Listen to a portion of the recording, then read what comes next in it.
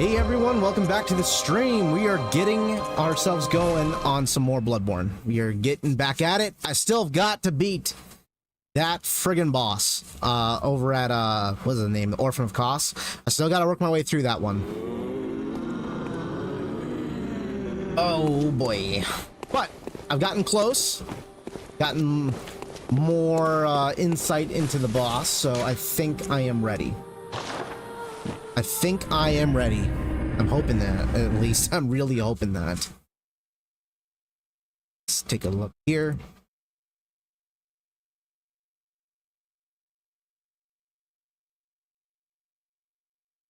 I think... Okay.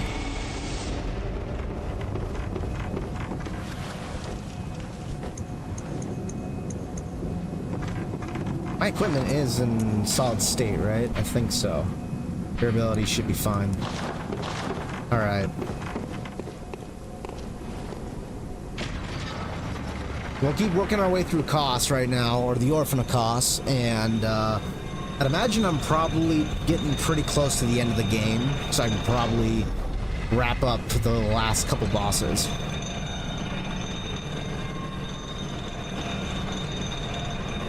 Of course, this all depends on how long it takes me to beat the final boss, or at least how long it takes me to beat Orphan of Kos.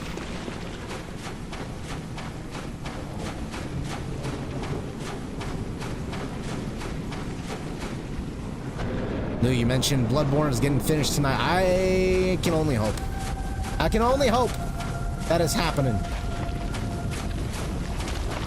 Turn my volume up a little bit so I can hear.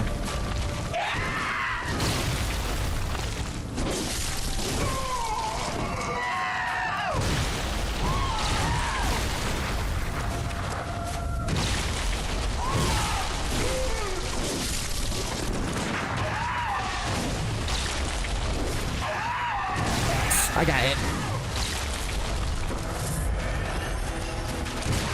There it is.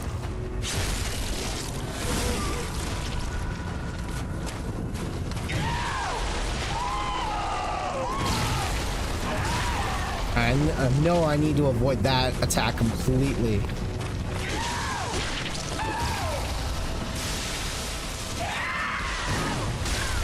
Still hit me.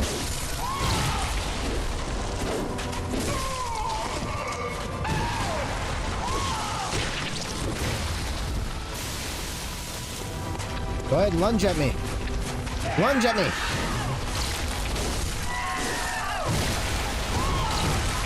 Shit, I got caught.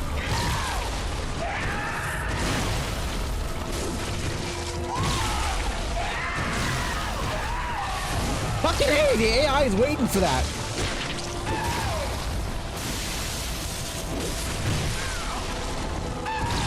Okay, easy. Take it easy.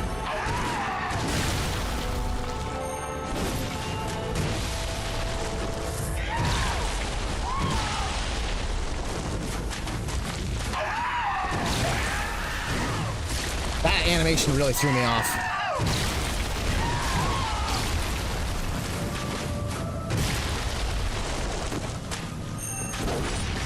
Really? You missed that much? Okay, I'm waiting for that lunge.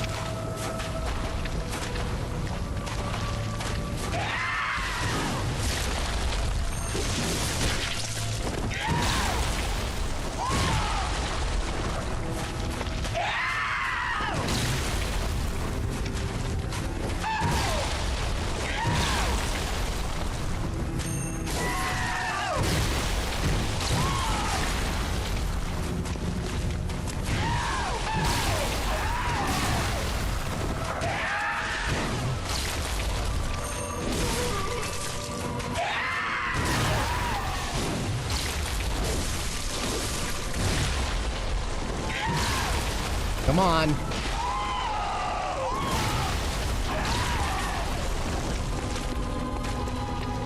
You big jumping lunge at me.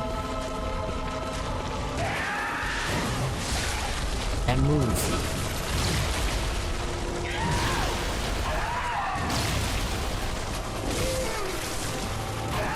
Gotta keep peeling him apart little bits at a time. While I keep peeling him, should find a big opening here.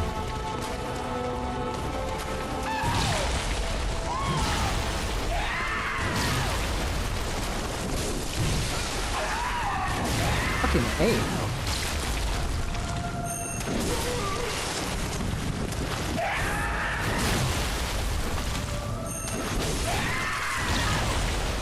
Okay, I'm expecting phase 2 here in a minute.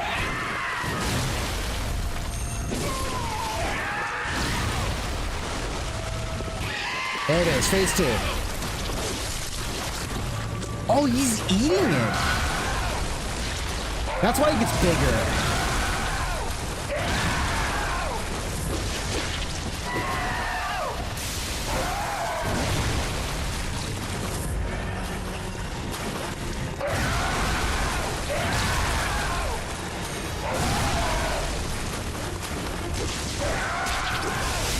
That is so cheap.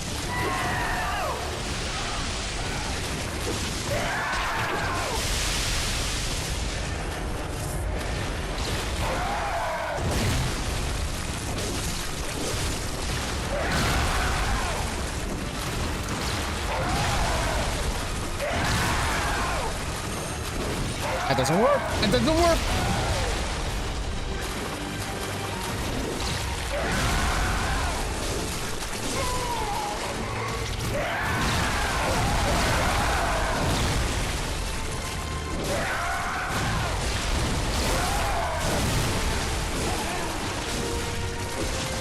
Good amount of damage I did there.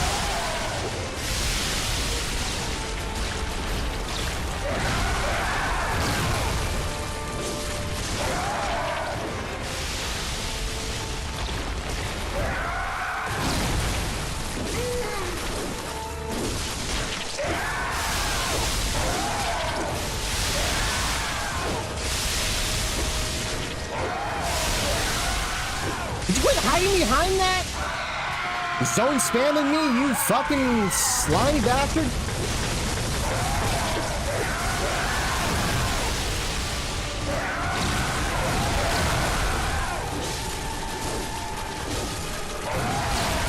Not good.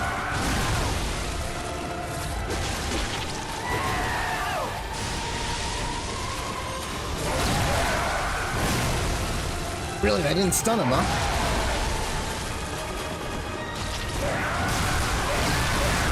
No! That was so cheap!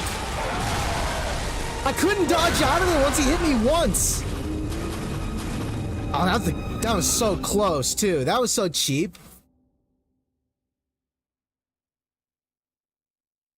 I couldn't escape the flurry once he hit me that one time.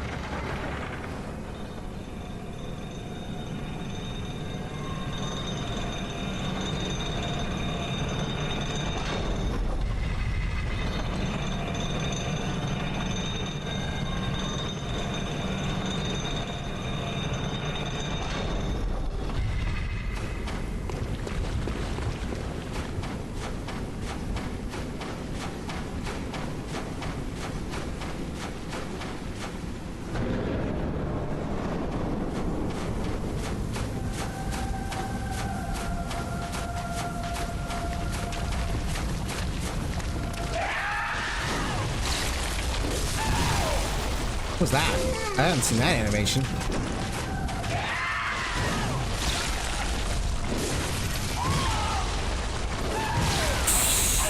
That was an experiment. That was an experiment and it failed.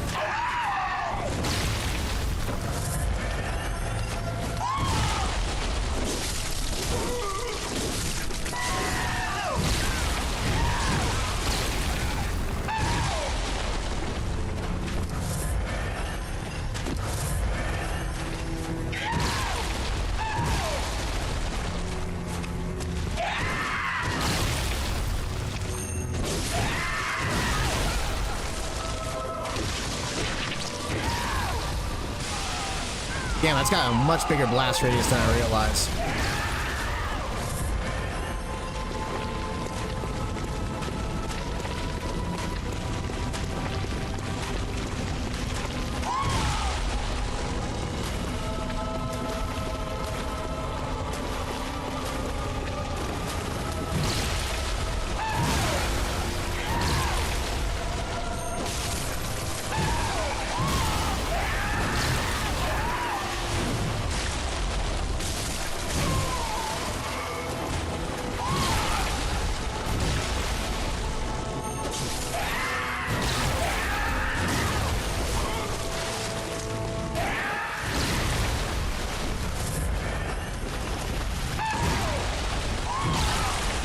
shit, okay.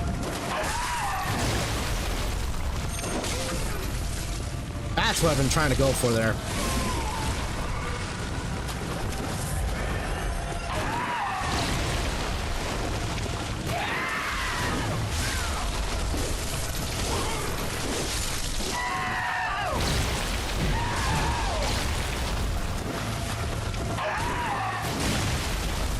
Alright, so I want to use the katana if I'm expecting that attack. Because then I can actually get the charge out quick enough.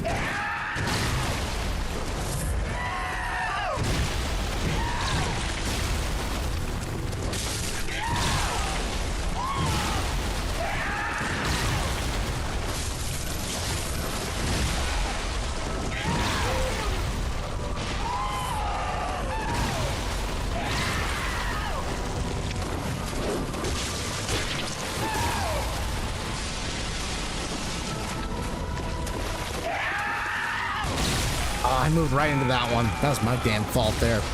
Moved right into that line of attack. Alright, what I want to do is, the moment he grabs it and does that vertical slice, I just need a backup. Just need a backup every time. Fight the urge to counterattack and just back up.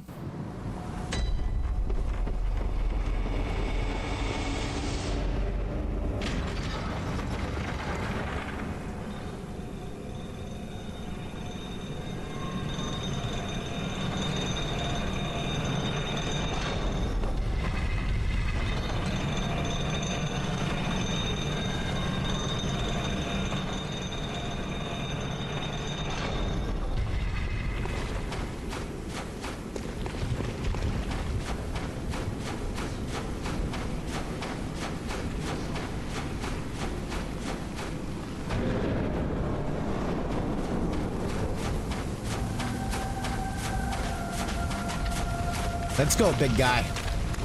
Let's go. I take it back. Let's not go.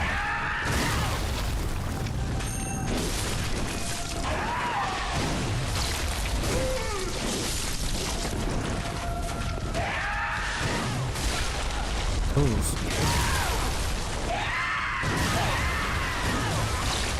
Chase my ass down. Maybe what I should do is dodge left instead of dodging right when he does that uppercut. That's what I'll try to do this time around. No, see, it doesn't make sense because his right arm is on that side, so I'll get clipped no matter what. Okay.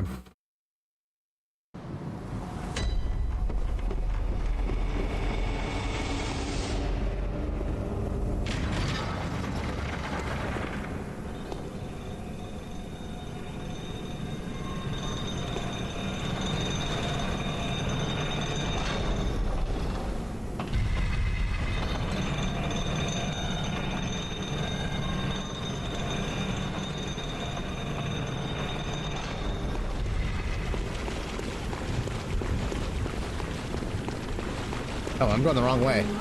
I'm going way off in the wrong direction.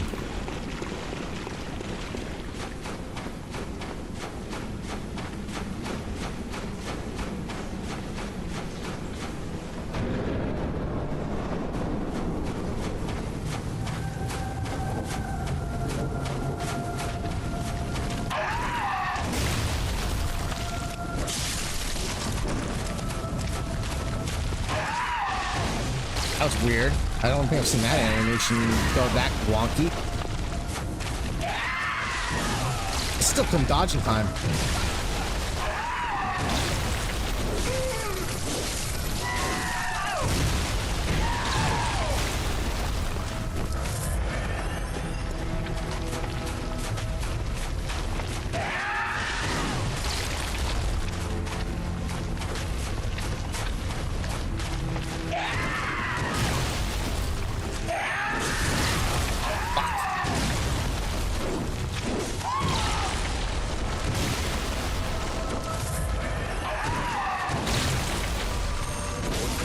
Not at that time, okay.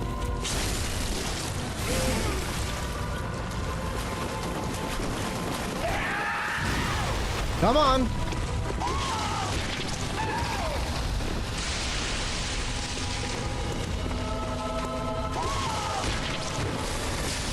I gotta remember to stay with just barely within range.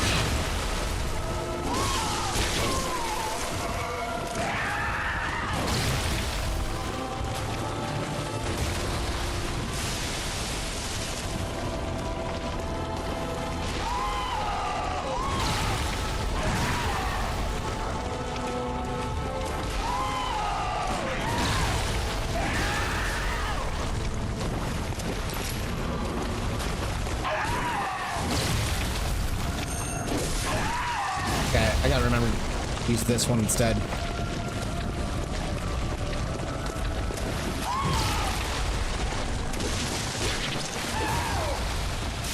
Come on, lunge at me. Lunge at me.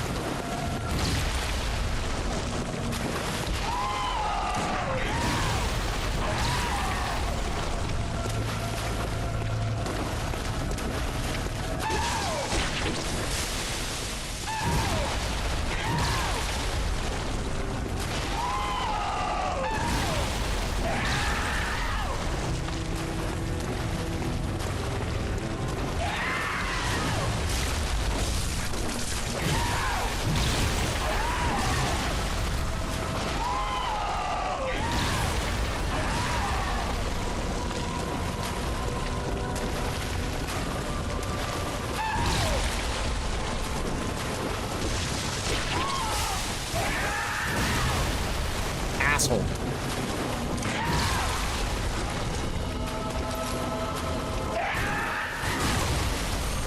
Just like that. There we go.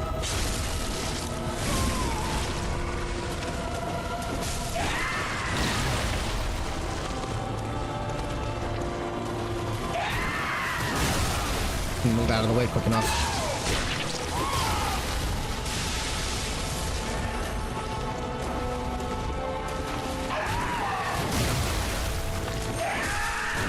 Really?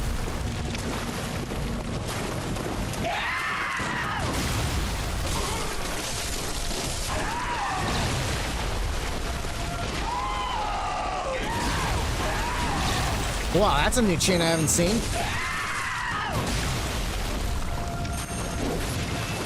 Oh, that sucks.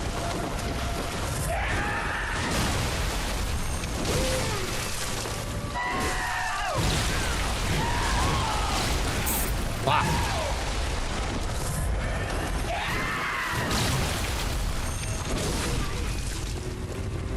Okay, so far so good. Heal up. He should eat the second stage, right? This is the longest I've seen him not go to the second stage. There it is, there. Okay, he's eating that thing, whatever it is.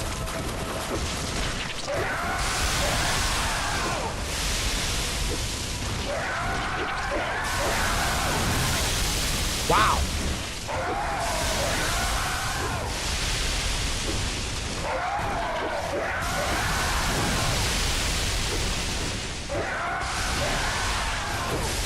That is such a dick move.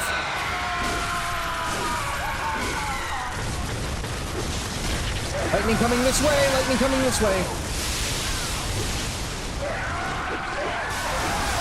I moved right into that one. Oh, come on.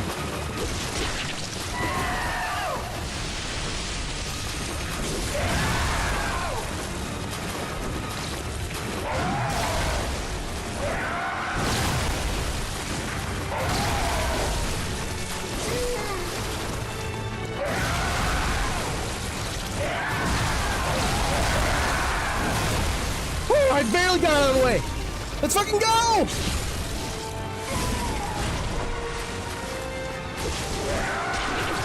Come on, don't run from me like that.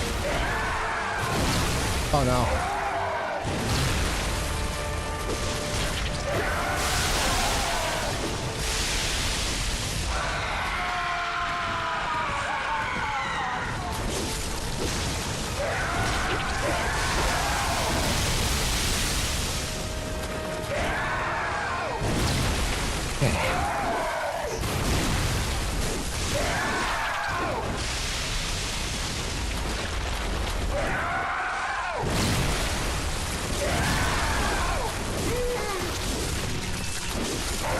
He's so close to going down! Oh my god, I got lucky there. Give up on life, please!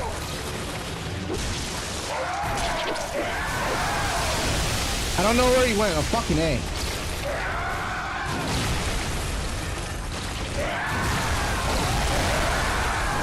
Come on. Yes! Oh, God. Boss parasite. Whew. One of the things I realized while I was fighting this boss, if you fight further into the water, it gets easier. Not only because it's more leveled here, because the ground there is unleveled, so it makes it harder for your like field of depth to kind of like perceive what you're looking at. But the more important thing is that when he calls in the lightning, you have more time to react. It carries from the shore all the way to the water, so you have more time to react. Wow, that was a fucking... I can't believe I got it on the third try today. I thought I was gonna be stuck on this for a good while. Oh, man. Lou, you mentioned you got it this time. What you gotta do, Lou, is that whenever you notice I'm struggling with something, just put that in the chat and I'll win. Every time. That's the second time that's happened. I didn't get a good look at this thing. Oh, it's got a female face. Oh, it's got the same face as those things in the shells. And those oysters. So I wonder if all of them are like her children too.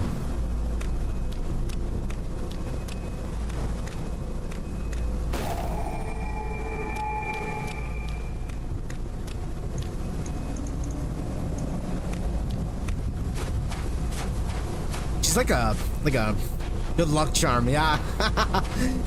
Yeah, that's definitely the case. There's no doubt about that. She looks like a stingray. Kind of. With human arms. God, this looks like something you'd see from like Evangelion.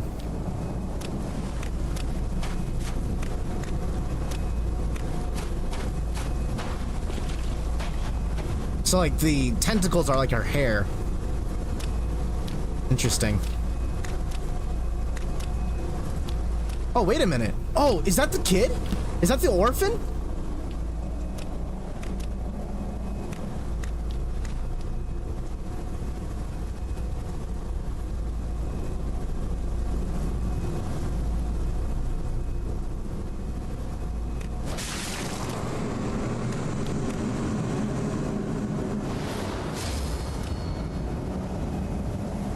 Oh.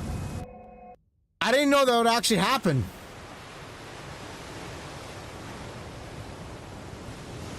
So that must be, this must be Koss's nightmare then.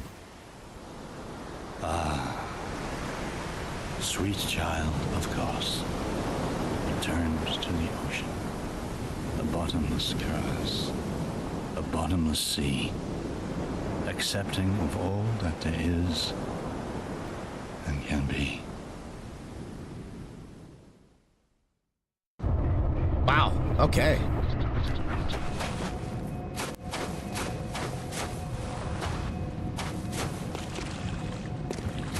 Is that the end of this DLC? Is that the end of this DLC? The very last boss here? Or is there more to explore? I don't think there is, right?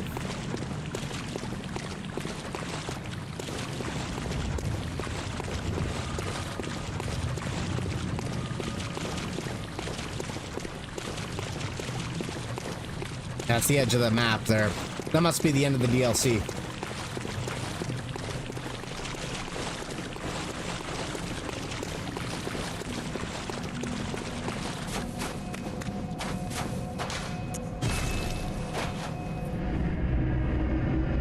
Oh, I'm glad I beat that one.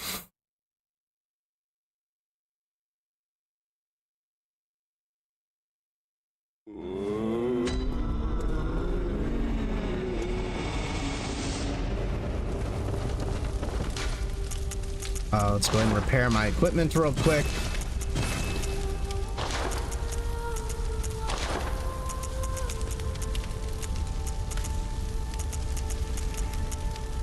You can use Koss's parasite as a weapon? What?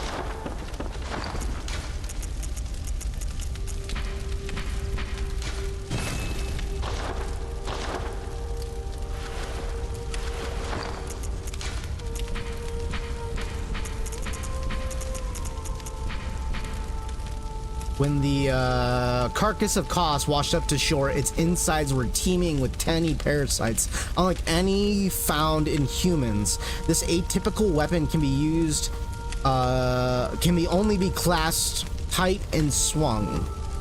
But Kos's parasite is said to stimulate phantasms inside the lumen wood.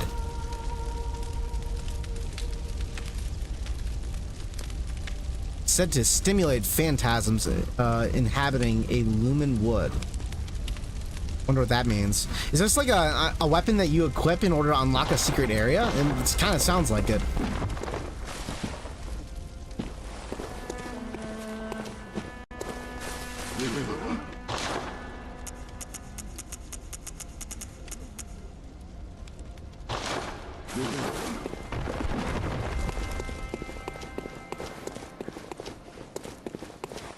Good hunter.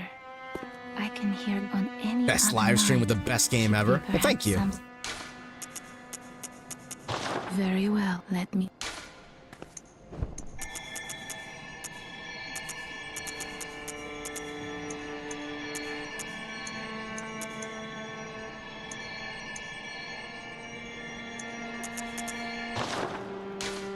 Farewell, good. May you find your worth in the waking world. I didn't intend to do that. I swear.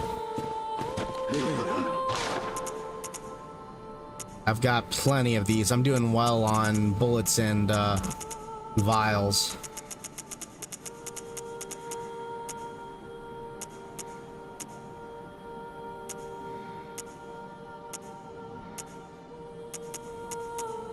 You're seeing rifle. I should experiment more with weaponry, I think. I think I really should experiment with some more weaponry. Tomb Prospector Hood. The attire of a Tomb Prospector explores the old labyrinth on behalf of the Healing Church. The Healing Church traces its roots to Bergenworth and therefore aware of the ruins' true importance. They contain much more than a mere hunter's trinket. Indeed, they hide the very secrets of the old great ones, sought after those with insight to imagine greatness. Ooh.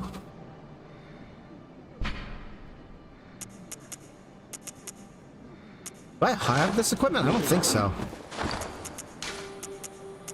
Hunter's garb.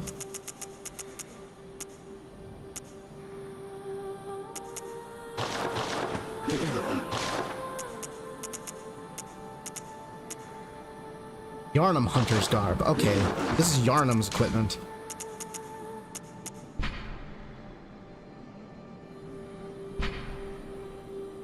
The blood defense, physical defense. Interesting.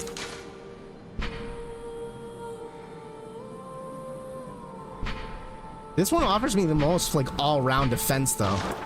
So, you're welcome. Well, thank you. Thank you again. Thank you twice. Thank you 3 times. Okay.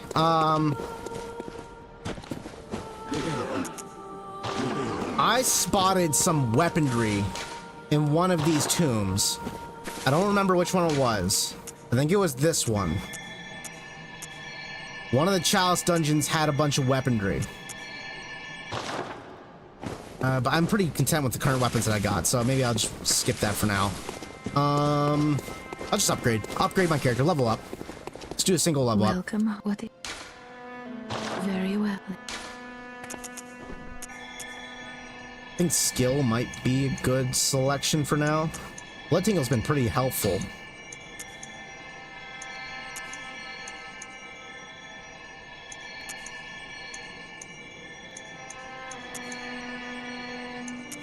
Let's go with skill. Farewell, good May. Then I'll dump the rest into blood vials. Alright. Next one is the boss at, I believe it's this chalice dungeon? No, it's the next one.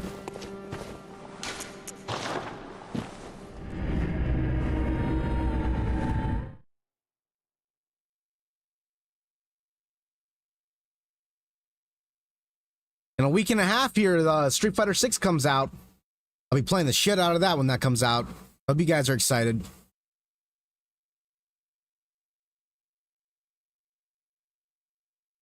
I'll probably like structure my stream to do like 2 hours of like single player content and then online matches. That's probably what I'm gonna be doing.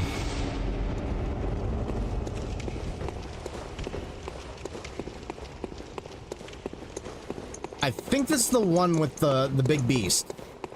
Yeah, I think this is the one with the big beast. The bloodletting beast, if I remember correctly. Yeah, this is the bloodletting beast.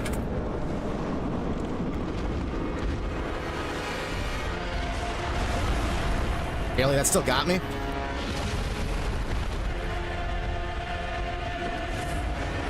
Gonna punch, right? Yeah, okay. I'm gonna try using the axe instead, because I seem to get more health from the axe. Despite my damage output being a little higher with the sword. And this thing's got more vertical strike.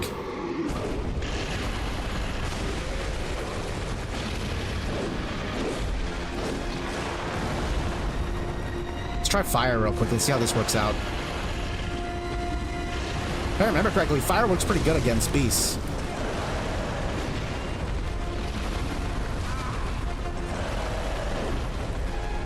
He's gonna grab me, he's gonna grab me!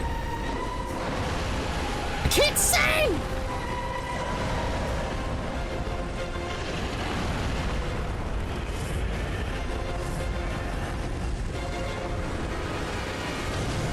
What is that? What is that? I don't recognize that. I will stick this up your bum.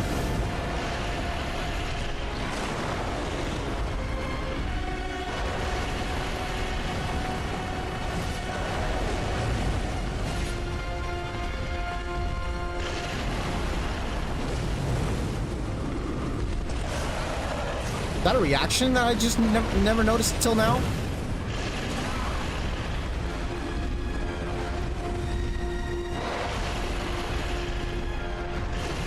Oh my god, I got lucky.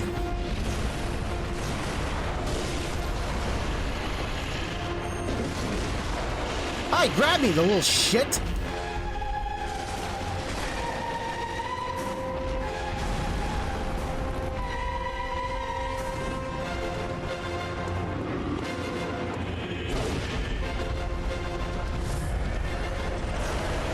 Oh, that's just wonderful. Yeah, block my way.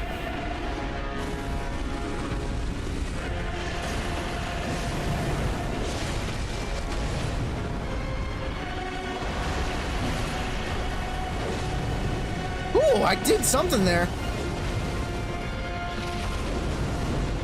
Okay, I'm doing some damage here. What just happened? Did you just level up?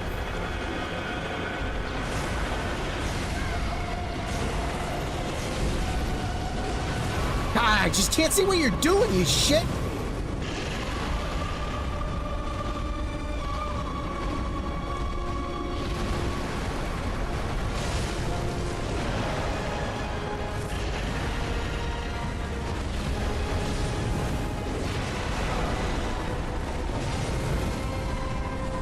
Oh, he winces when I go for the arms.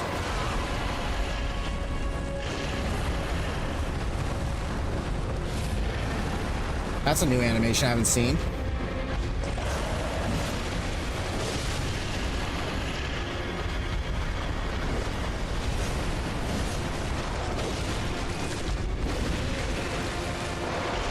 Oh. It's the closest I've gotten.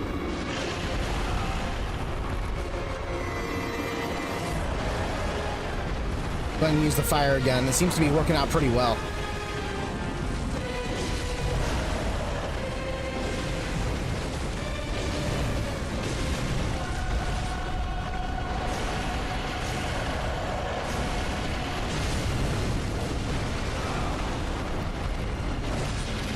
You fucking missed, dude!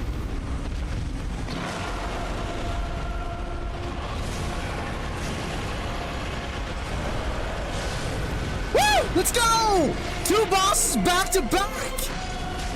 Oh my god! Defiled chalice. Woo! Today's a good day. Today is a good day.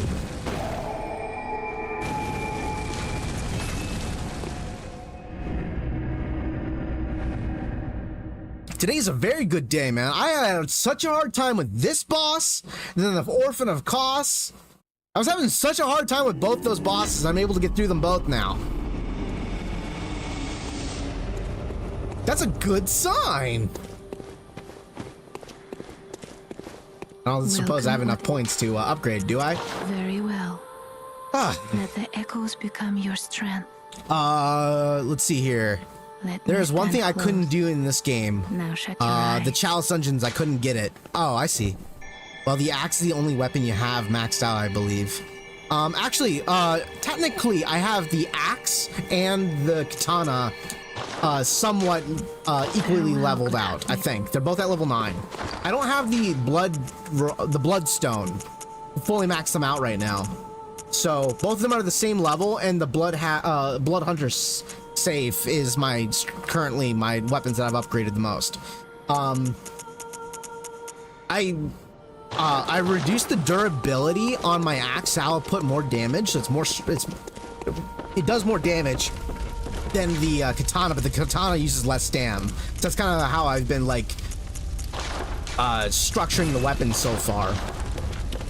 So the axe has less durability, but it outputs more damage, and it gives me more health back too when I swing. But the katana's got more, more swings. Its damage per second should be a little bit higher because I can swing faster, and it uses less.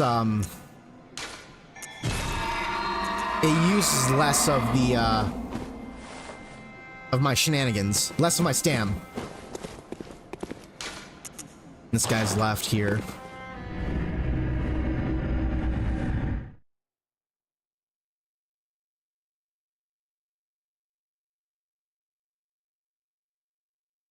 Maybe the runes or gems beefing up the axe. Yeah, that's what I got going on right now. I've got two damage like gems that just amp up the damage significantly. Then I have my third gem on there where it decreases the durability but significantly buffs its damage.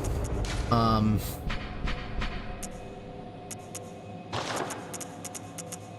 the nice thing about the katana, since it's got a thrust attack, it makes it great for certain other elements of like I boost its thrust attacks, so that way it's got more distinguishable features and makes it a little bit more useful with different moves than the axe. So I've got like two reasons to use. I've actually got reasons to switch between these two weapons now.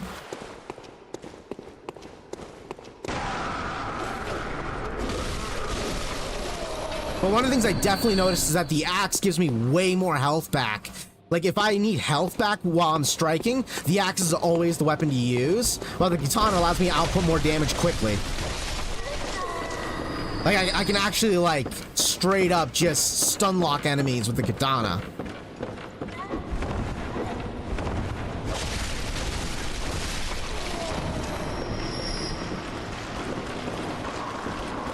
I'm starting to figure out like the weapon structure of the game now, like why to use certain weapons in the way that you do. I think I've been here. I've been here before. So this isn't the right path. I need to go further down. Actually, what I need to do is spend my points. I think this is where the boss is at. Yeah, I've fought this boss. I need to spend my points first. Before I do that, let's spend my points, purchase all of the blood vials I can, and then come back here, deal with the boss, so that way I don't die and get the shit stuck here and lose all those blood echoes for no point and for no reason at all. Out of curiosity, when you didn't do the chalice dungeons, did you just not figure it out, or were you like checked out on them, you just didn't care?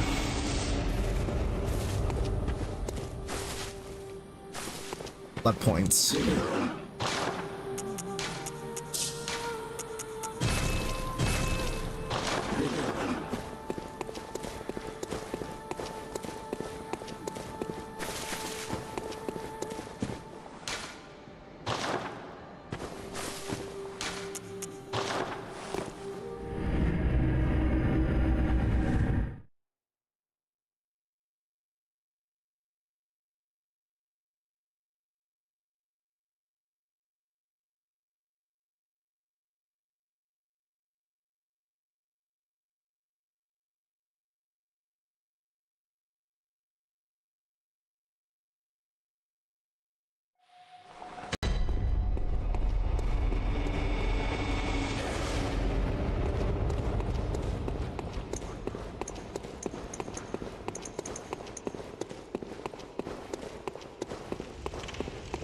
Oh, and another thing I realized about the katana and the axe is that the axe can use elements. I can beef it up with using fire paper or bolt paper, but the katana can't. So that's something, another thing that I figured out too. Ah, yeah, you.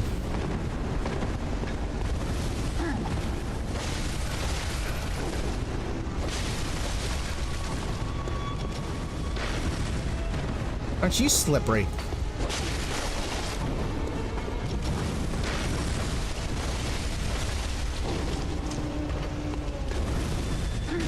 That was an accident.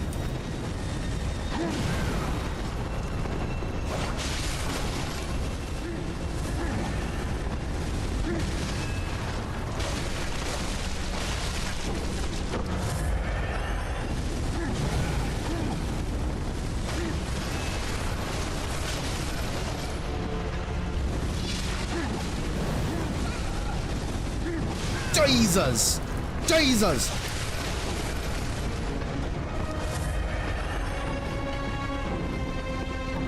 Did you quit teleporting?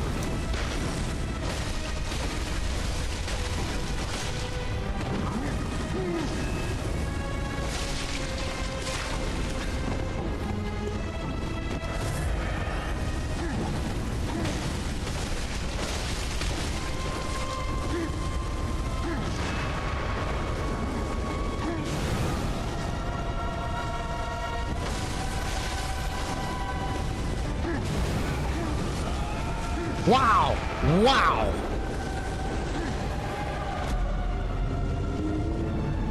Okay. I did pretty good for that boss because that boss is the first. I think it's the second time I fought that boss, and I don't know her moveset. So the fact that I did that well right off the bat means I can beat that one probably on the next try, next 2 tries. Lou, you mentioned the bolt paper and fire paper stuff works like in Elden Ring, but the game has different, tons of different weapons. Remember, I really haven't played much of Elden Ring at all, so I'm not exactly sure how its functionality works. I understand how, like, the bolt paper and fire paper work in terms of, like, gameplay structure, but, like, you know, I don't know how they work in Elden Ring. I imagine they just give you fire properties, and which can beef up a little bit of the damage. Fucking A, that's... the timing on that's actually pretty strict.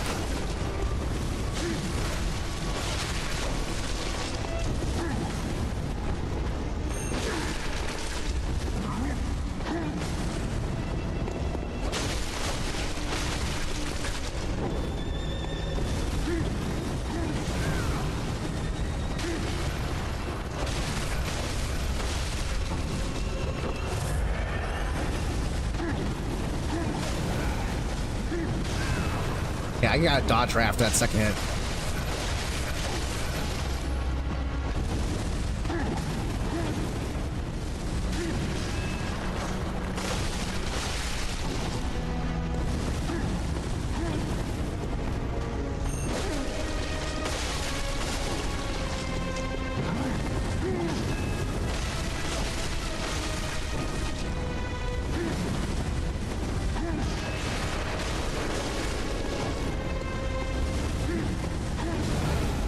Okay, her attack speed definitely increased.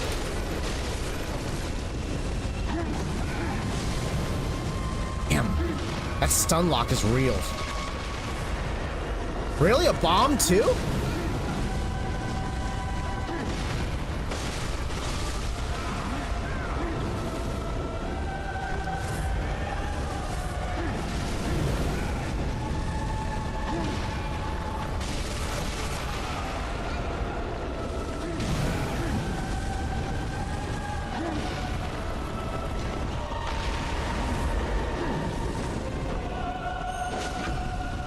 Oh, nice!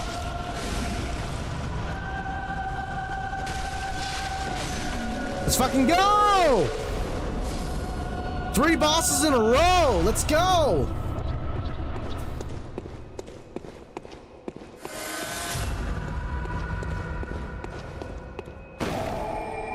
So happy right now.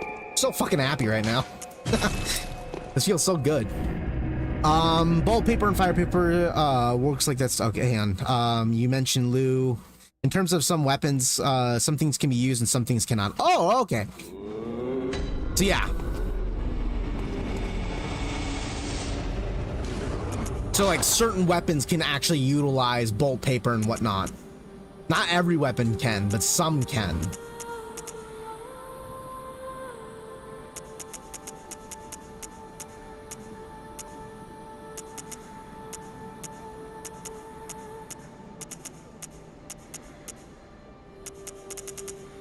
Damn, I'm lucky, lol. You are, man. You are.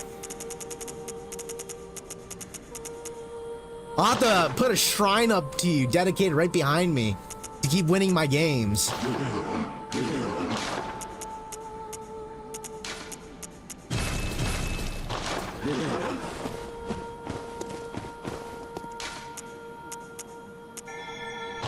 I think when it says heart, it means that that's everything, right?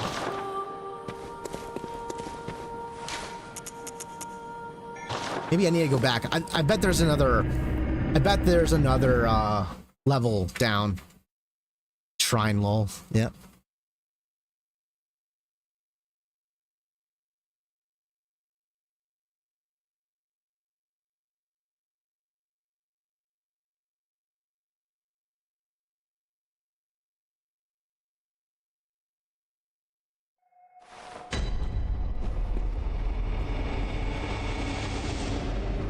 Oh no, this is the lowest level of the dungeon. Okay.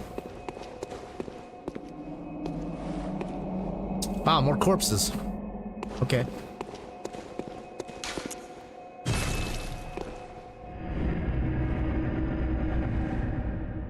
So I can probably take this chalice off and replace it with something else now.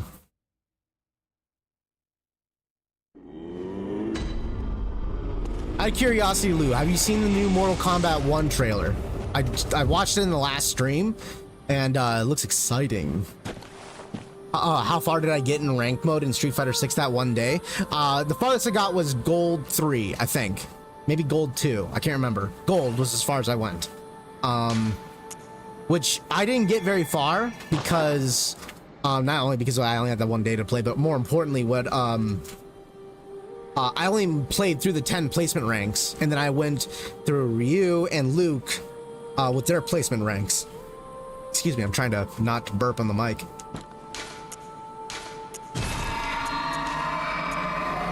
Defiled chalice. Sinister healing. I'm still missing a whole fucking section right here.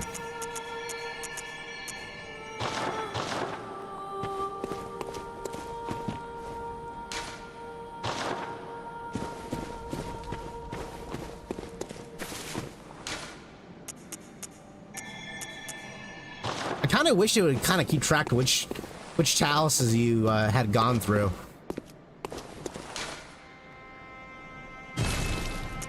Oh, this is a co-op dungeon thing. Okay.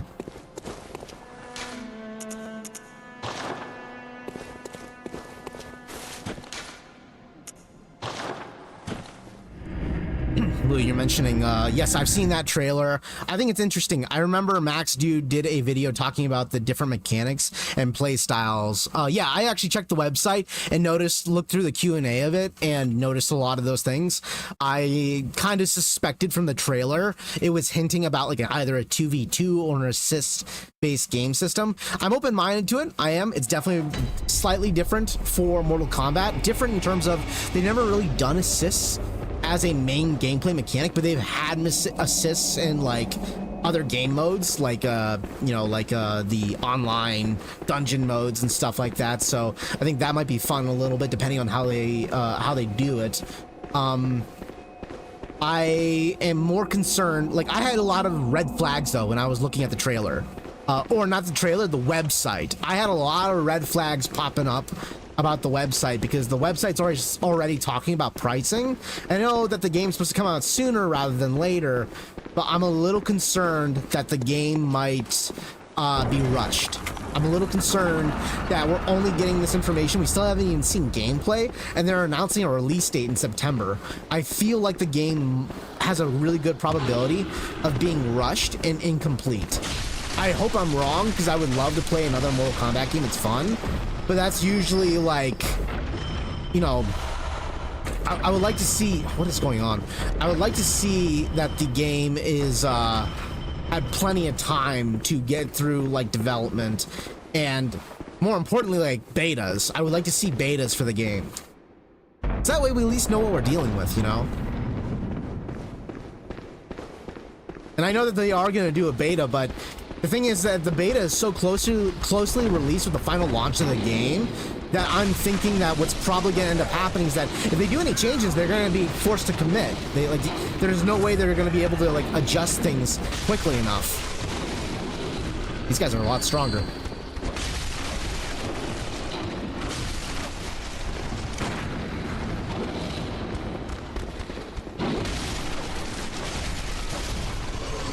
Yeah, I get a lot of points from these guys.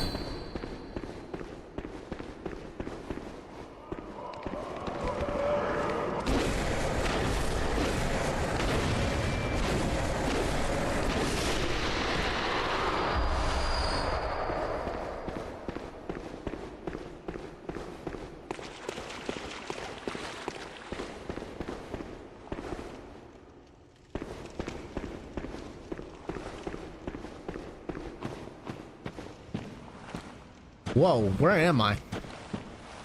Whoa, where am I?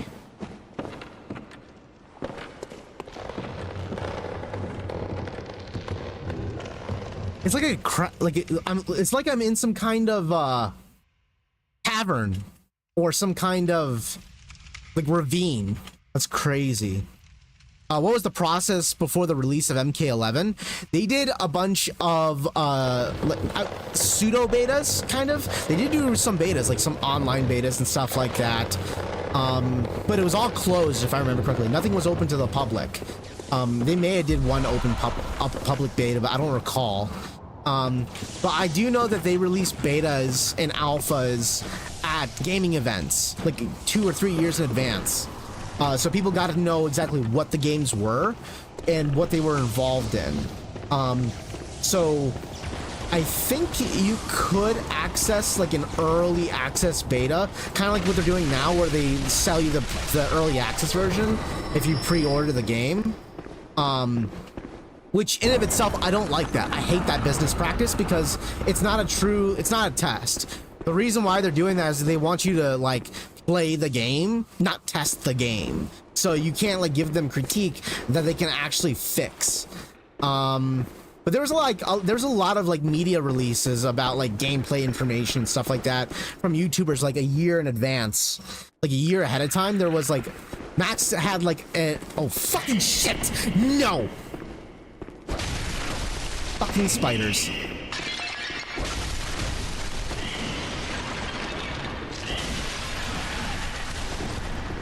Hello, health. This is so wrong. What was I saying? I tried to apply for the MK1 beta. I think they have 2 betas. They have one that's supposed to release like 2 or 3 weeks before the game's release. And then I think there's like a mother trucker fucker. Stop it. Ugh. Brody. Wrong. Not acceptable.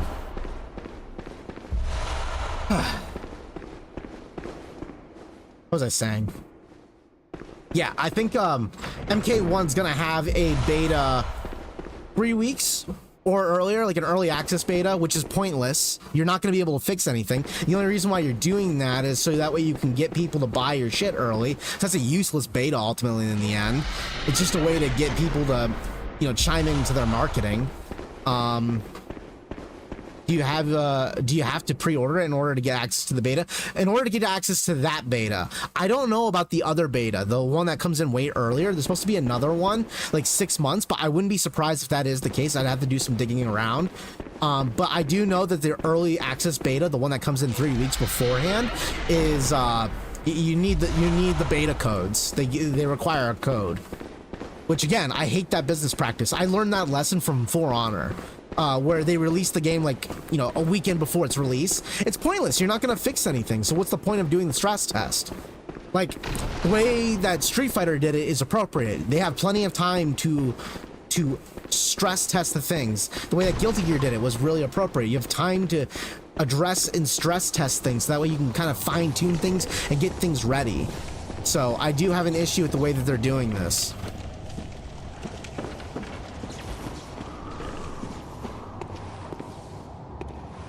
In that case, I'll wait till it's out first. Yeah, that's reasonable. I understand that. And I'm really hopeful that it's a good game, because they claim Ed Boon claims that this is the longest time they've developed in a game.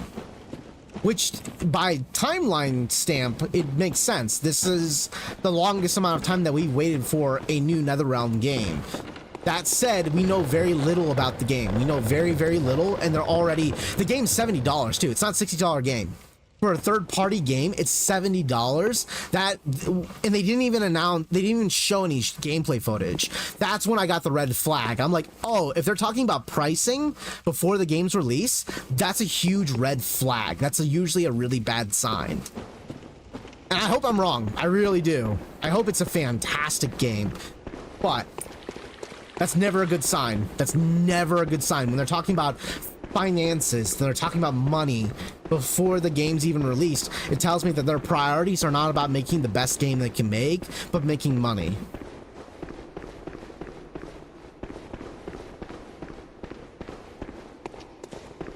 I'd be happy to pay for a $70 third-party game if it's worth it. But what makes me think that it's not is that, A, we don't know much about the gameplay footage. There's very little information about gameplay in general, and B, there's also another component of, if it's not complete, if it's an incomplete game, the reason they may have price increased it is to recoup the money they expect to lose from people not buying their product. That's my current suspicion. I don't know if that's the case.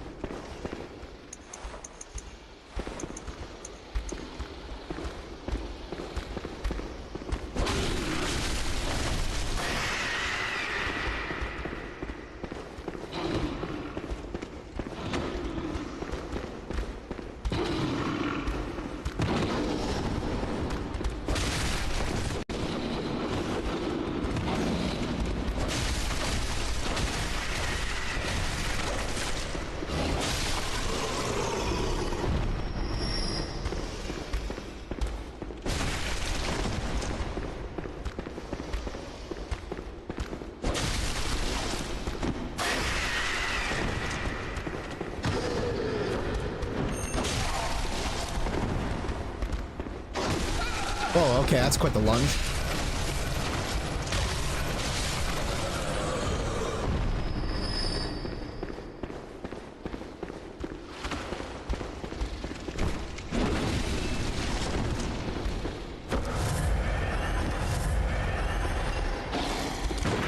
Fuck you!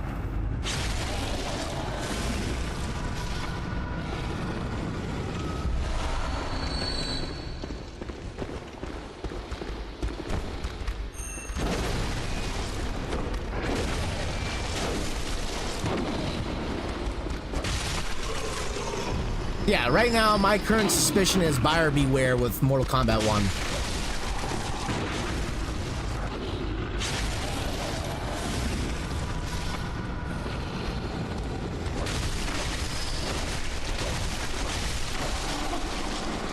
I have my gripes with Mortal Kombat 11, I really do. I like the game. I think it's fun. I still own my copy. I would be more than happy to go back and play the game. I think gameplay-wise, it's a good game, and I have my gripes with the gameplay mechanics and the gameplay structure.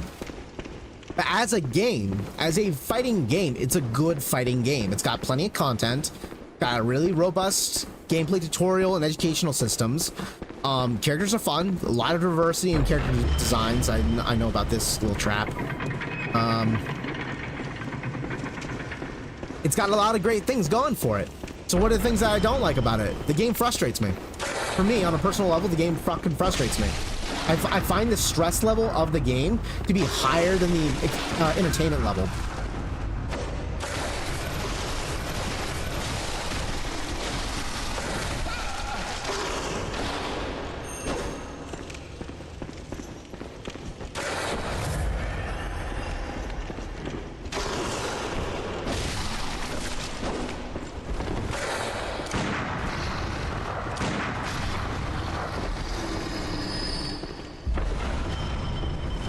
Okay, then. I've been in this room before. Okay, so I've already looted this area. Shit.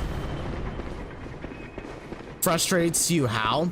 So one of the big things that frustrates me about MK11 is the game is very strike throw heavy, which I don't have a problem when fighting games do have strike throw. I do think that strike throw can be very exciting because it creates like strong forms of Oki pressure. However, every character, even before they allowed for custom character use, has really fucking irritating mechanics, or irritating ways of bypassing and creating mix in the game. So a lot of times, son of a bitch, is that a one? That's a okay. It goes to a different area. And obviously you need mechanics in the game to allow you to bypass defense in that game.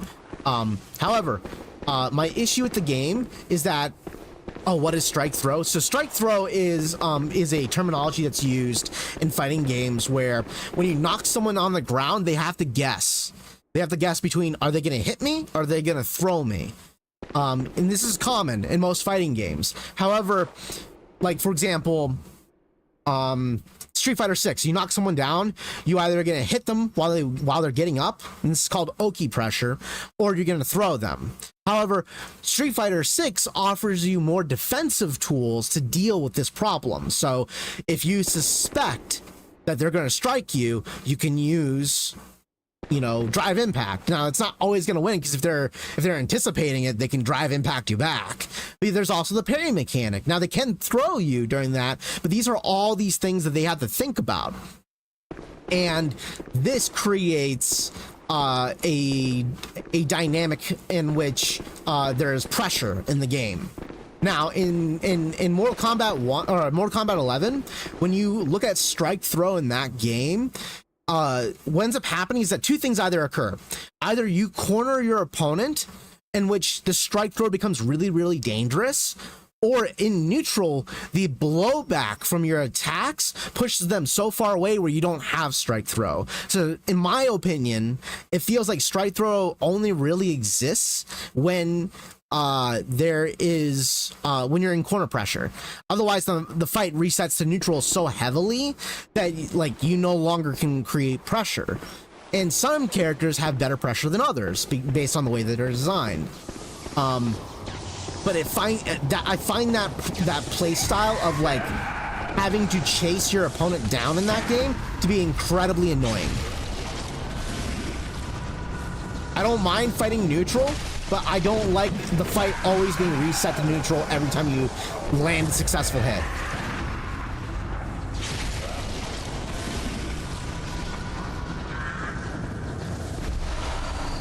Additionally, characters in that game can be very frustrating. And what I mean by that is that like certain characters will have like, basically not certain characters, every single character in MK11 has like one move that is really fucking annoying.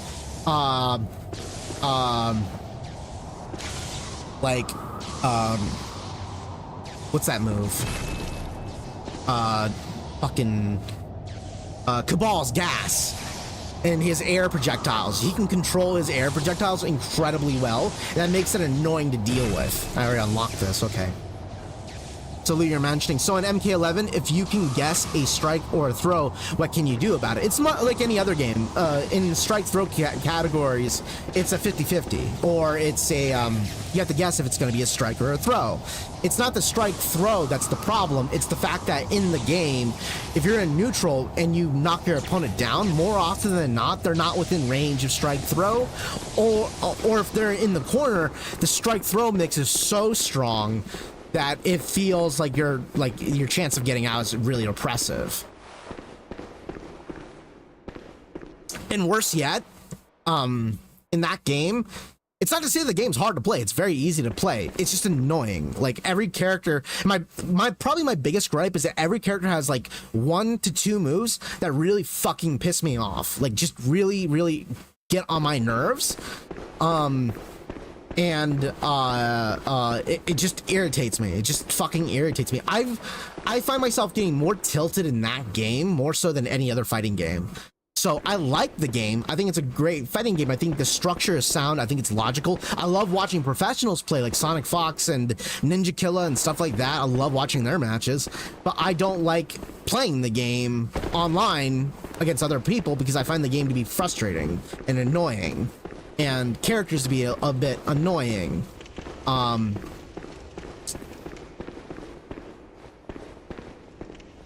Okay, so you're saying not enough options to do Oki? Both to deal with Oki and to use Oki, because Oki in that game tends to mostly exist in the corner. Some characters do have Oki when you're down, and there are ways to do that, but a lot of times Oki pressure is usually like only exists in the corner, or if it does exist in neutral, that character can be really dangerous, but it's also like annoying form of mix, so you don't have other options to deal with it. Your real option at that point is just to block or just raw duck, because in that game, in order to duck throws, you can't block and duck at the same time. You have to straight up let go of the block button and duck. In which case, I'm fine with that. I don't see a problem with that. But it forces you into that 50-50 option, so you don't have many options to deal with Oki. And also, you don't have ways to go into Oki pressure unless they're in the corner or your character has more built-in moves.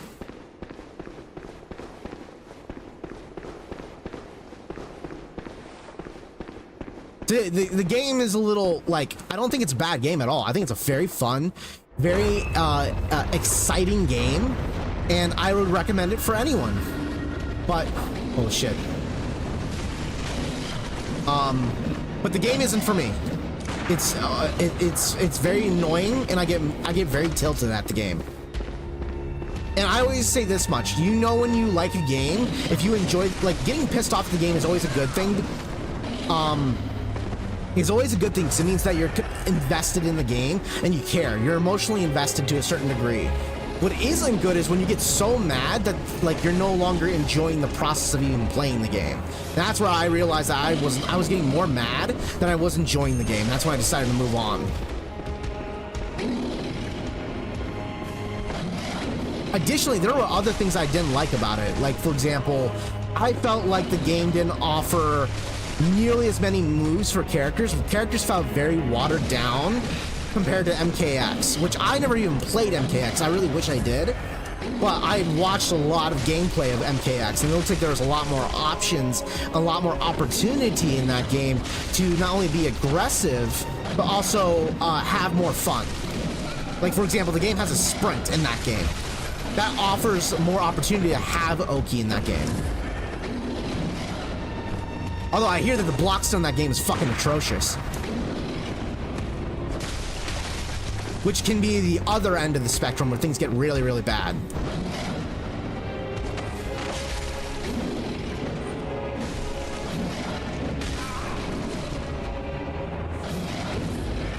Guessing that's a grab of some kind.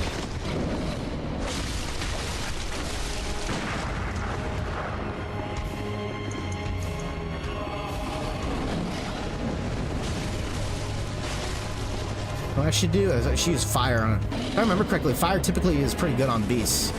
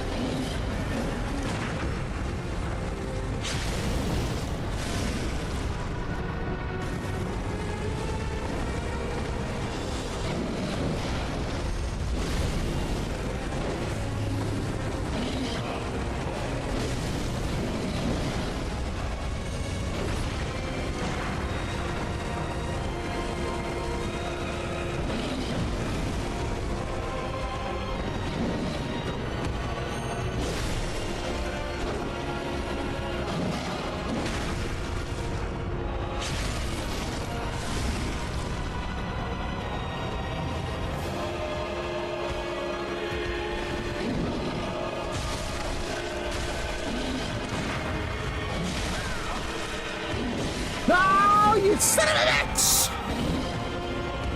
Okay. Lou, you're mentioning LOL. I've seen you get tilted in Street Fighter 6. Yeah, no, and that's normal. Like I said, getting tilted is not the problem. It's when you realize that you're not enjoying the game. Like, it's not like anyone can have fun and get pissed off, or you can just get pissed off in general. That's never the problem. Like, when I always draw the line is when I'm genuinely not having fun. Like, there are times where you can even get depressed to a certain degree, or like legitimately it just feels like the game is just not enjoyable at a certain level. That's when I realize that I'm not going to play the game anymore. Not because like there's anything wrong with the game. I just don't enjoy the game anymore because of that reason. And that, I mean, that happens with any game. It's not like, you know, only competitive games can do that. Like, I get pissed off or emotional with a game like this. The question is, how frequent does it happen? And with that game, it riles me up too much. I get way too emotional with that game, and I'm not nearly as invested as I would be in other games. That's where I would say, like, I have more fun with Street Fighter 6 despite me getting tilted because of that.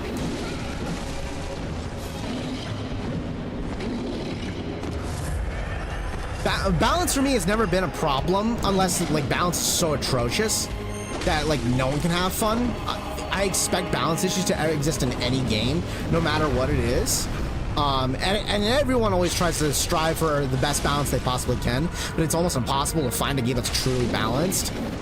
You're always going to stumble on that issue one way or another. But for me, it's just whether or not the game is just fun at a certain point. By the way, I made it to Platinum rank in 6.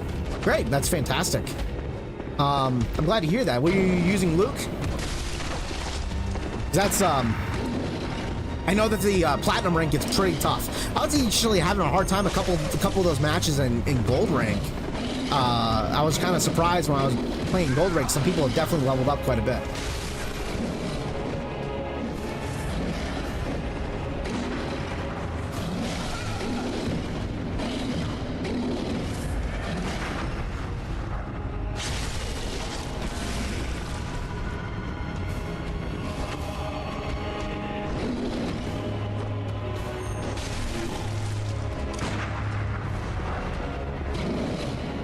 That's a different animation. Okay. Aha! Just used Luke for the open beta. Luke's a lot of fun in the game.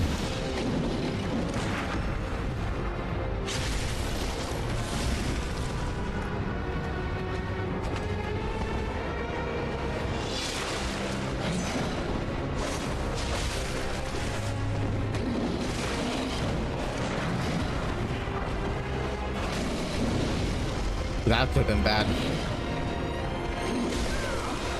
That bite, man, is a problem.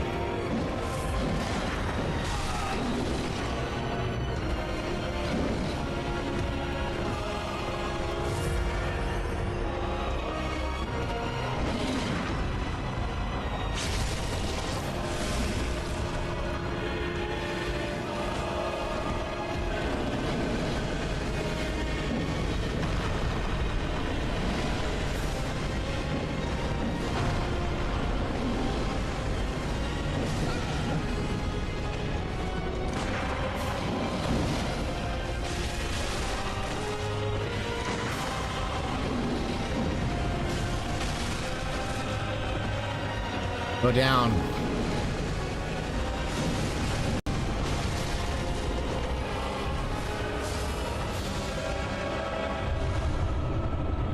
Nice. Got a lot of fucking points from that. Holy shit. Go ahead and go down the elevator shaft and go to the next lamp before I head back. Ashless points out.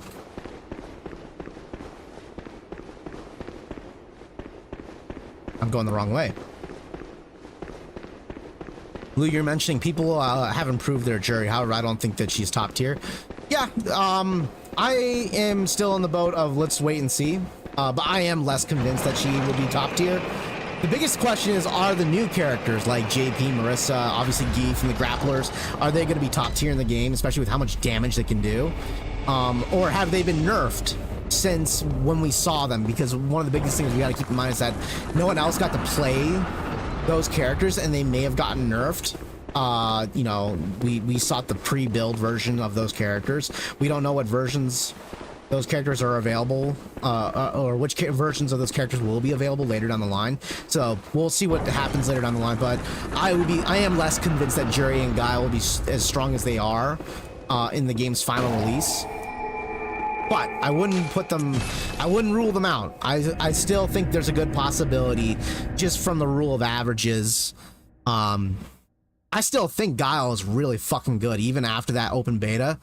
I still think that Guile has a really good shot at being top tier, because I remember running into like 2 or 3 Guiles, and it's not to say that they weren't good and the character carried them. They were very good players, but Guile's still fucking scary. He's still really scary. I gave my top tier choices, lol. Yeah, no, I hear ya. I wouldn't be surprised if those grappling characters like Marissa and Geef become top tiers, because of how much damage they can do, that we saw in the developers matches. But I also would keep in mind that the developers could have nerfed them since then, or possibly we have to see how players use them. Grapplers have never really had the best record when it comes to top tier play. Let's go ahead and upgrade more. Welcome. What is... Very well. Let me...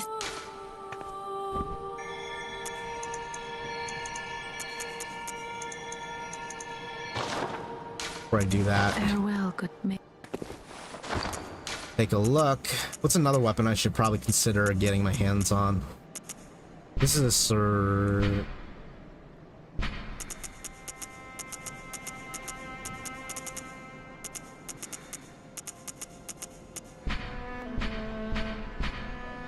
This one requires more strength. Maybe I should consider getting my hands on this weapon, just to play around with it. This one needs at least 20 for... I'll play around with this. Let's get this up to 20. Welcome. What? Very well. Yeah, why not? At least it buffs my current weaponry, so it shouldn't hurt. Farewell, good mate.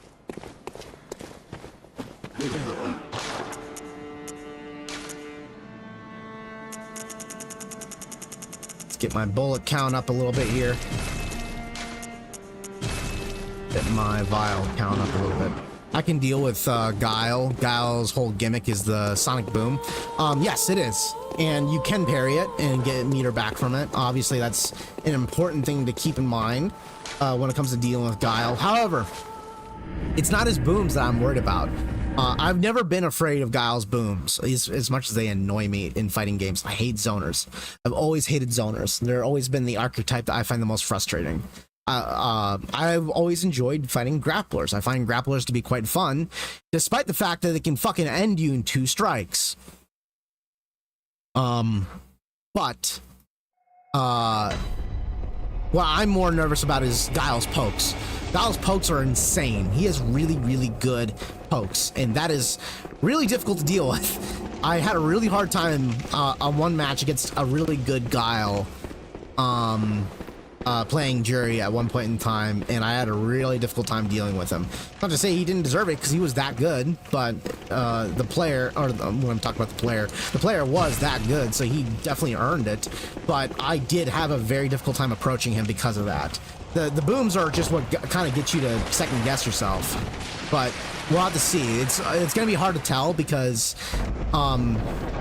it's a real possibility that damage might be the simple simple component of whether or not the game's successful, or the game's balance is based around that, which I'm not as sold about. Typically, in most fighting games, the more versatile the character, usually the stronger they are, especially if their game plan is simple.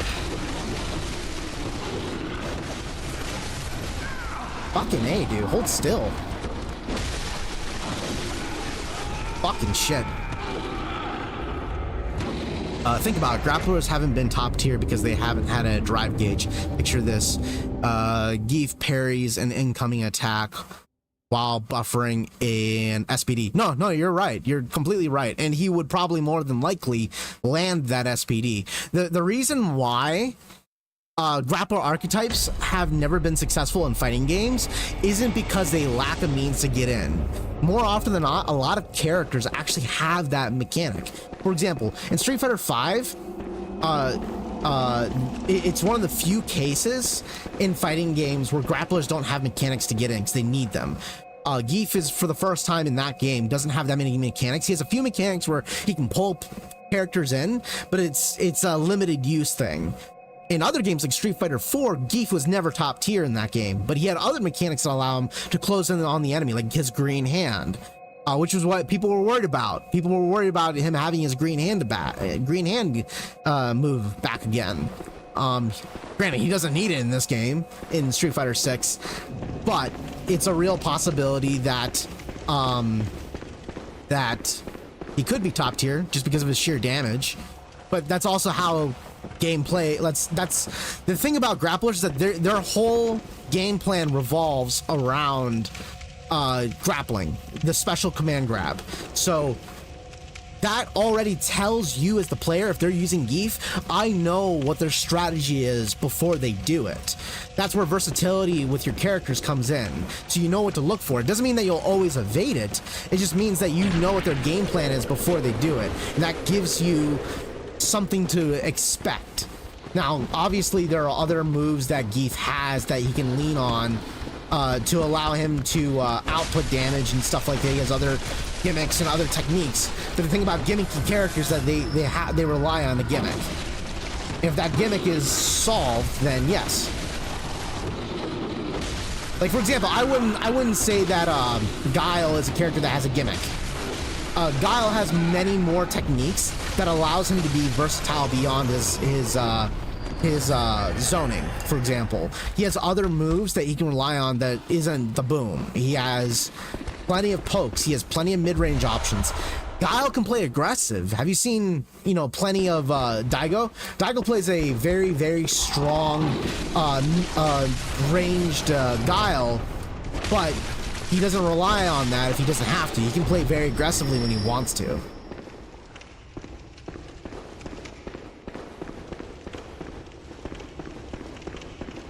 Let's see here.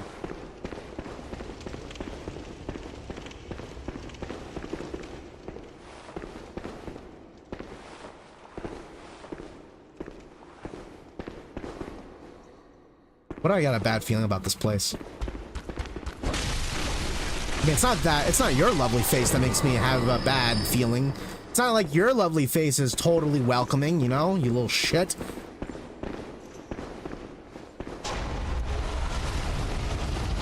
Oh, that's why I've got a bad feeling.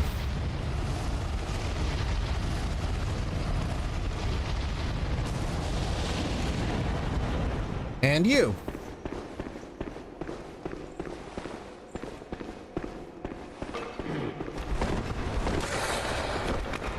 Really? Oh, shit! Okay. And this.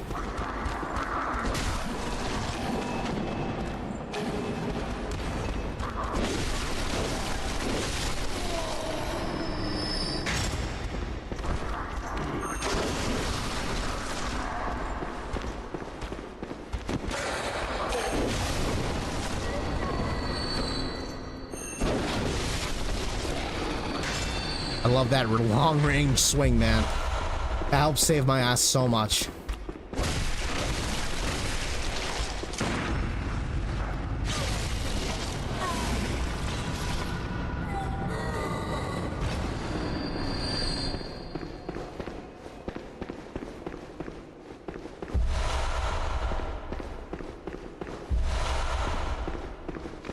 Oh, not you fuckers.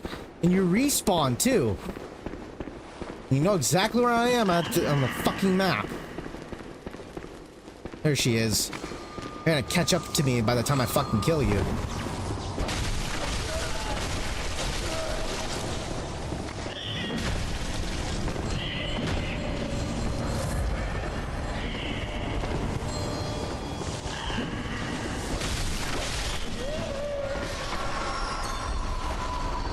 Okay.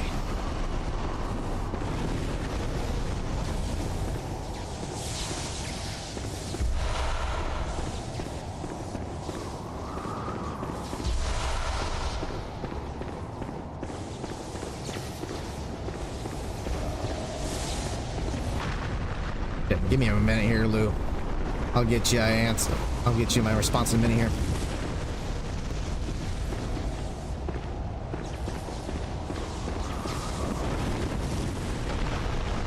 Oh, great. That just goes right through that, too.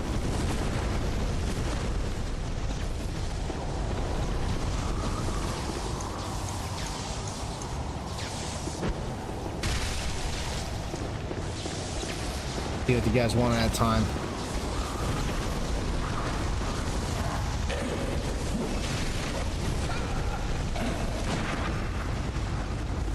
Fuck.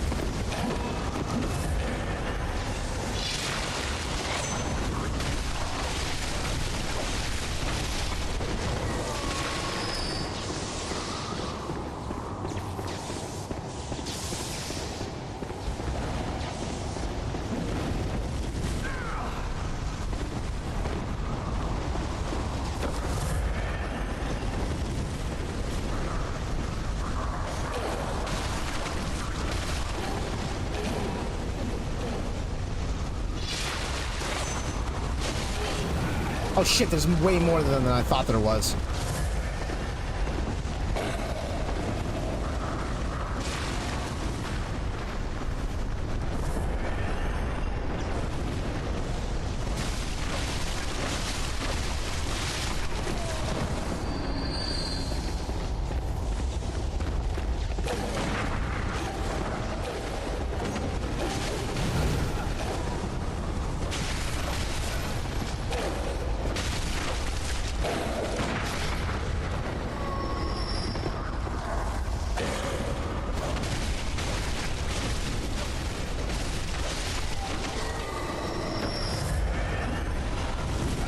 You fucker, really?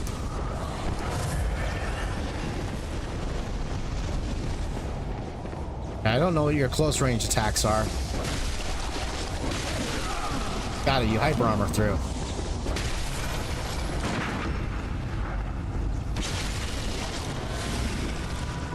Okay. God, you are grody.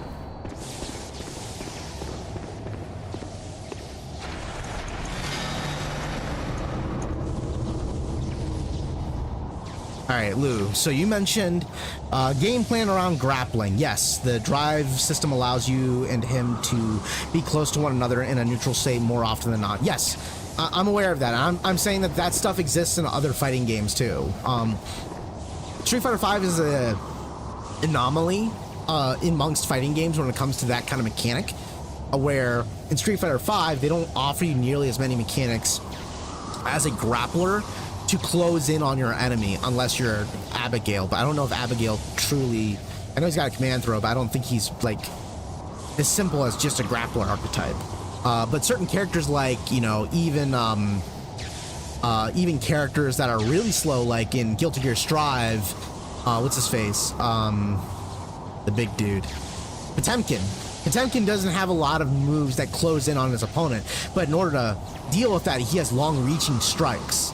So, and once you get knocked down, he can close in on you really quickly. He's got that dash in that goes full screen. So all Potemkin needs to do is land one hit, then he forces his way in while you're on recovering, and then you have to guess between his throw, his SPD, or you know, his strike, depending on what it is. And this is how a lot of fighting games have. They usually have some kind of built-in move in for grapplers for them to close in the distance. Street Fighter V is an anomaly amongst fighting games, but they don't offer that as a way to close in. So it's not something new. Yeah, Street Fighter V, Keith, is what I'm comparing it to. That's what I'm saying, is that in Street Fighter V, you're definitely right. It is relatable, but in other Street Fighter versions of Geef, he's had other tools to close in the gap. In Street Fighter 4, he had the green hand, which was really fast, and it was a strike. There have been other versions, and it doesn't mean that Geef in other versions didn't need to, like, think about like closing in the distance. That was always the game plan. It's just that it's nothing new. So do I think that it's a possibility that he could be top tier? It's absolutely a possibility with his damage output. I would say that if I were to bank on between him and Manon, I would say that Manon has a higher probability because she doesn't seem to lack that many options for closing in the distance. But in typical gameplay fashion, grapplers really rarely make it up top tier.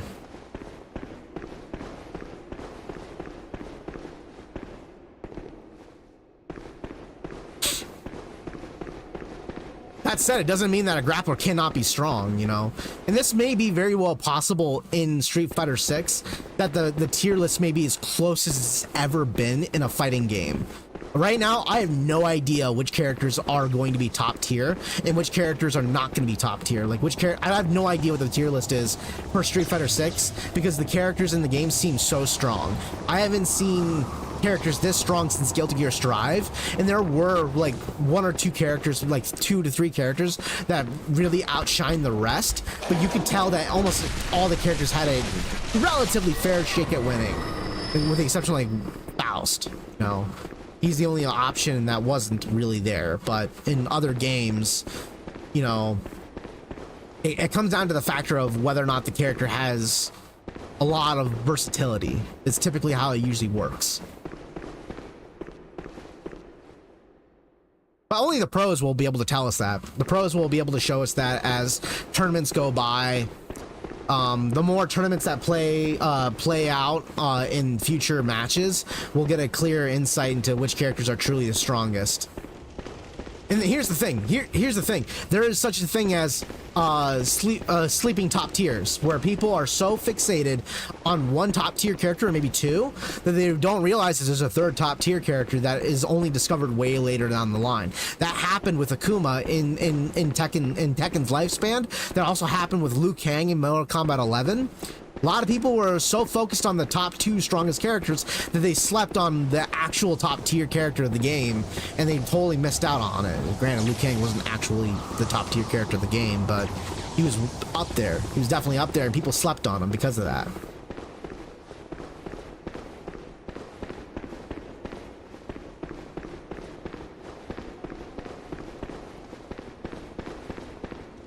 Okay, where's this fucking door at?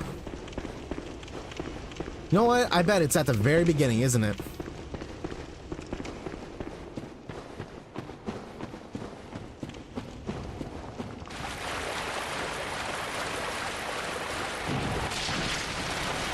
Really?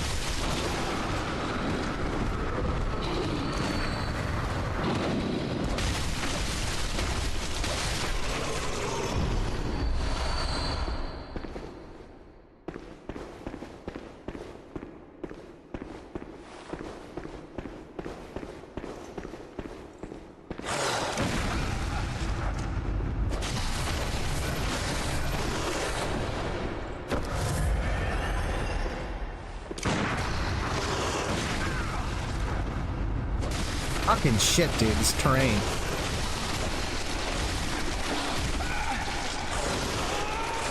Wow, that did so much fucking damage. I thought for sure he was dead.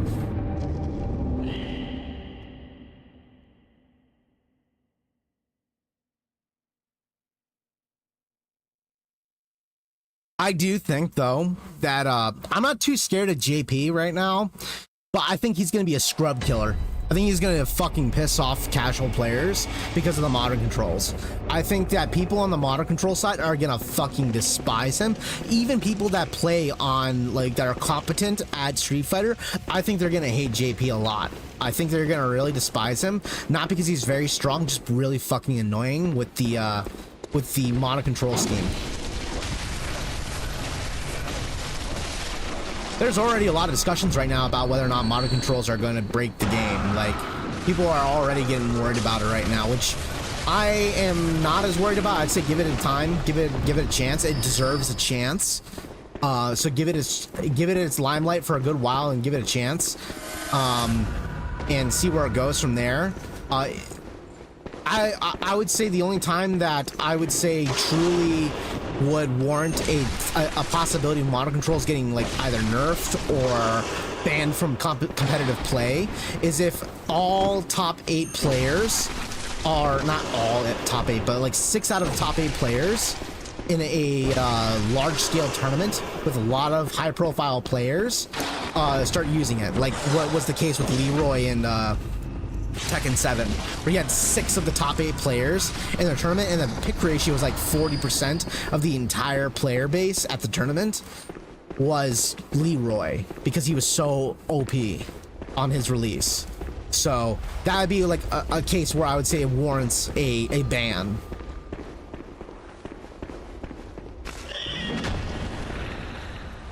Modern control JP is limited. People have to remember that. And I do recognize that because you can't control the speed of his fireballs. However, the reason why I would say that he's still a threat, despite that, is the real trick to zoning isn't actually having where to throw your fireballs. It's when to throw your fireballs. So if you can do it on reaction all the time, then you control the field of battle. I can't open that fucking door.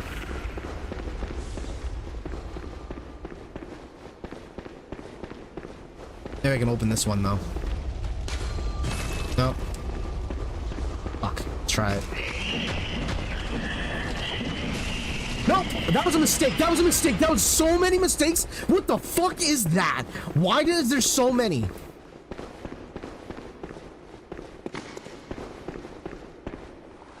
No! Absolutely not! Not acceptable! Not acceptable at all. Okay, let's trap him down here. Son of a bitch! Come down here, you filthy son of a... Oh, this is so wrong. You get your ass down there. Oh, thank God you guys can't climb walls. Nah, nah, baby, you got trapped in a hole. Oh, fucking wrong.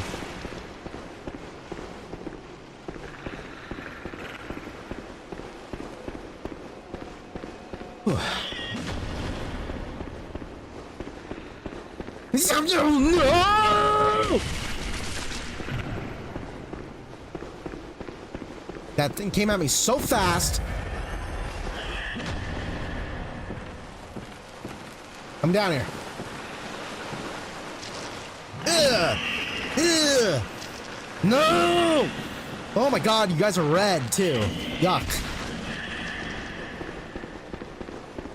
At least I don't have to worry about them anymore. One more. Come on. Let's trap your ass too. I think I can probably kill you.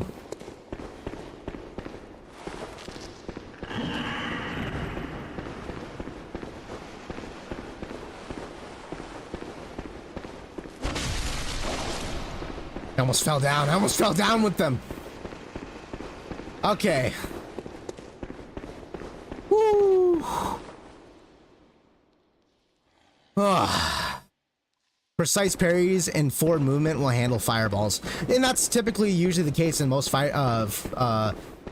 most zoning cases. I'm saying though that for new players, are you fucking shitting me? Stay the fuck away from me.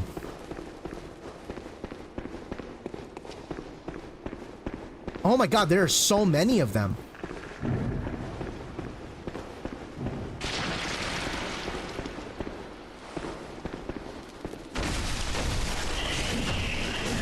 Oh my God, nope. I hit him again, he'll die. Come down here.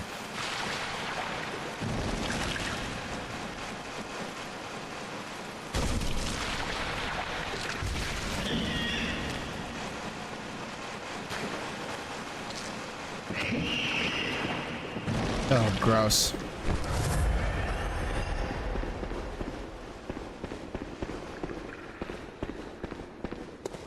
There better not be another one.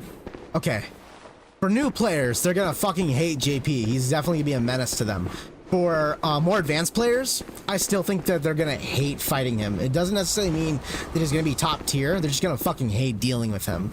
So, there's an element in where, like, a lot of people get carried away with the idea that people hate characters that are top tier. Actually, that isn't always the case. A lot of times, top tier characters can still be really, really fun. They deserve to get nerfed, but people still love playing them. So a lot of times they won't get heavily nerfed the way other characters do. But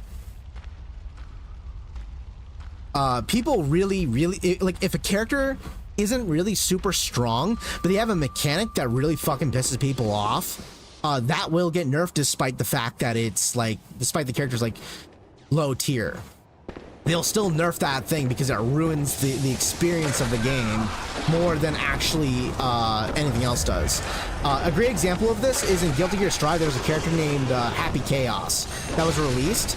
He has a zoning mechanic that is so annoying that it actually, like, pisses people off, that they feel like if you're not fighting that character, you're having a good time with the game. But the moment you fight that character, it's not even the same game anymore. Because you're just forced to block because he automatically zones you anywhere in the game. Now, he's an extreme case, and I don't think JP is that extreme. But I do think that he's going to be a scrub killer. I think for new players, he's going to be frustrating. For veteran players, I don't know if he'll be completely annoyed, but I wouldn't be surprised if mono controls with that pairing of that character might frustrate them enough to actually piss them off. Now, here's the thing. I don't think that's going to be the case with characters like Guile, who I think is probably a better zoner, possibly, than he is. Possibly.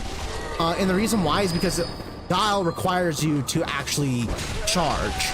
So even with mono controls, as part of his gimmick, you still have to charge his moves, and that's the real trick with his design, is how to properly charge and how to buffer charges too. But with JP, he doesn't have any charge movements, so being able to fireball any of his attacks spontaneously makes him very strong. Do I think that he's gonna be broken? I don't know. We won't know. I don't know who's gonna be top tier in that game or not. But I do speculate that people are going to really have a big outrage about that character and mono controls as an example of why they would want mono controls either changed or JP slightly nerfed, depending on how much frustration he exudes on the player base. Because sometimes characters get nerfed not because they're strong, but because they're fucking annoying. Like, a great example of this is, I don't like fighting Jamie. I really don't. I realized that during the open beta. I really dislike that character. It's not that he's super strong or that players that I fought against were really strong or that I think he's over buff. I think he's probably like a mid-tier character, like a B-tier character, but I don't like that character. I hate fighting him. Every time I see him on the match during the open beta, I realize I just get annoyed. And the reason why is because every move he does knocks you down. So it reminded me a lot of Mortal Kombat 11, where you just have to reset the fucking fight, and it just annoyed the shit out of me. I get more annoyed fighting him than I actually do like losing to him, or winning for that matter.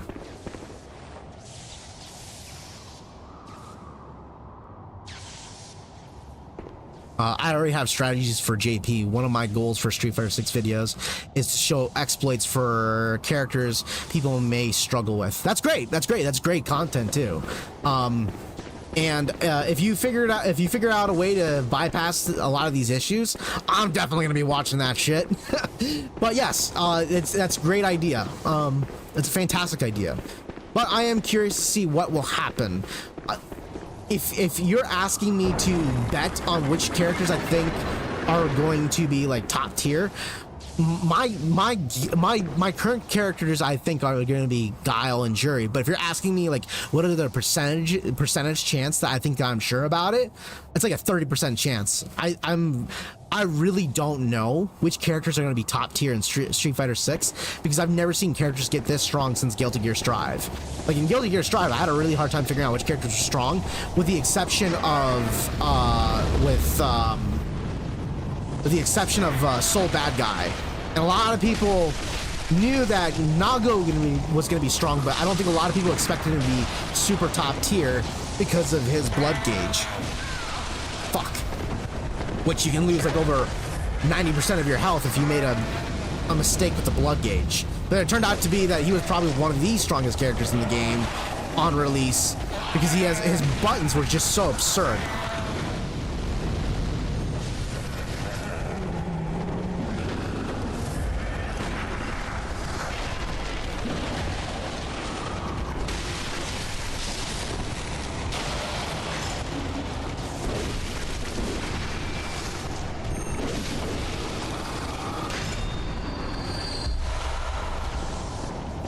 You can turn that down. That AC is really making me cold.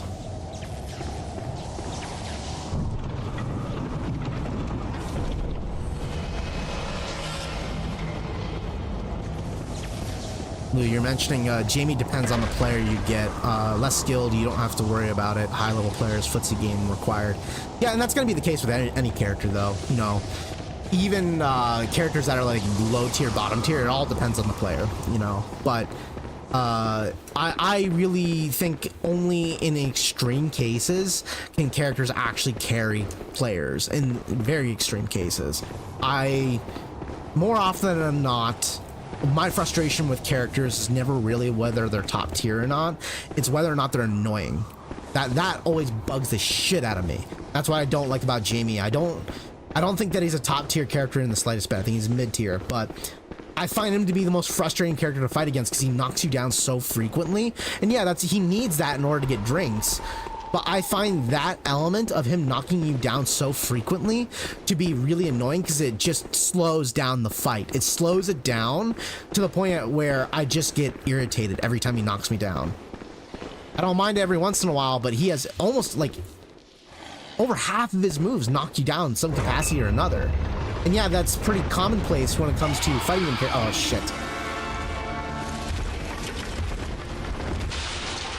I have way too many souls for this.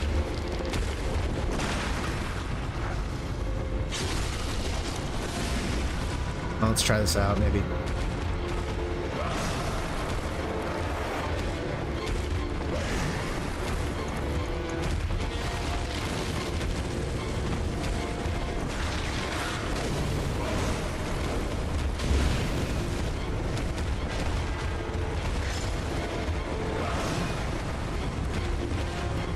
Luckily, the animations are easy to catch.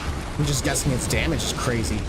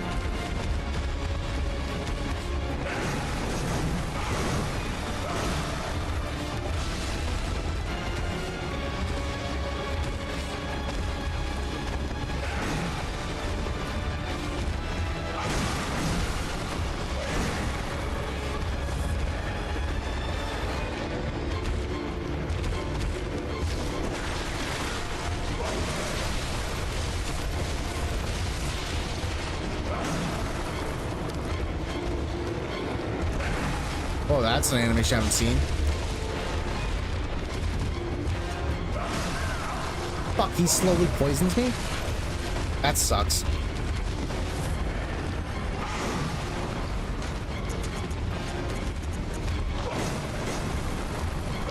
Fuck.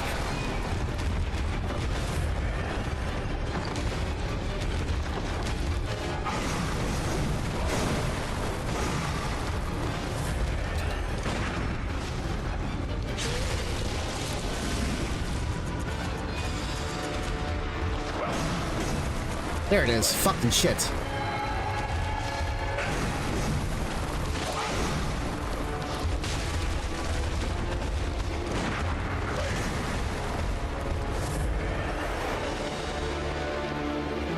You okay? Hello?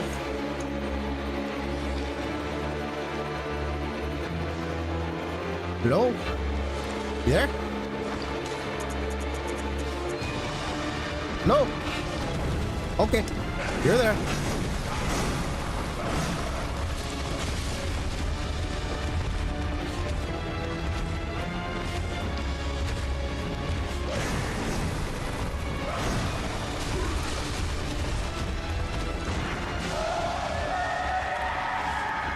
Bam!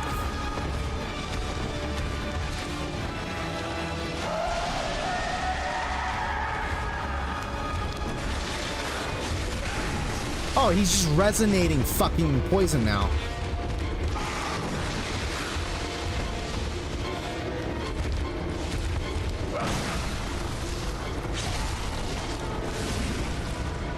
He's got a huge health pool.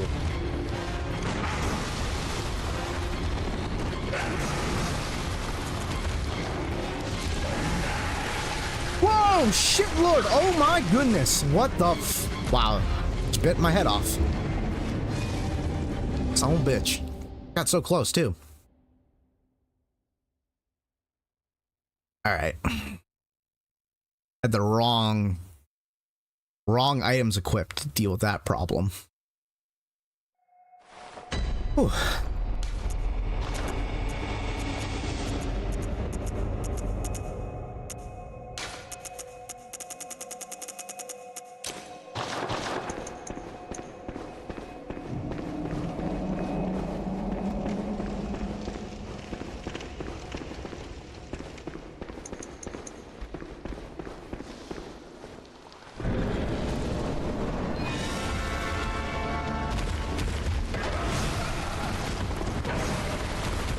What are you doing?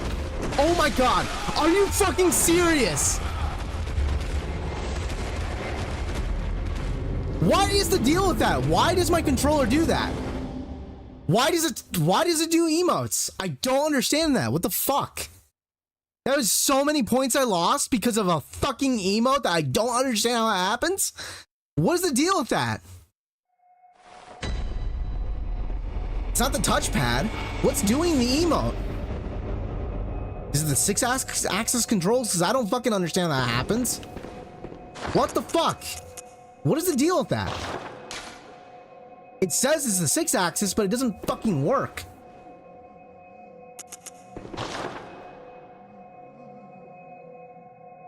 Like, what the fuck is the deal with that?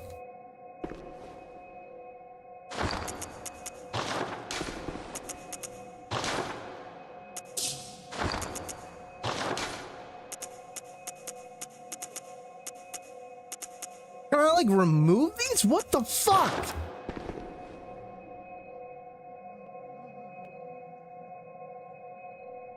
Hello? What is the deal? I don't understand that. That is so lame. That is so fucking lame.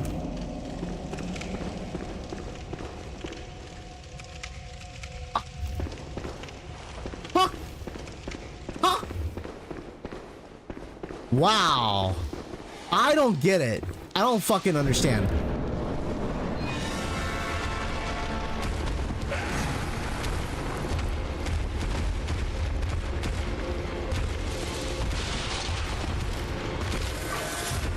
That is fucking lame.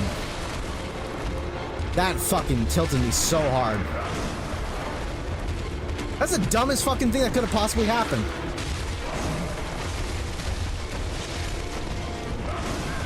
I moved right into that one.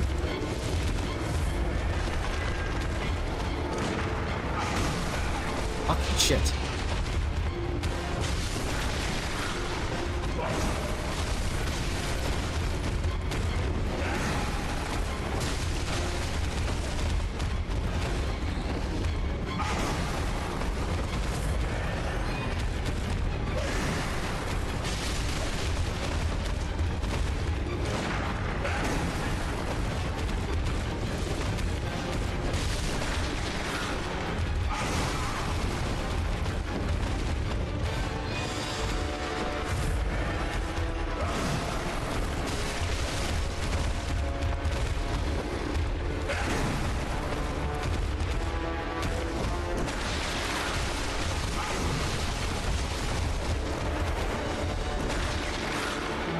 I would clip that emote death. We'll have to see. We'll have to see. The last thing I want to do is remember why I got fucking boned. But yes, we will. It was funny and it was fucking ridiculous at the same time. I swear to God, this game is out to get me.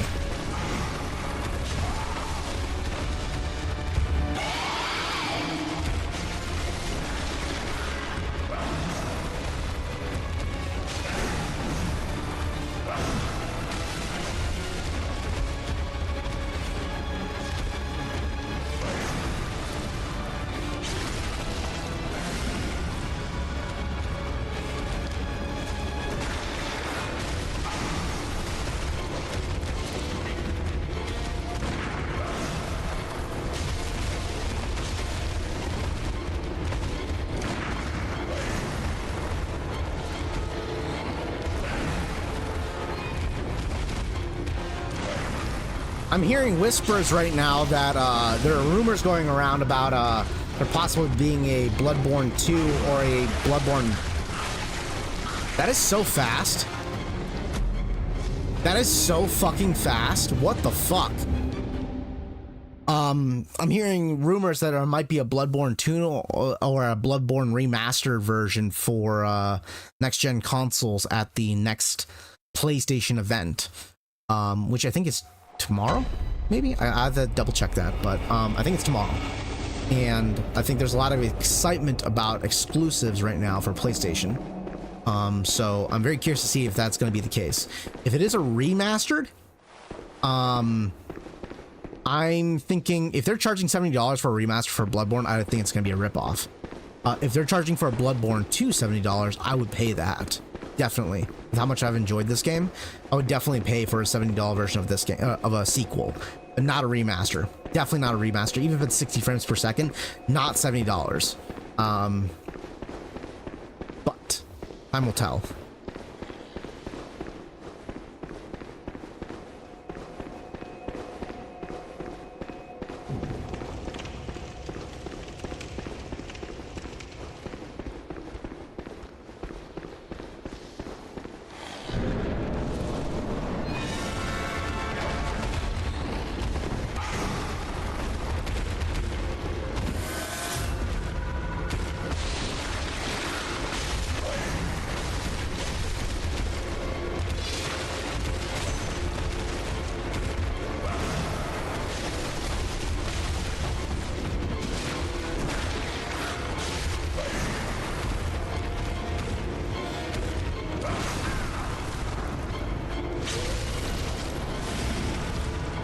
You're mentioning that you heard that rumor too about a remaster.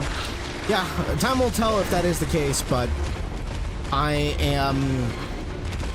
wouldn't be surprised if it is a remaster. I would say it's a high probability it is. I hope it's not $70. I don't like the idea of a remaster. If it's like a remake, I would excuse it.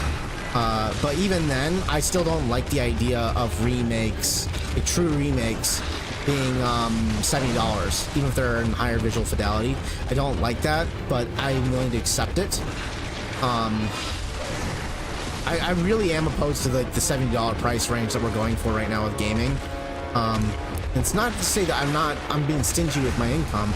I just don't see that games right now have gone beyond the $60 price value right now. I don't think they have. Like, I understood why $50 or $60 at the time, because there was an increase in value for the games that you were getting at the time. I don't think that we're at that point right now, and I think it's a bad precedent to set.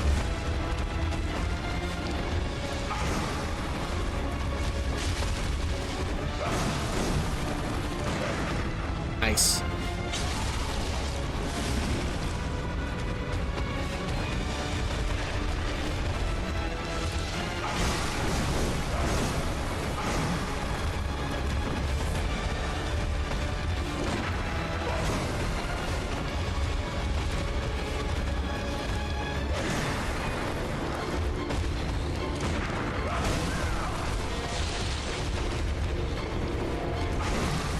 That was close. That was it, too.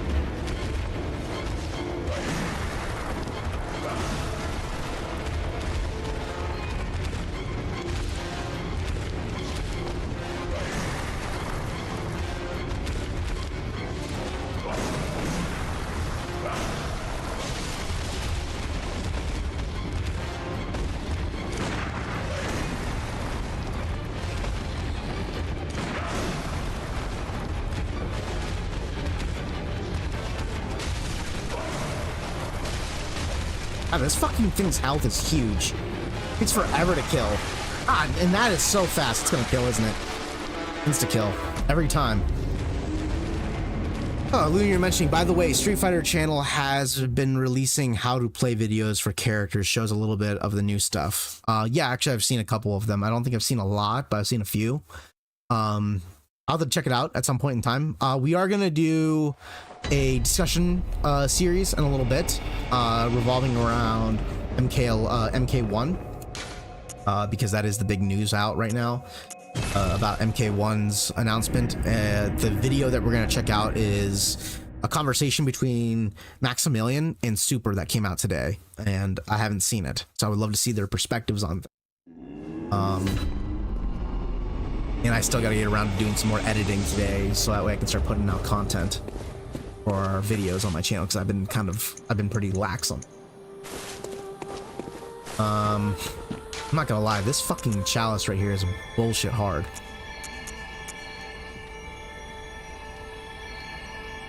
Bastard of Lauren.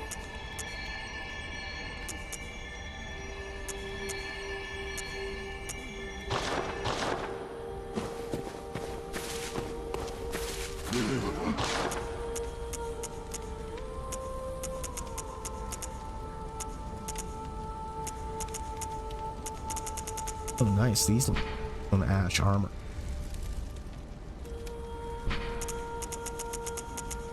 You can get Maria's outfit even. Once the first hunters of all the students of Gurman was the First Lady Maria. This was her hunter's guard, crafted in Canehurst. Maria is distantly related to the undead queen and had many great admirations for Gurman, unaware of his curious mania. I knew that she was related some way to the Queen of Canehurst. Interesting.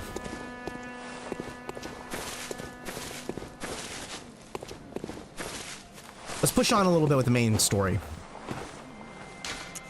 Post. We're gonna go back to the main campaign again and push on a little bit further into the main campaign.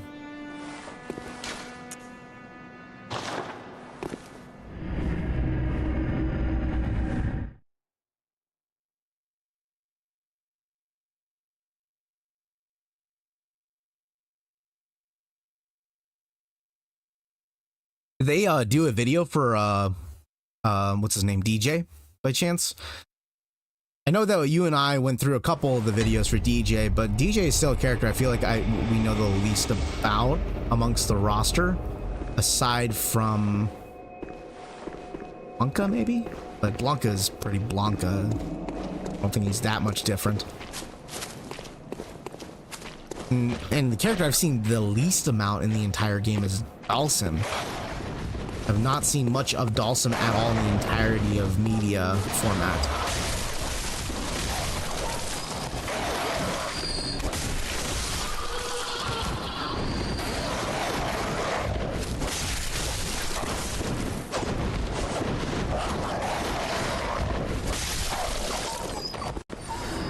DJ yesterday just released one from Anon.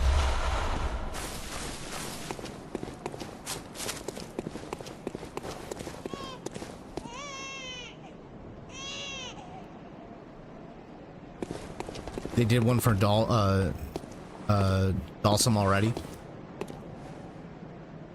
I don't recognize you guys.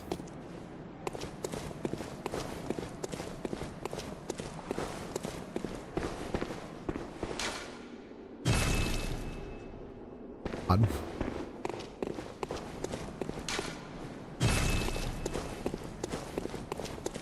Just to double check, I'm gonna see where this goes. Wow, that thing is broken where you won't even close.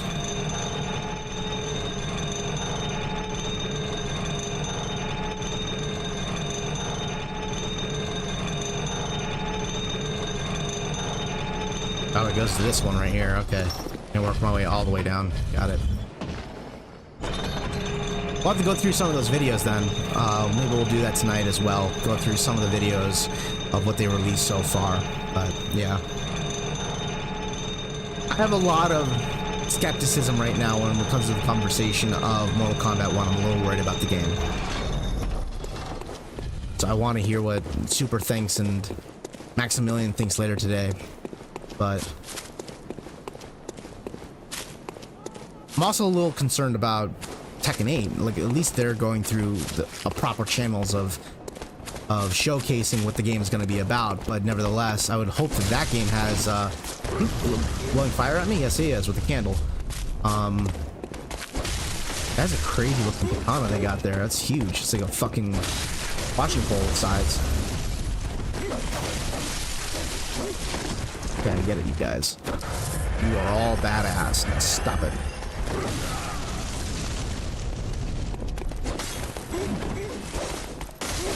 And I am just short the range all the way through.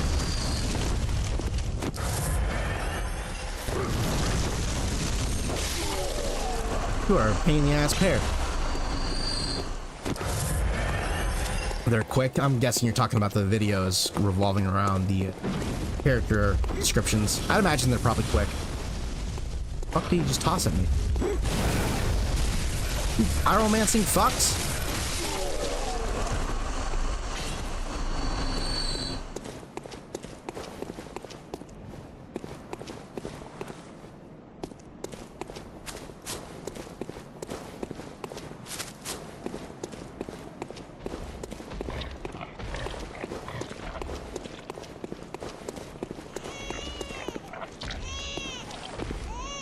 Oh, it's that baby.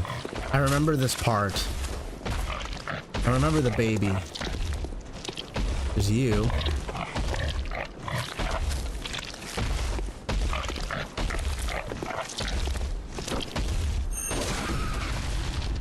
Ew. Ah. Yeah, no wonder you're screaming. That's gross.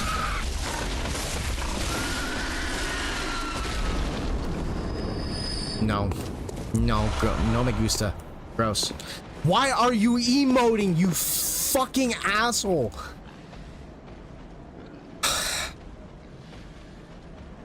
You wanna know what it'll tilt me every fucking time in a video game? Is when I do something and I tell it not to do it. Or like I don't want it to happen.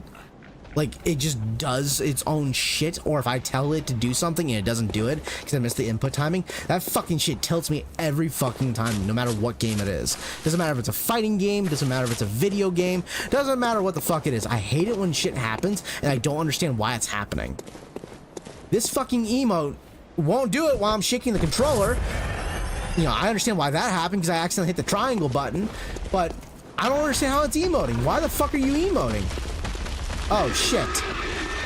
You guys got multiple faces or eyes.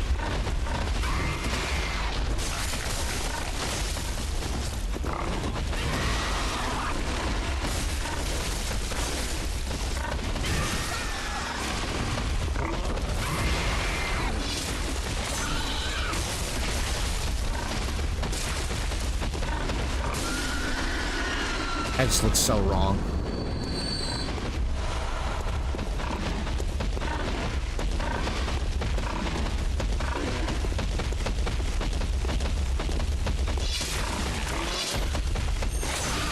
Oh, this is awkward.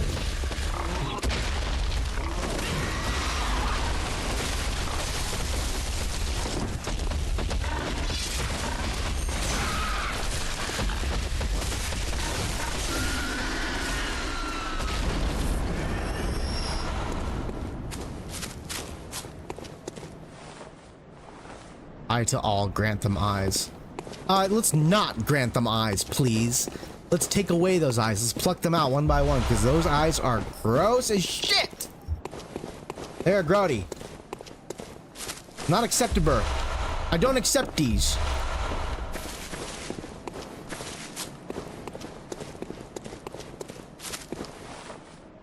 Listen here, young man. You emote one more time in the fucking combat, I will slap you into next Tuesday. I mean it. I mean it. You fucking do it again.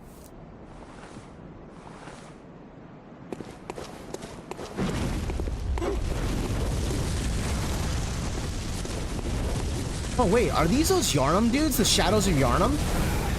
Oh, of course. Yes, they are the shadows of Yharnam. They're just regular NPCs now. Are you fucking shitting me?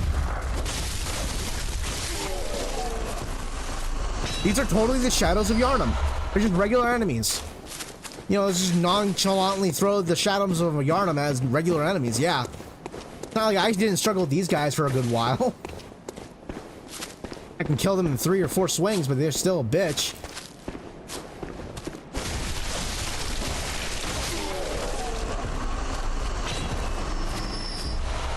Oh, I see what this was. If I went for this, he would have ambushed me.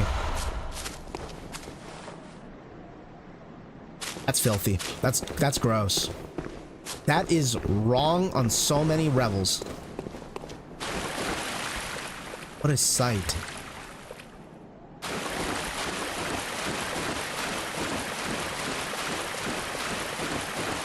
Dude. Can you hold X and move the controller for no reasons? Is that how it works? Hold X?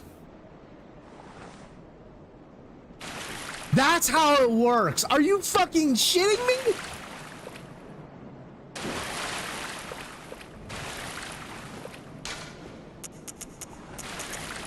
It doesn't say anywhere on here about holding X. Unless X is the okay. Is that how this fucking works? You fucking shitting me! I'ma slap you.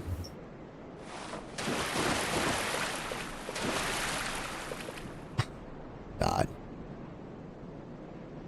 What's up, Black Cat? Taking the lap? I honestly, I actually don't know how I'm holding the X button. I may be doing it like out of anxiety. Maybe I'm doing it out of anxiety. I don't remember. I don't know why I would be hitting the X button in the middle of combat. But now it all makes sense.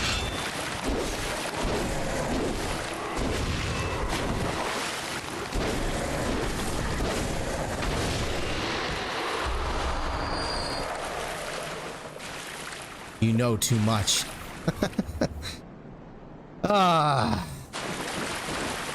think I know too little. I lost like over 100,000 blood echoes because of the fucking emote.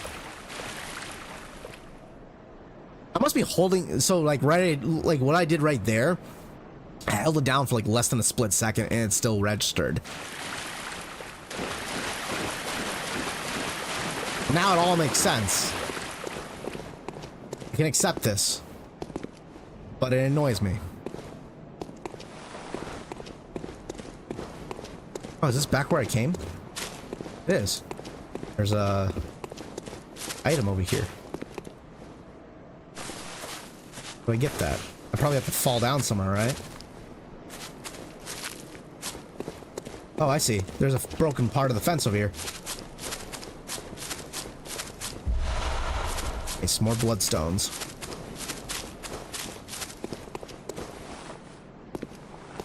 By the way, did you find a small elevator with a broken door on it in this area? Yes, I did. I found it earlier. Just before I got to this balcony area, I found that one. I know that brings you down. It's a shortcut, right? Unless there's another one that I don't know about, but I'll figure that out as I go.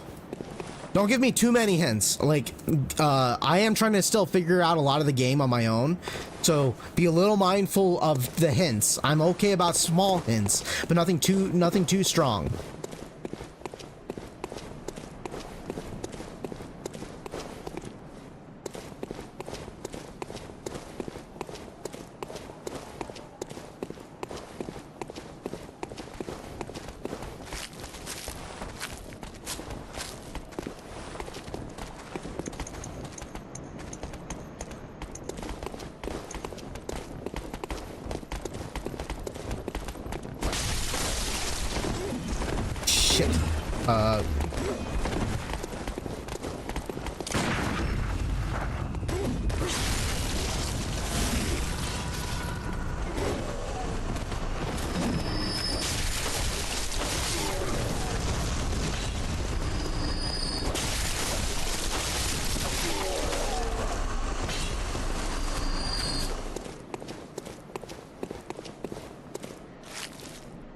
Maybe to get a closer look, you're about to beat the game at this point. Okay, good to know.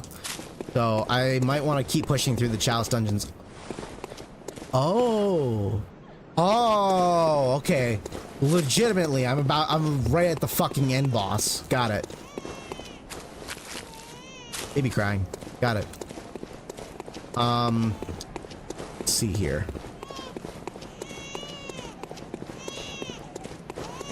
I did notice something about the elevator. I do recall seeing something about that, which is if I look at the elevator and I'm going down it, I saw that there was a gap I could jump through, right? And I think that's what you're hinting at. I was initially thinking that, but I figured maybe I should kind of scour the area and see if there's another way down. But it's a good thing you reminded me about that, because I did see that and I did think about that for a little bit.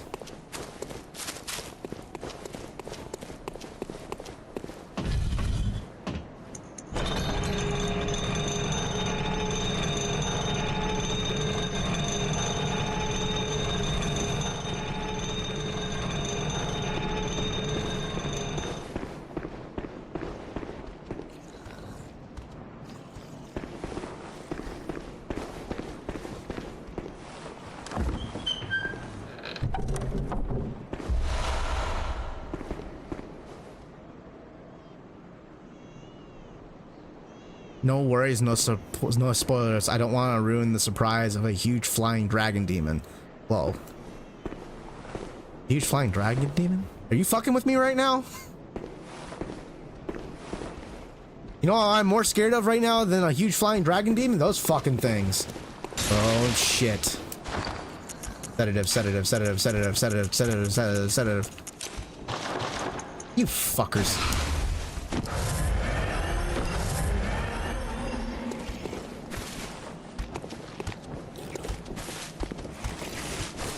Swear these things, oh that's right, they have eyes all around them. That's how they can find you.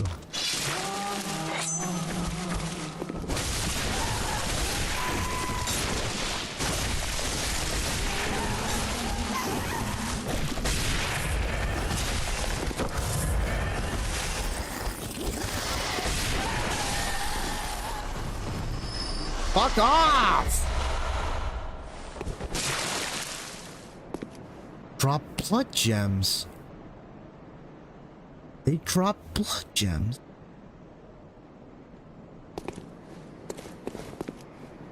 No, no, no. Did I just read that in the fucking chat? Okay, you said maybe, then you bit your nails, and then someone mentioned, Lou, you mentioned he's terrified of spiders. There's a fucking giant spider here. I'm gonna slap you guys. I'm gonna slap you. I mean it. I'm gonna fucking slap you.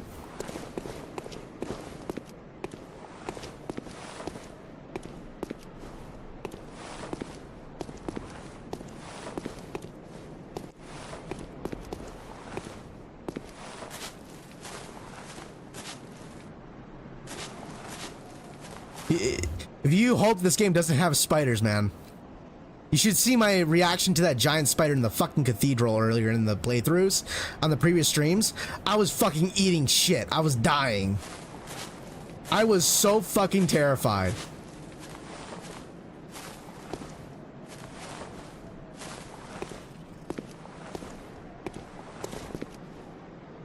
Damn, you got killed by one of those things, huh? How does that thing like pull out spears outside of your body through its eyes? I wonder how that works.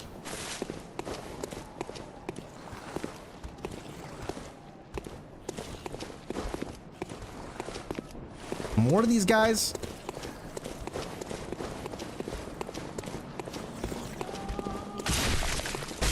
Oh shit, Lord.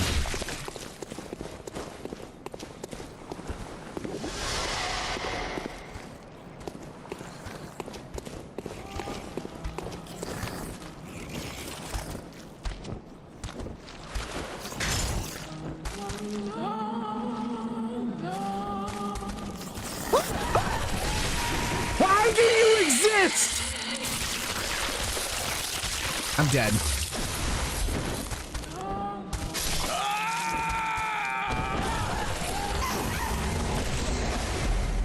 Oh, are these the things that are causing that? I wonder if I kill them, do they, what's the word? Do they perma-die? Or do they respawn? I hope they don't fucking respawn, because that's bullshit if they respawn. That motherfucking bullshit if that's the case.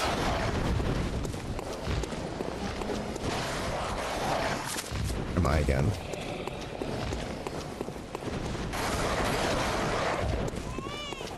I'm not being chased, right?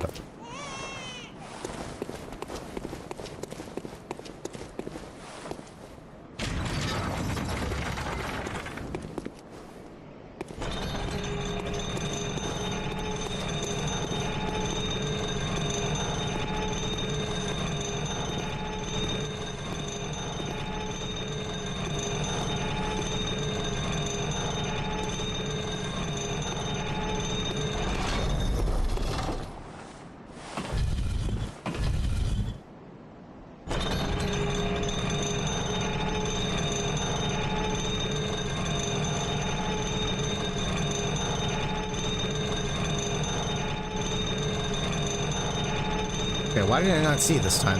My eyes deceived me. I don't know why, but I didn't see it that time. You could level up those echoes, you know. What do you mean by level up? Do you mean like level up my character, or are you talking about leveling up the echoes themselves? Otherwise, I have no idea what you're talking about.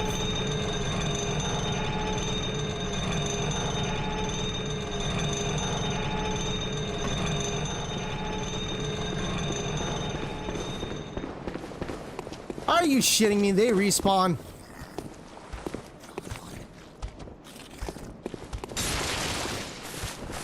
Fuck it. No! Stay away. Oh my god, really? You're doing this?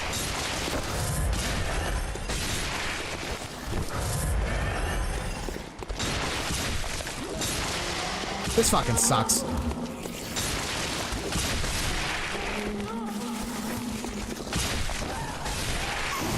That sucks.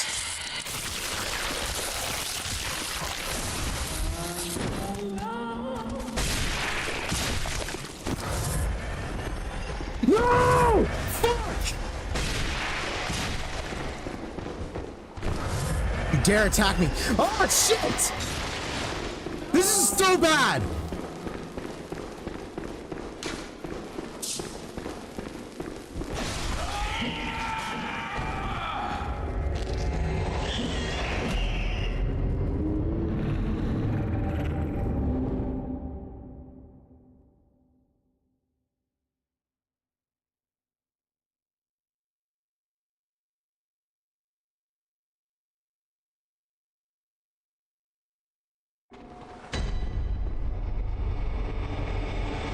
Alright, when you are in a safe place, can you show your key items? Not now, by the way. Just run, there's a light at the head of the pathway. Fuck. Let's go back to the Hunter's Dream, and we'll go through those key items real quick.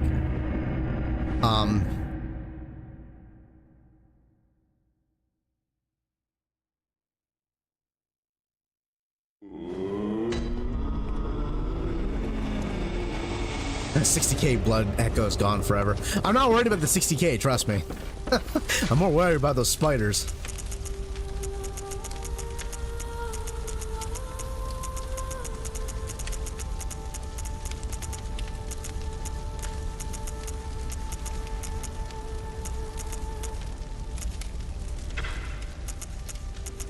Here we go, sedatives. All those.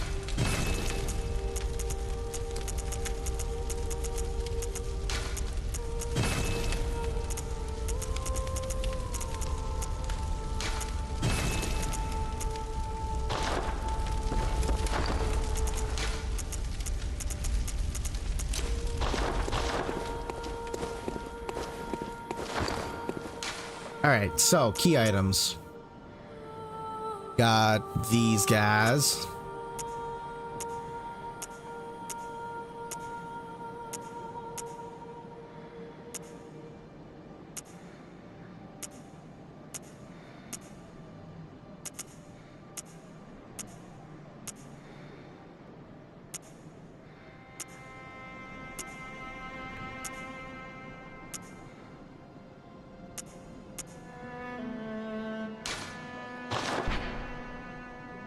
Powder keg. I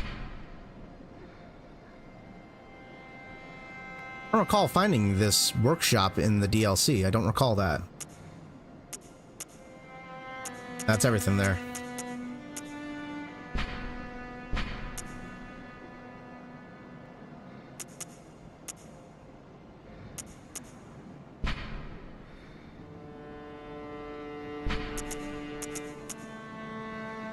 Did you pick up Lawrence's skull?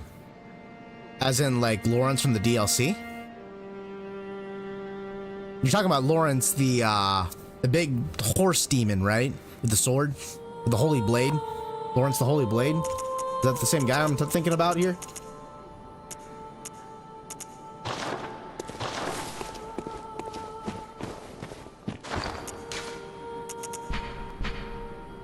No, that's Ludwig, isn't it? I'm thinking of someone else. Lawrence skull. No, you are talking about that. Okay. I don't think so. Is it in that same area with Ludwig?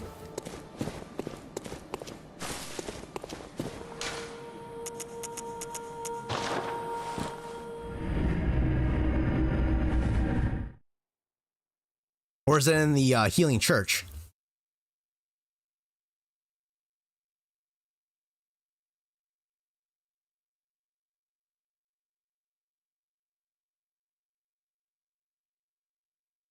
Are we talking about the Healing Church skull, or are we talking about Ludwig, the big horse? Go down. It's near it? Okay.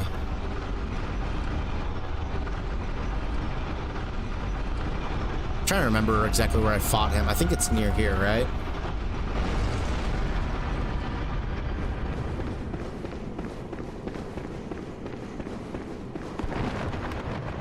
Brody mice.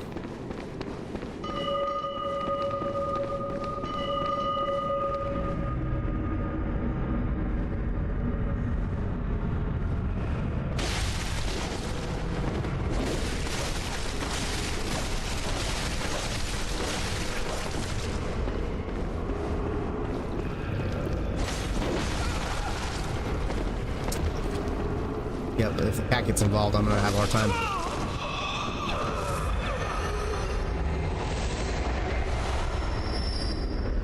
This elevator has some secrets figured out. Okay. You know what? I realized something. I forgot to check on that guy in his cell. Shrouded by night, but with steady stride. Colored by blood, but always clear of mind. Ground under the church.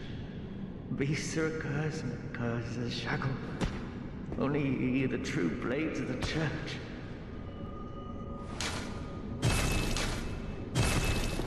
Huh. I feel like there should be a key here. This room really freaks me the fuck out. Okay, there's your skull.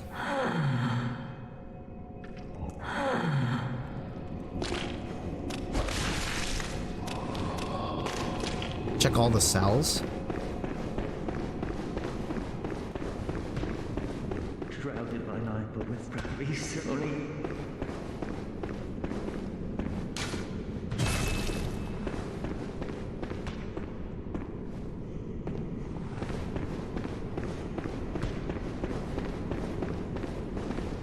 This leads me downstairs.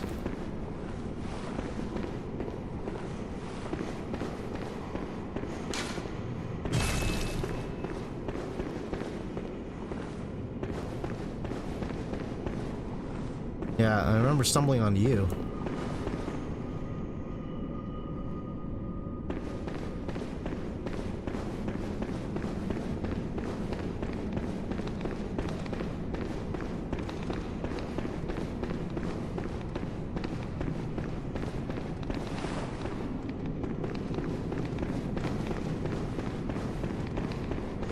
I think you're talking about the, you're talking about an elevator. I don't think you're talking about the tomb elevator that I just used, right? It's not the same elevator. It's a different elevator, right?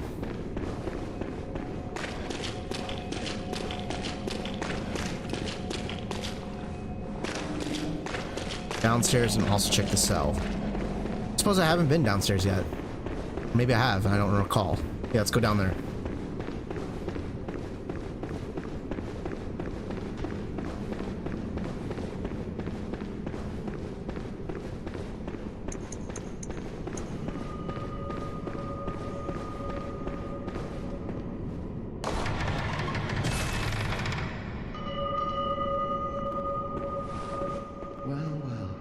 Yeah, you're the asshole! Welcome to my quarters. I've never entertained... Yeah, you keep using the lead elixir and then hunting me down! Are you going to kill me? After all you've done, kill me? As if to right your wrongs.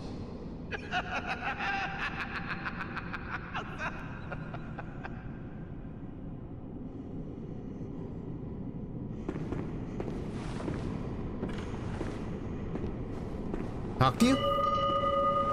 What is it? Aren't you going to kill me? Or perhaps beg my forgiveness?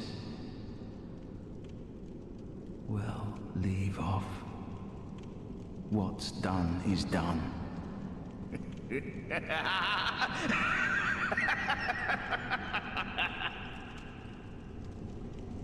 What is it?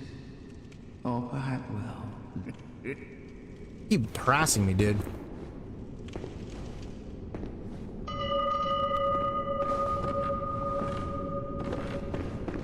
Lock onto you.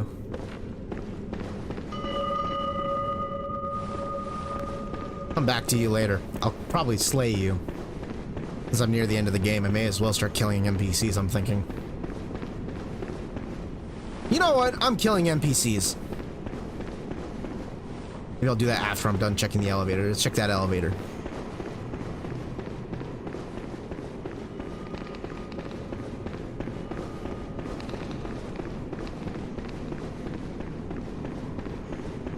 Wonder if there's something underneath this elevator, maybe.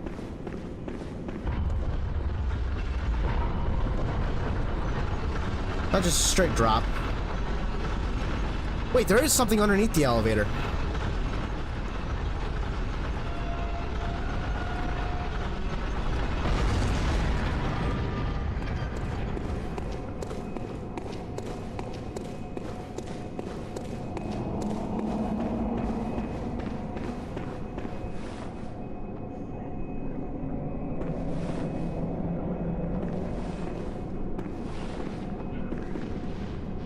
That's right, the brain fluid. I totally forgot about the brain fluid lady. Do I have your brain fluid? I'm gonna slap you.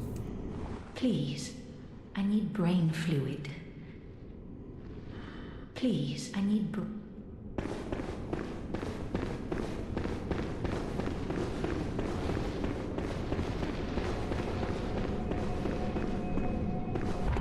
Before I do that,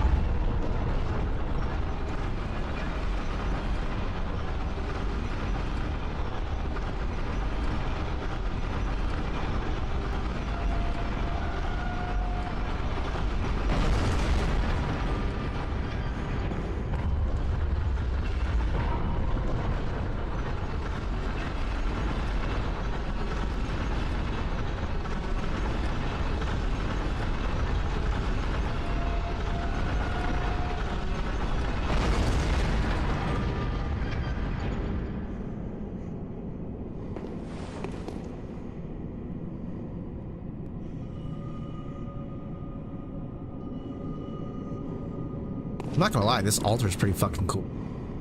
It's a throne. It's a fucking throne. It's a throne. Altar. It's throne. Huh.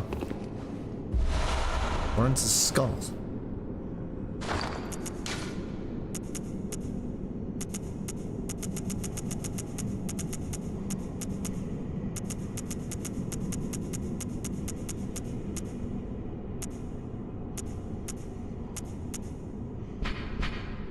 Blunt up, against beasts go down though.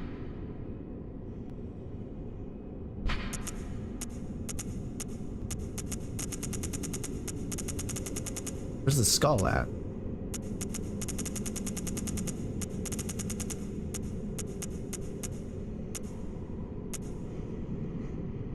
Partially summon arthritis.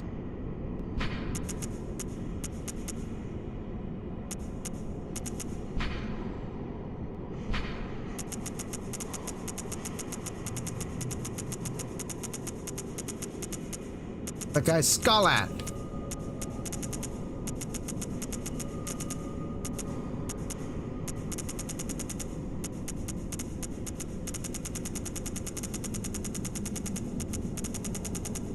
Can I wear it? It's like in a fucking not a helmet, is it? Because that'd be gross as shit.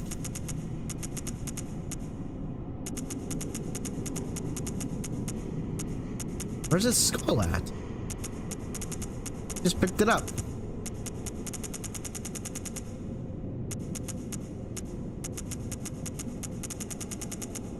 There it is. Lawrence's skull. Skull of Lawrence, first vicar of Healing Church. In reality, he became the first cleric beast. Interesting. And his human skull only exists within this nightmare. The skull is a symbol of Lawrence's past and why he failed to protect. He is destined to seek his skull, but even if he found it, he can never restore his memories.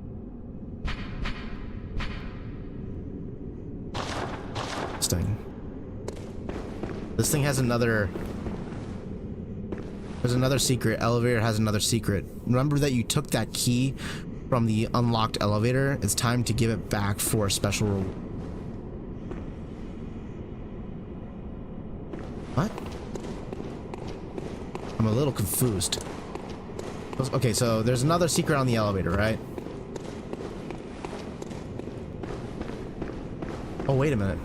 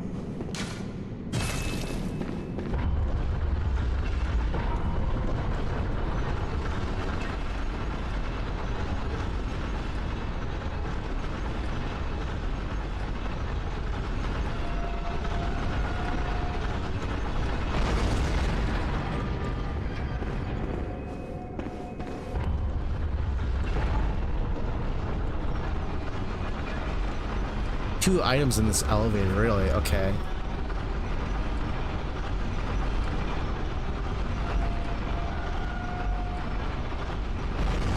Oh, I get it.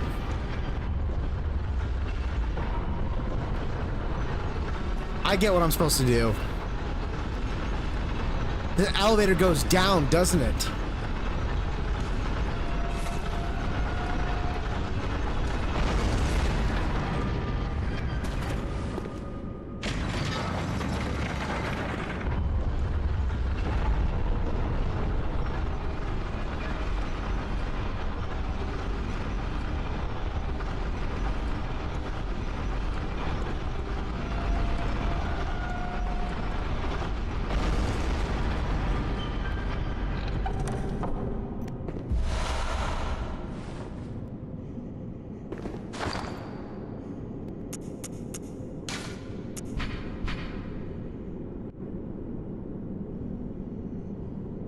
Oh boy. An oversized weapon used by the Healing Church, a type of cannon that fires a curved trajectory and creates an explosion upon impact. Originally designed by brawny men with deteriorated brains, not for used by any ordinary hunter. The men lacked the wits to operate firearms, and the weapon was quietly ushered into permanent storage. Okay.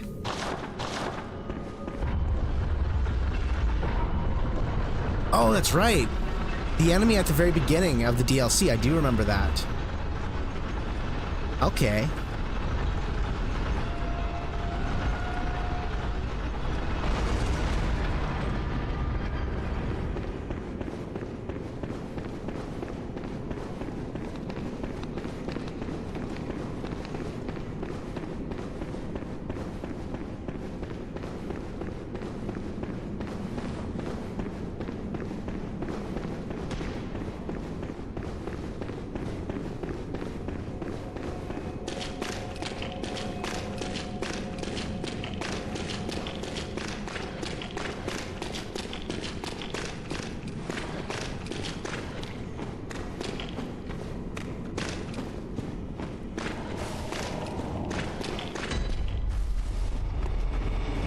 Well, that's where you've been hiding, huh?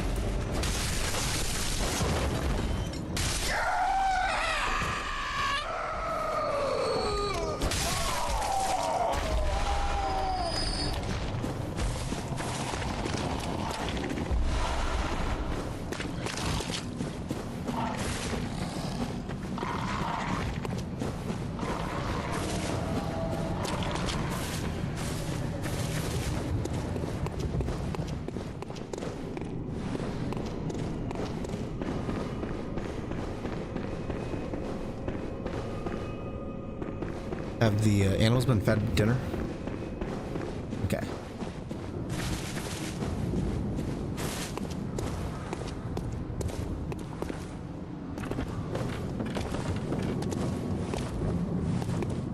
I forgot about you.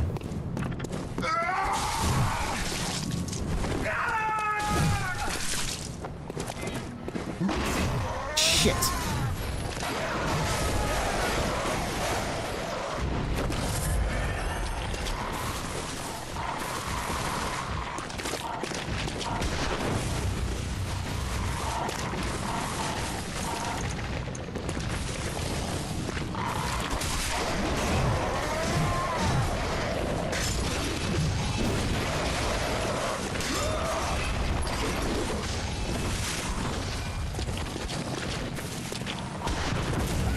Really?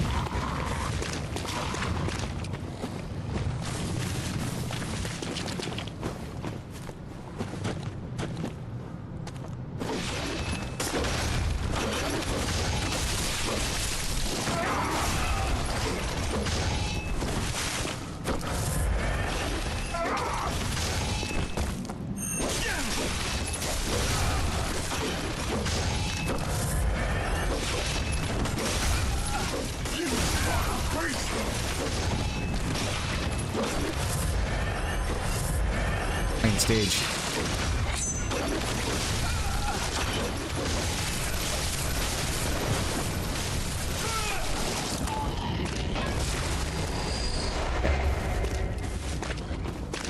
Fresh checkpoint closest to the DLC entrance. Okay.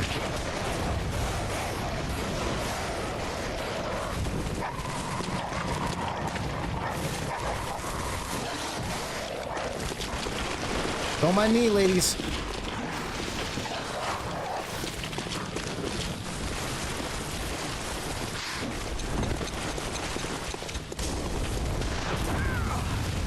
Got it.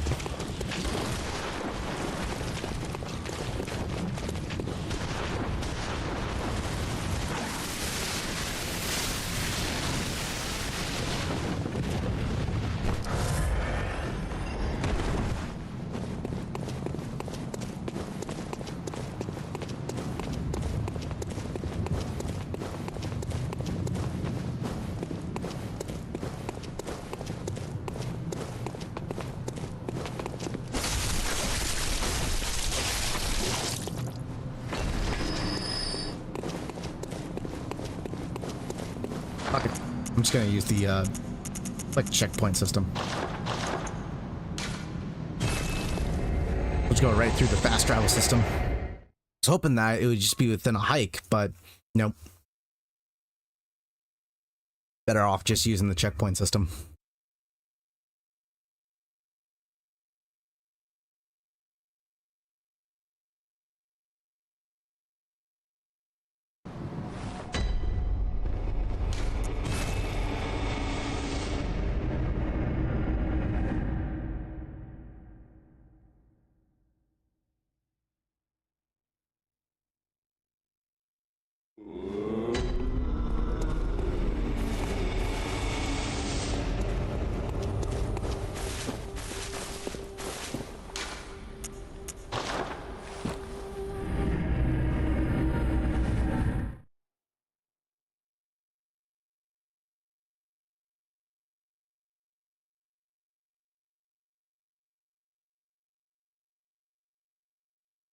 Just run outside and run all the way upstairs. Yeah, I vaguely remember where the cathedral's at.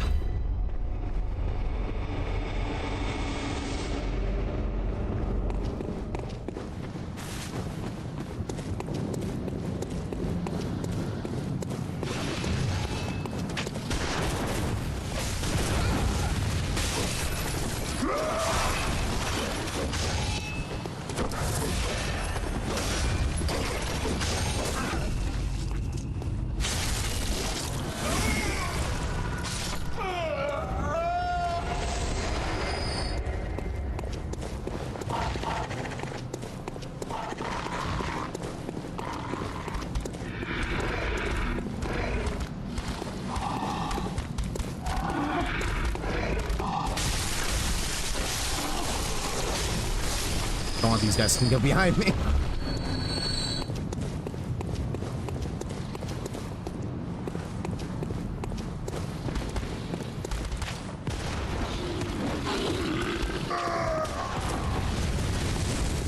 Shit.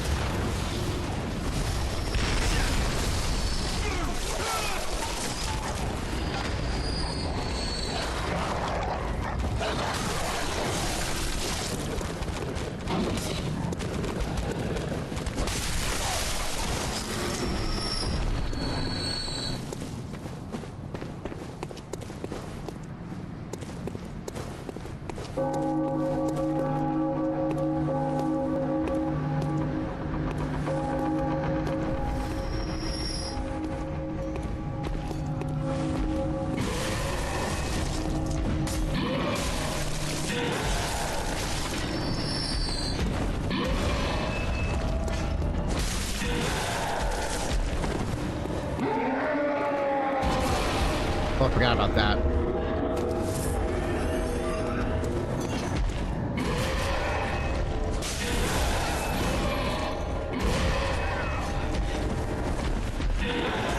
I think this wears off after a while. So I may as well just wait it out, I suppose.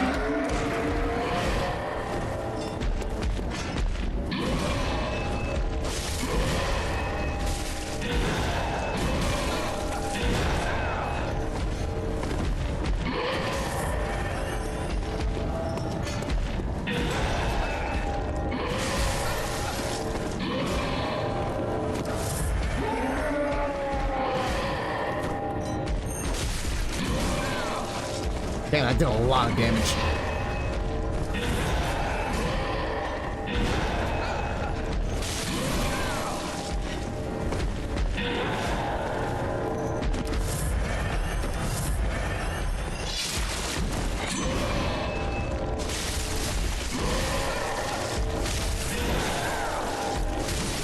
Get this shit off, dude.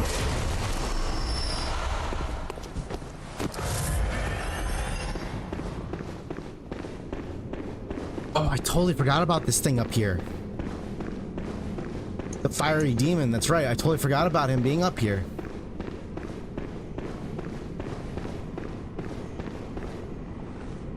That's why his hand is down there. You're supposed to give him the skull, aren't you? I totally forgot about you.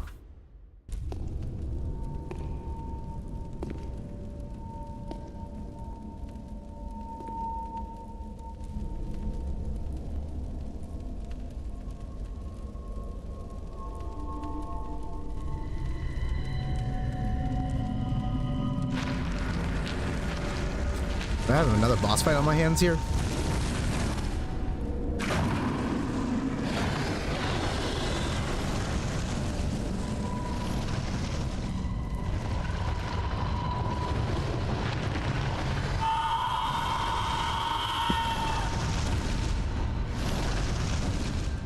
Oh, Lawrence the First Beast. That's him.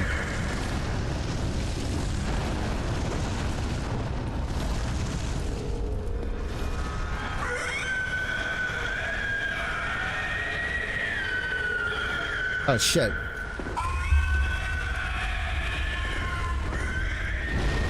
He's activated by his skull.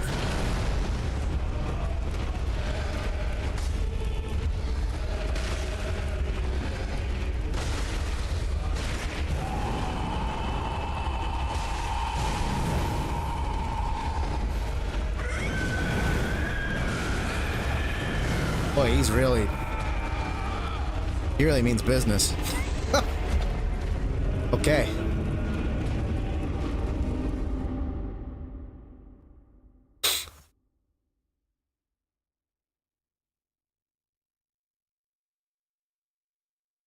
What a bastard. Bastard. In video, bastards!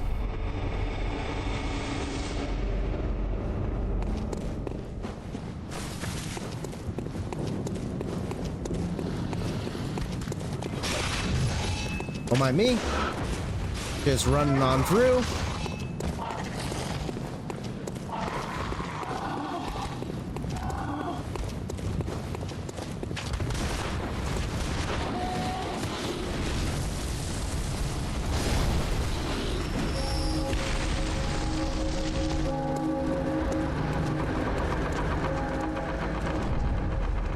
Excuse moi.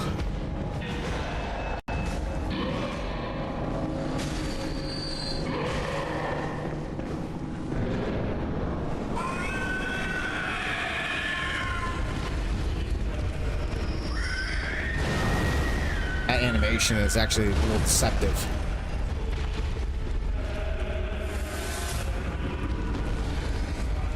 I feel like I've seen his design somewhere else in the game. Shit.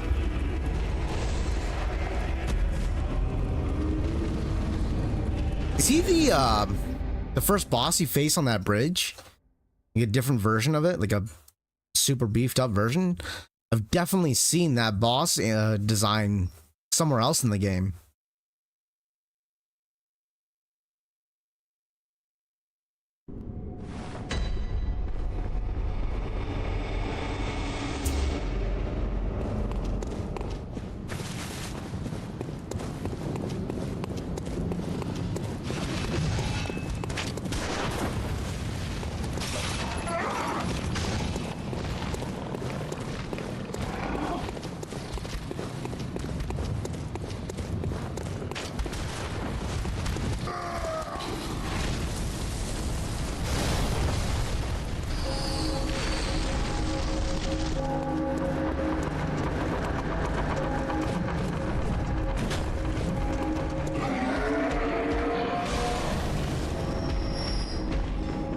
The cleric beast, yeah, he reminds me a little bit of the cleric beast. He looks just like it.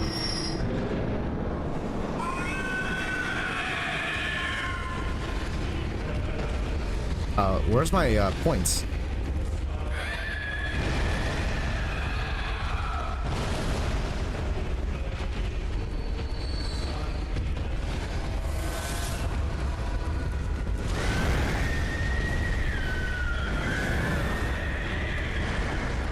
Animation's a little confusing.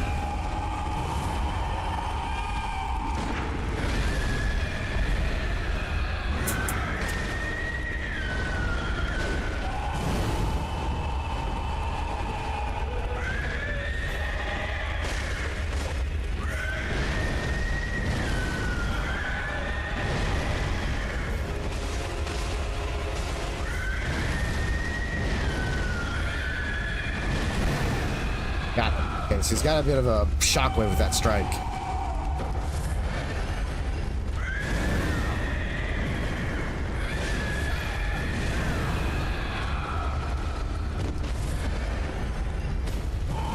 Swipe. Nope, nope, nope. Get ready to dodge again.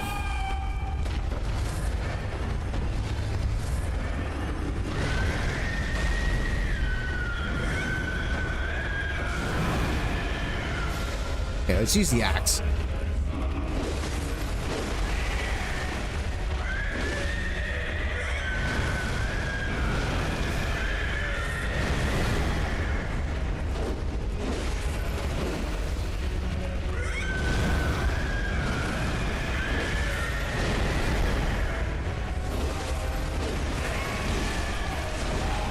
Go for the limbs, got it. Go for the limbs.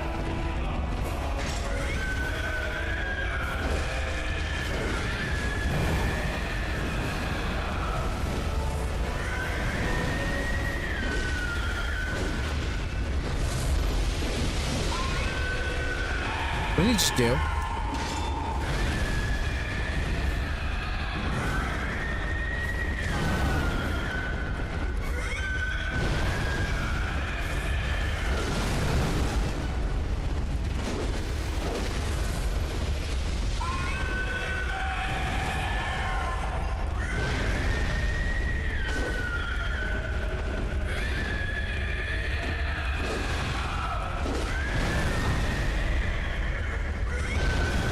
Ah, damn that. Okay.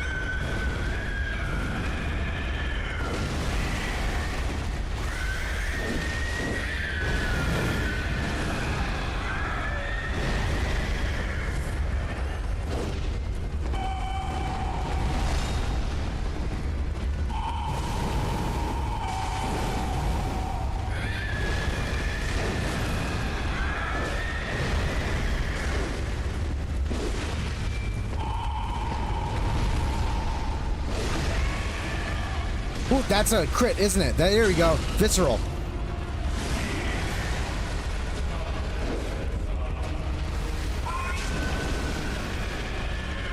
Does his legs just break off?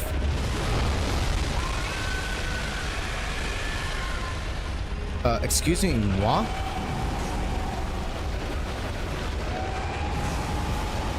Yeah, you got totally new animations now.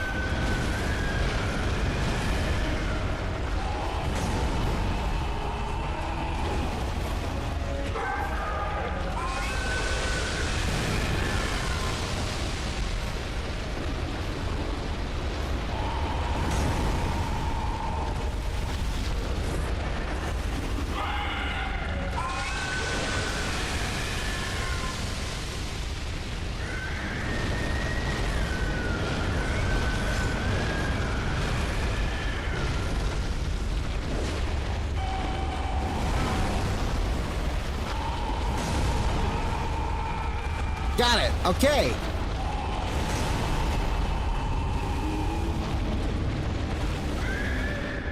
What a dick.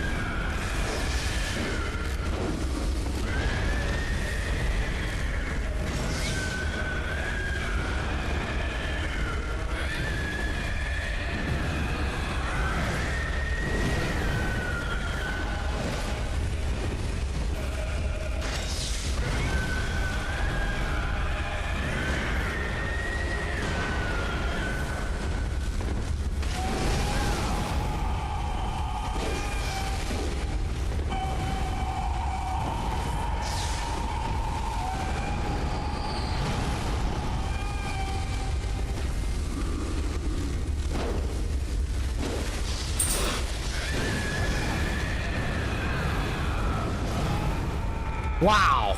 What the fuck is that strike? It's a bit rude to call a vicar. Oh, a dick to a vicar, in my opinion. I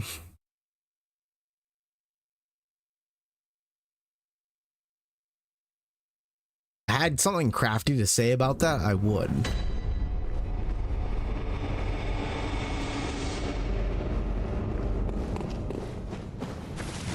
But in my case, I don't have anything crafty to say at the moment.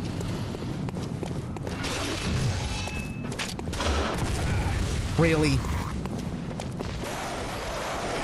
Didn't anyone tell you it was rude to shoot people in the back?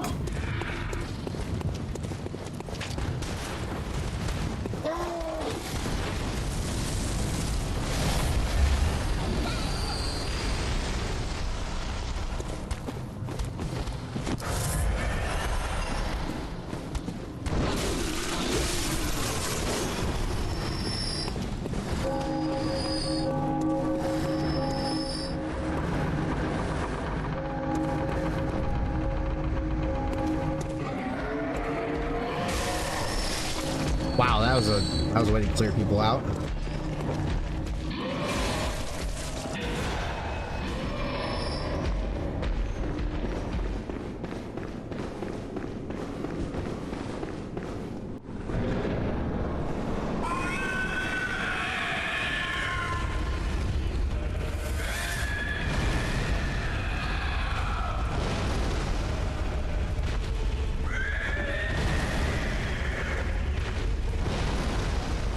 So that's how that animation works.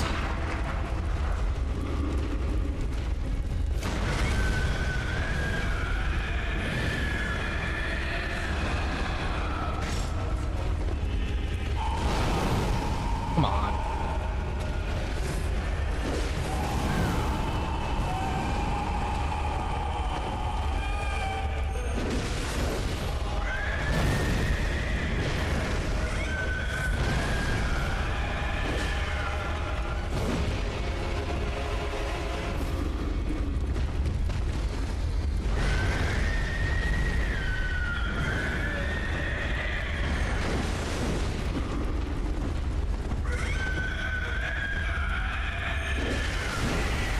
There we go. That worked out pretty well.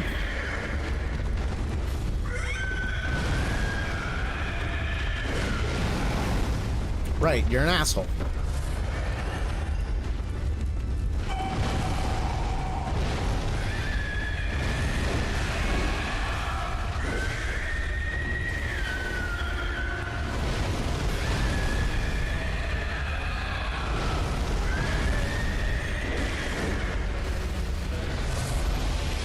What's that doing?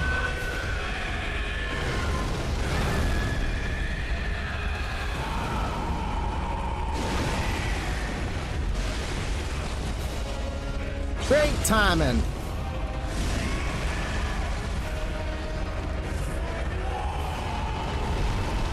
Where you going, buddy?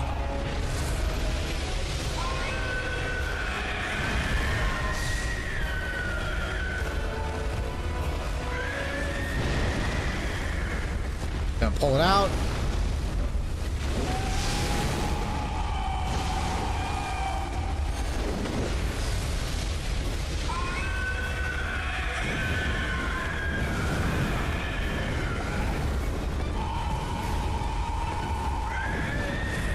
That would have been the killing blow there.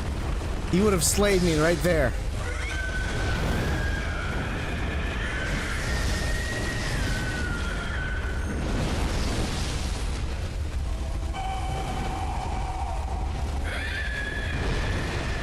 Pull up, pull it out.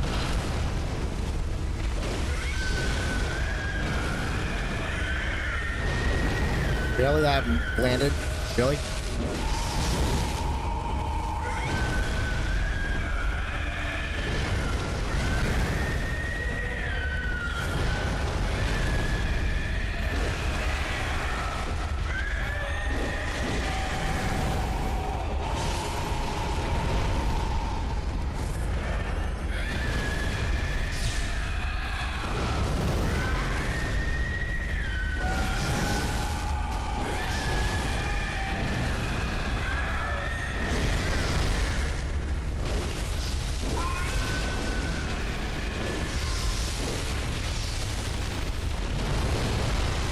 It's the new animations I need to learn as I go.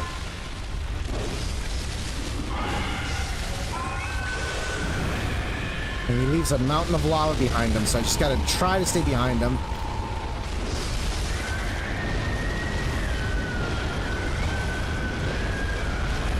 What an animation. Wow!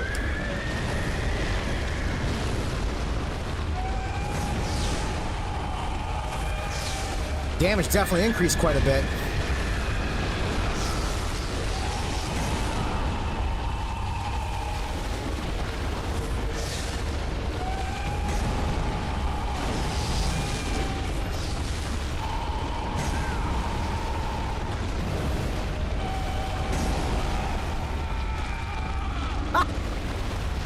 What is with that one swing of yours? Why does it do so much damage?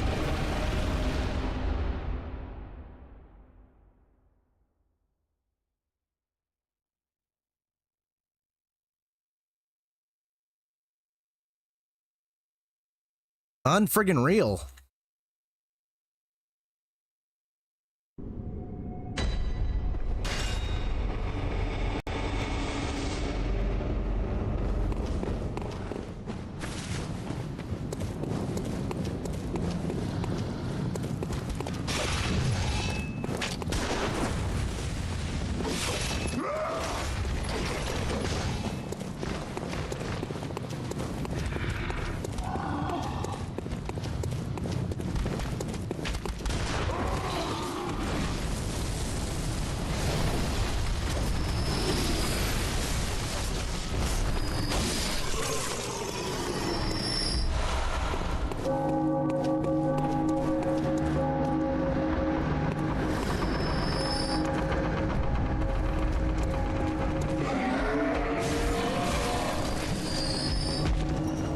Excusez-moi.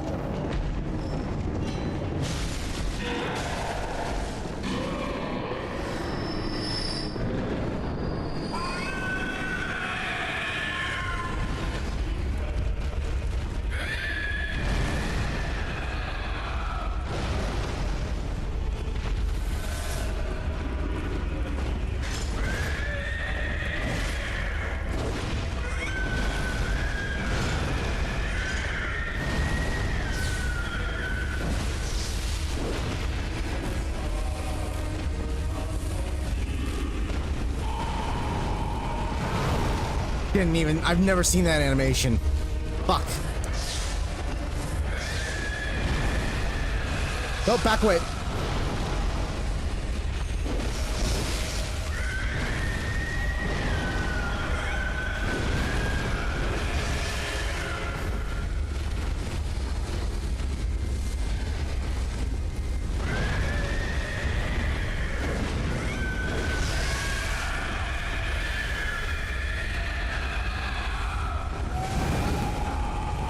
Dude, that swipe is insane.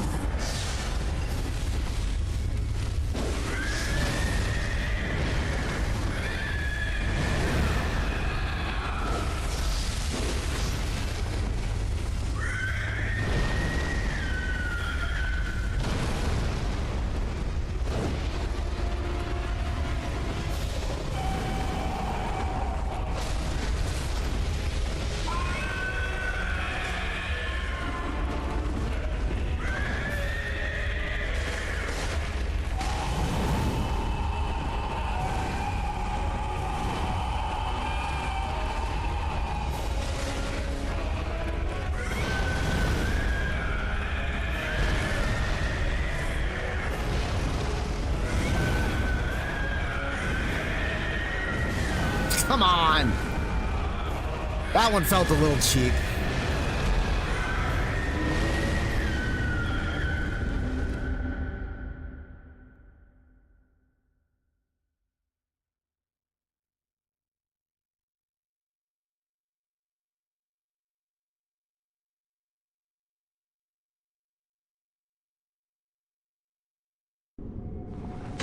Whew, he is so hot. Like a piece of bacon. He's like a sizzling piece of bacon.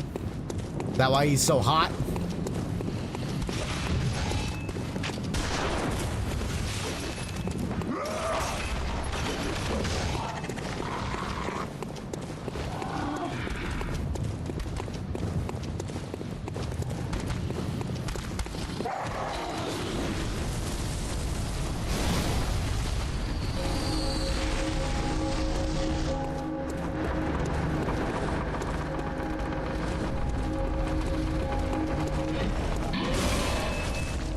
Damn, that's a rude awakening.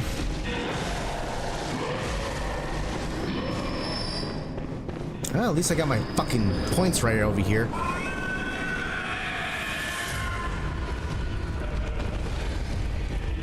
Slam your hand down. Step up. Yeah. I've seen this before.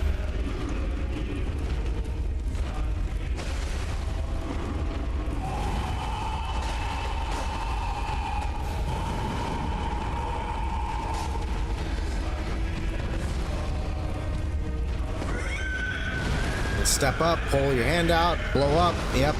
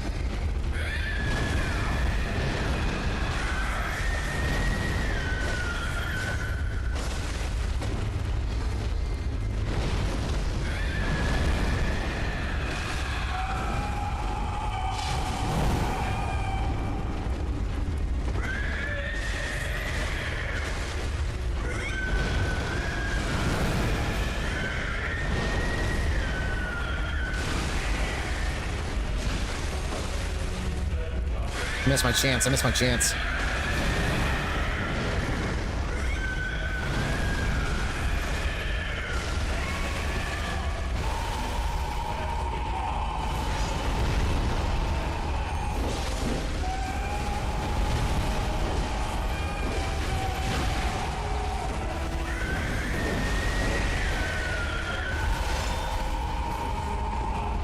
So far, so good. This is the best I've gotten so far.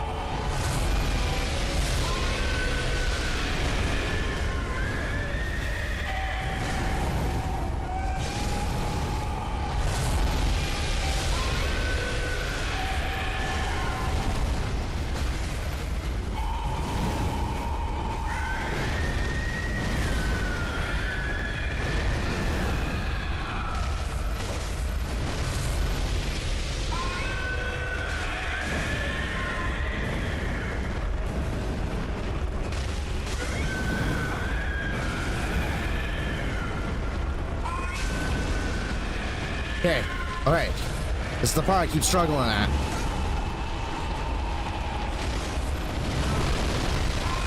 That's a new move. I haven't seen that before.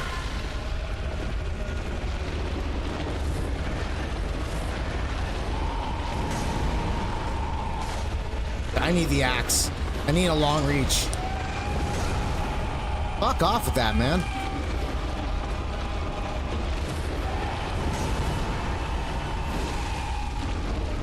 I only got one swing with that one arm.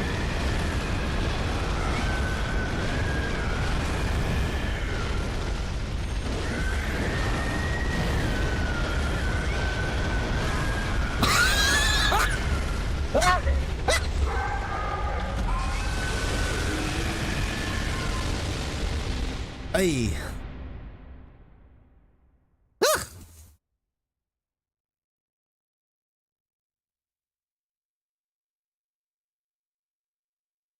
What a dick.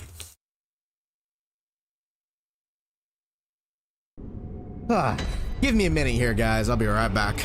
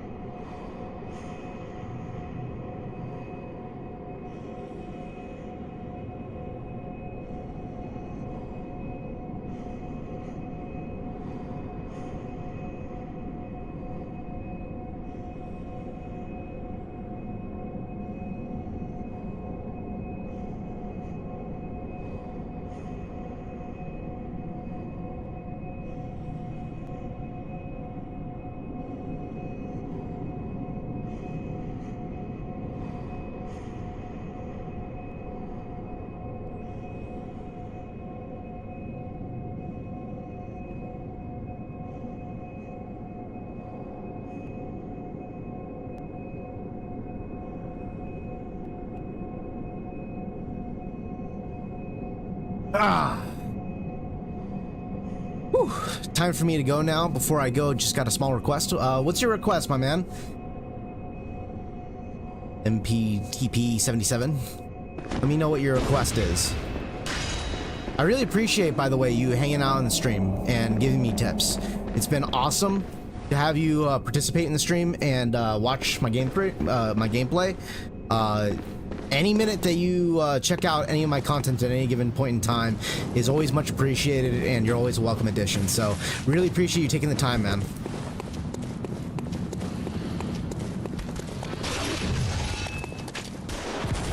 Really?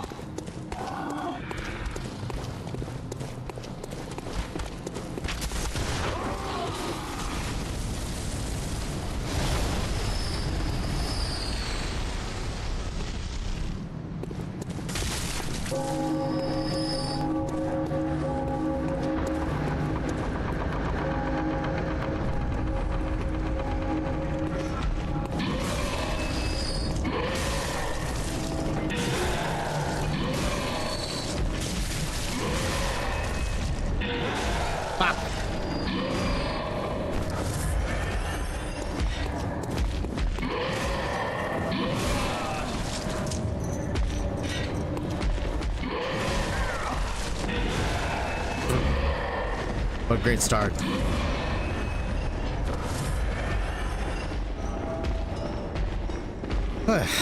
After you beat Lawrence, get the reward before you remove all of your clothes and then use it.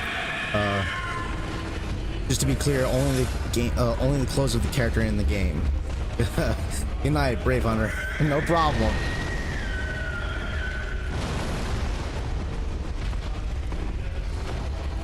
Thank you. Thanks again, by the way, for the tips, and thanks for hanging out. It means the world to me that you're even just watching, man.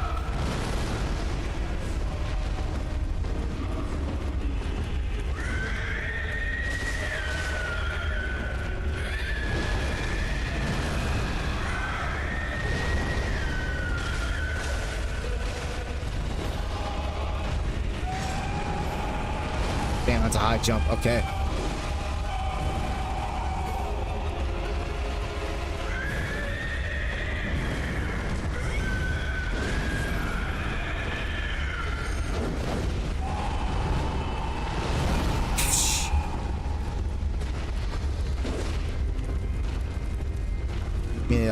Not aim for the head and stick to the body. Step up? Nope. Okay.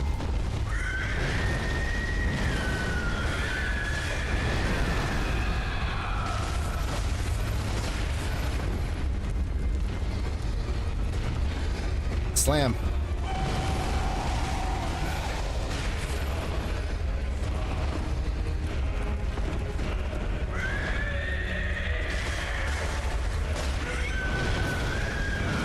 Seems like his smaller arm is the arm to definitely stay on while I'm striking him. You'll definitely want to stay on that arm when it comes to evading strikes.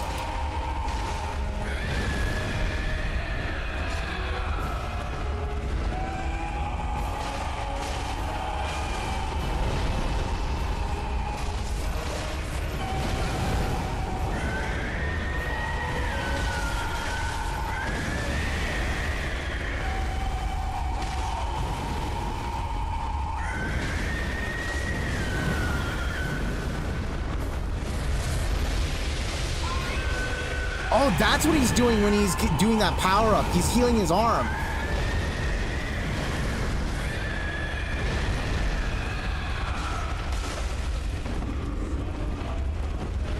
Oh, shit. Ah, yikes.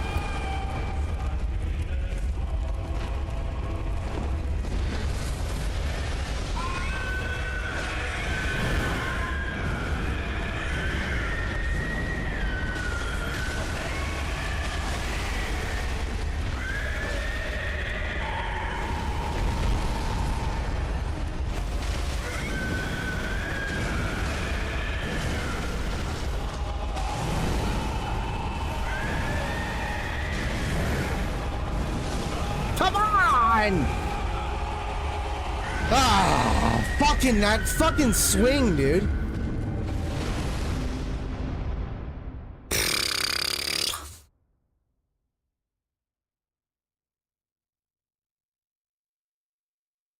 Well, I couldn't get it off on the last try, but I really appreciate you hanging out, man. It means the world to me. It really does. Remove all your clothes, then use it.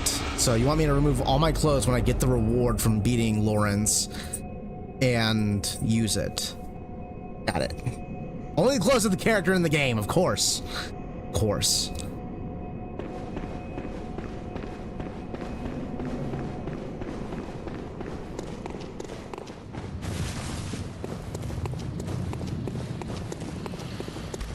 Better luck next time. Bye. Well, I really appreciate your tips, man. It was a lot of fun having you in the stream. You're welcome anytime to hang out again.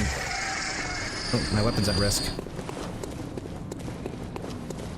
Well, the best thing to do at this point would be to collect my stuff, do the respawn thing.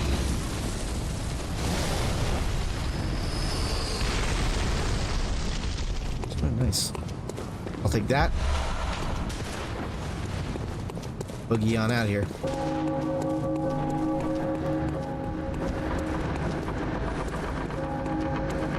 MP, you're the man. You're awesome. And thanks for joining the stream again.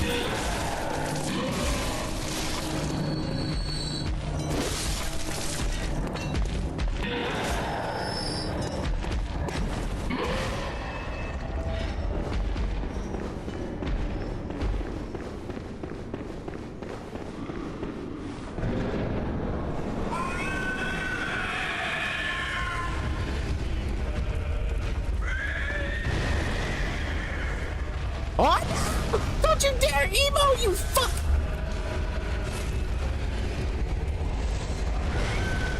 Oh. Welcome back, Lou.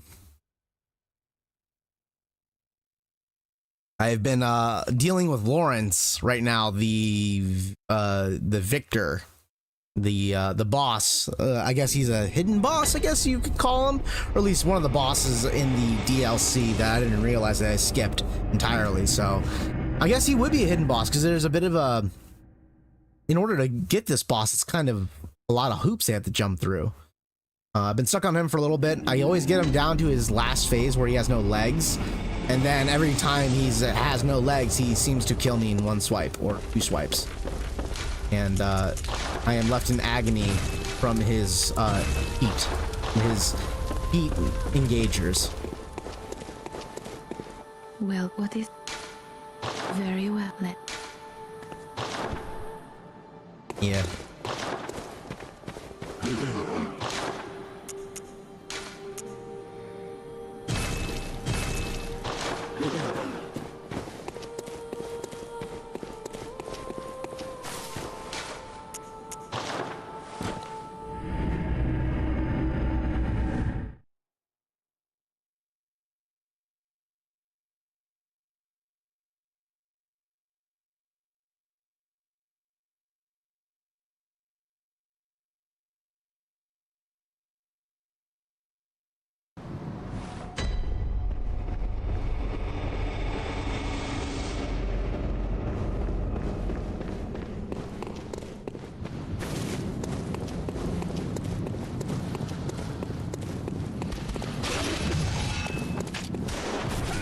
Really?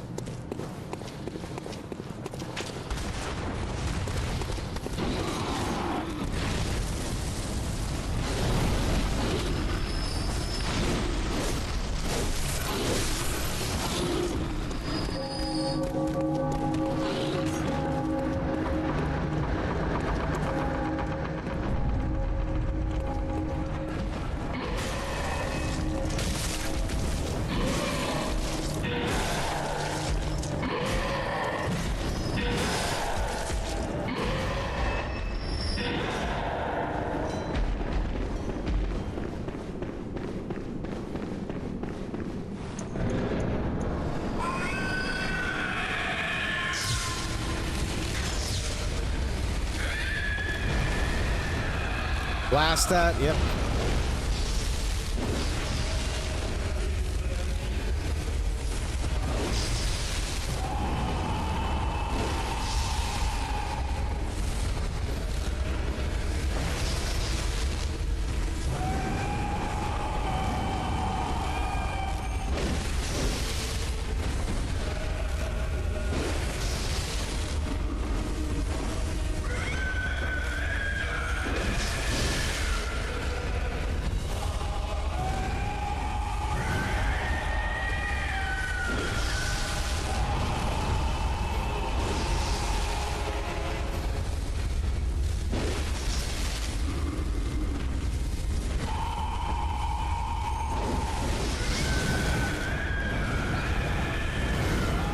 Fucking swing!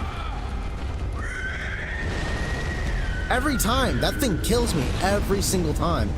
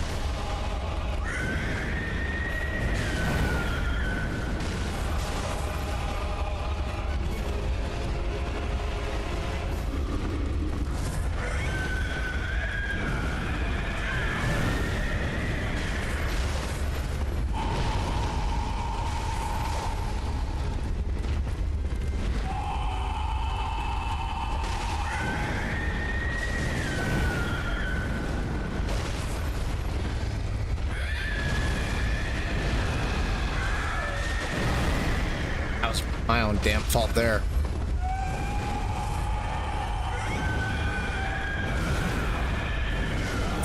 Fucking shit. The wall got me stuck there for a little bit.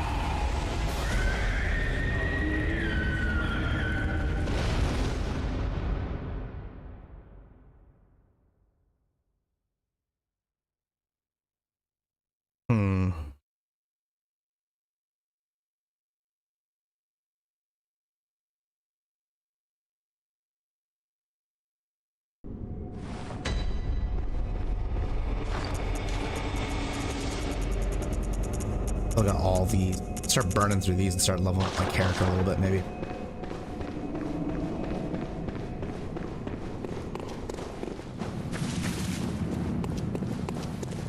I'll probably do that after I beat this thing, so that way I can like maximize my points.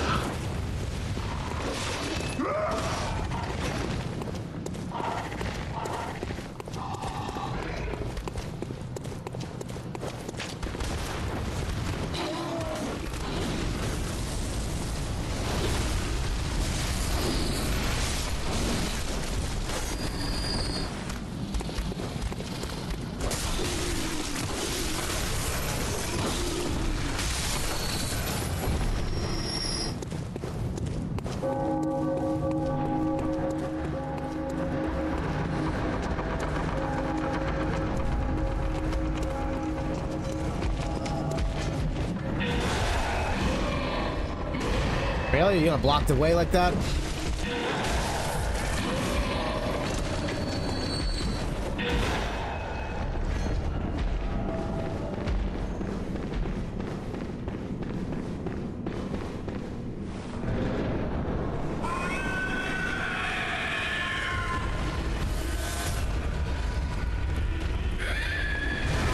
Come on, man.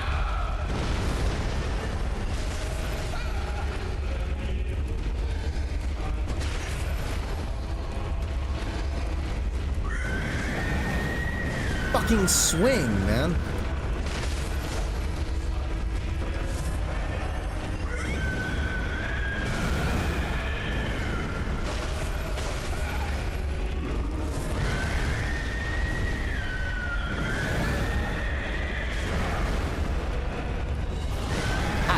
That just sucked.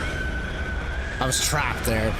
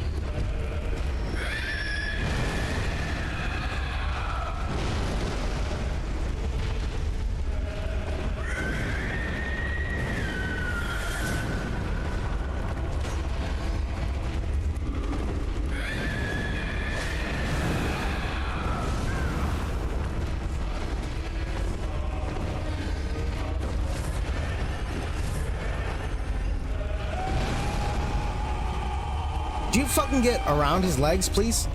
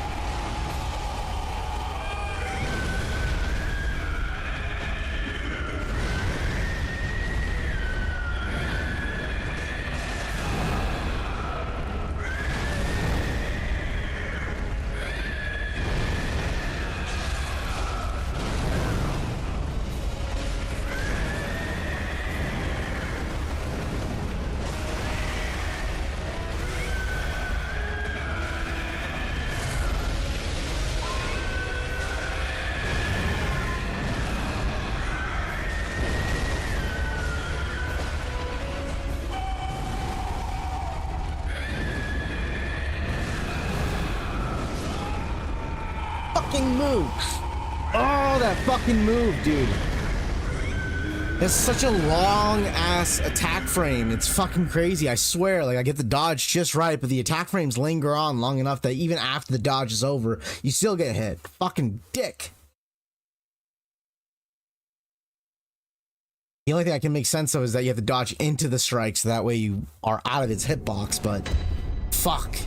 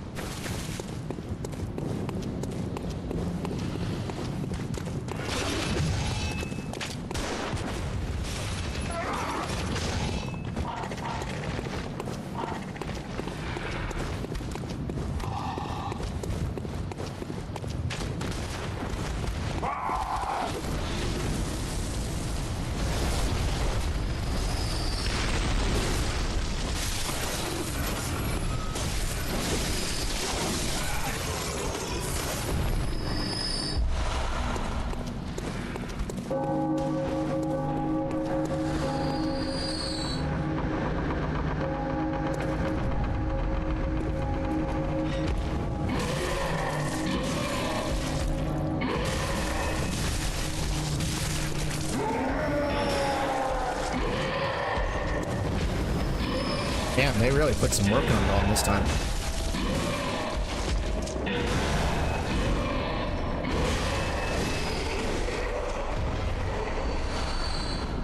Yeah, blood vials. Damn right.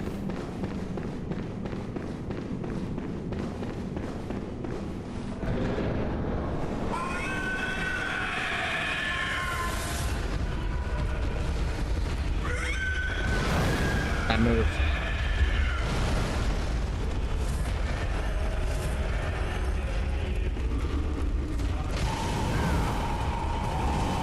Into the strikes.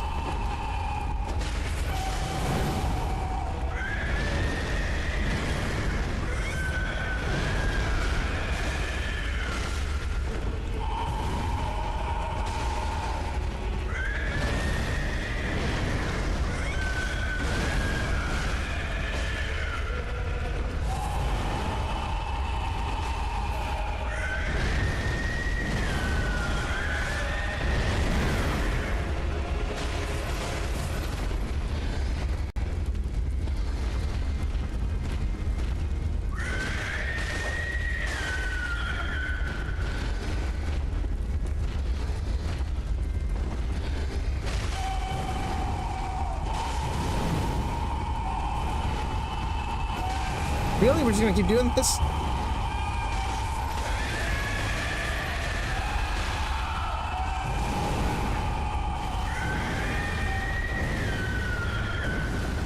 I almost moved right into that one.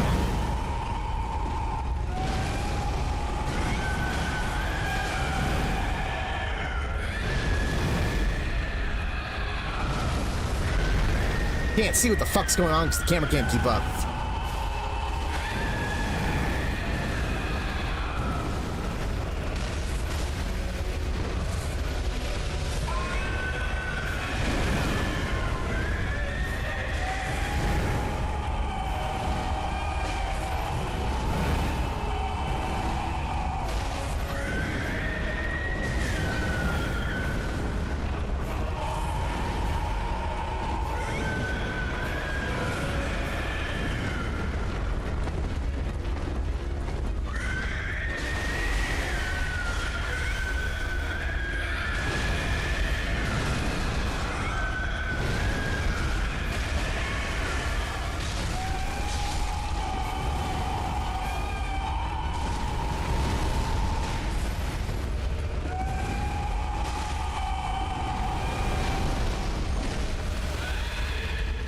Visceral.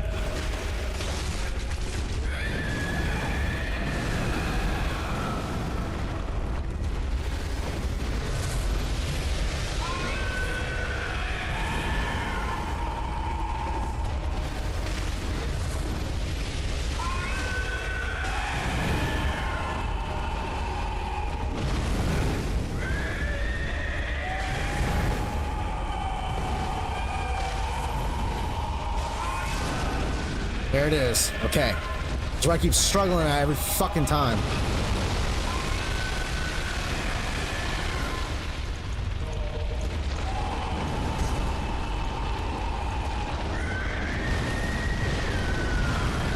Of course, I got stuck on the wall.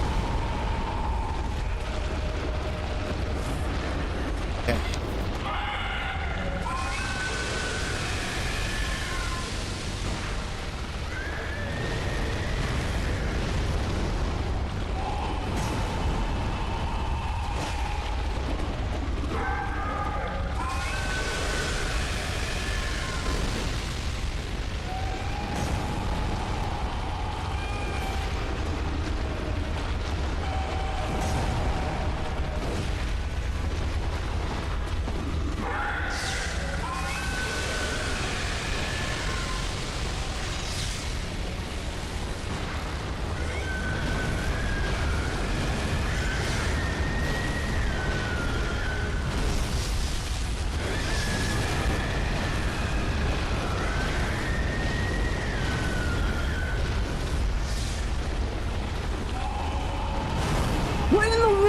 swing!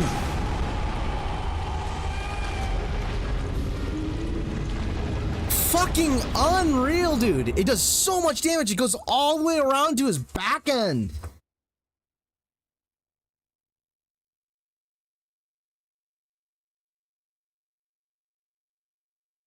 Ah.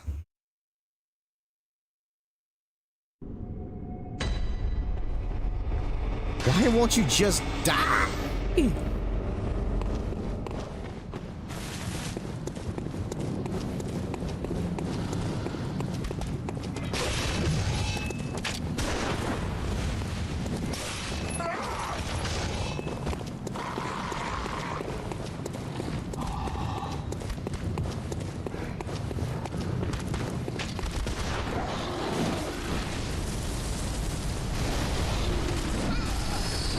Alright, really? We're having this problem now?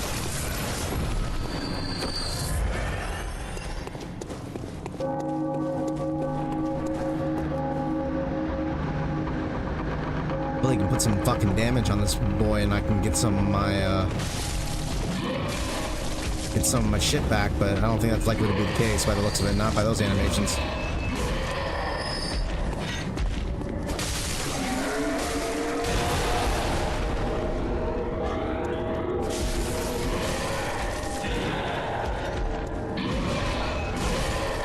What a fucking dumb ability.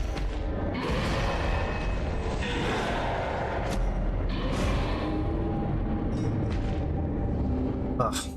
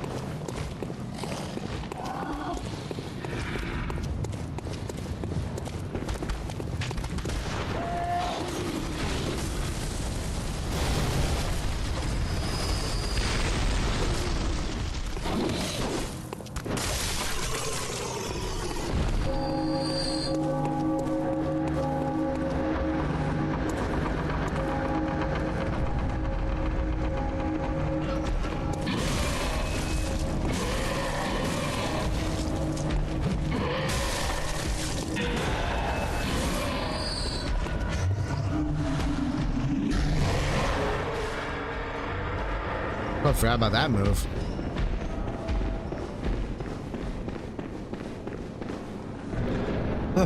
Okay.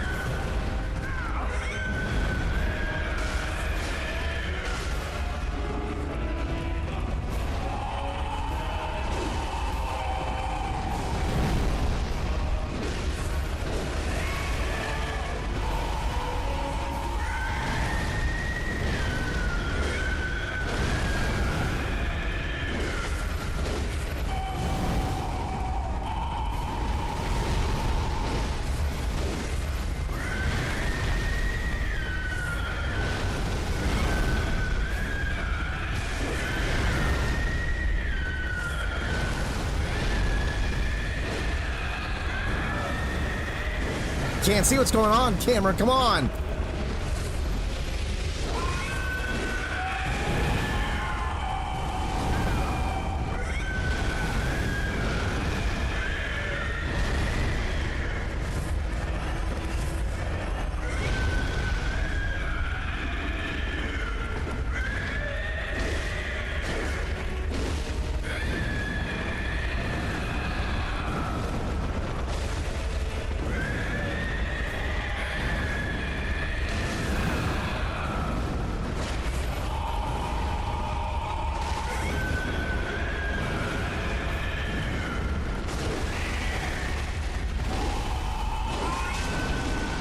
Okay.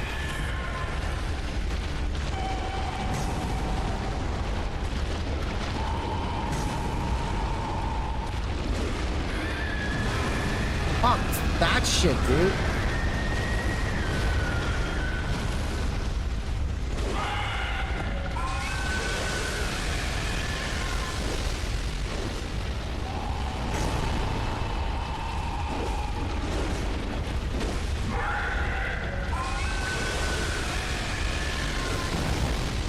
Not quite what I wanted, but all right.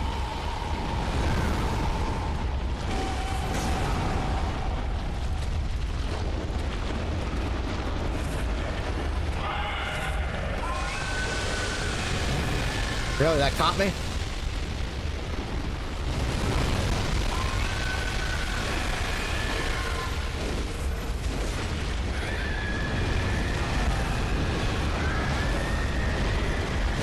Dude, come on! Fuck! What's the deal with that?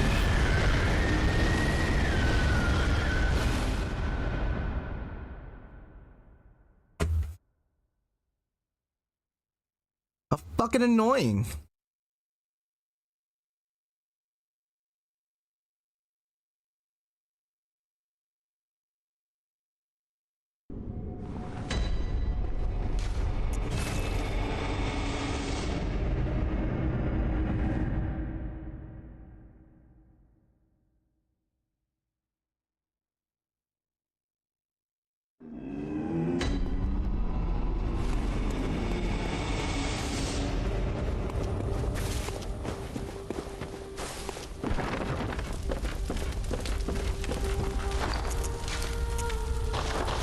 That's right.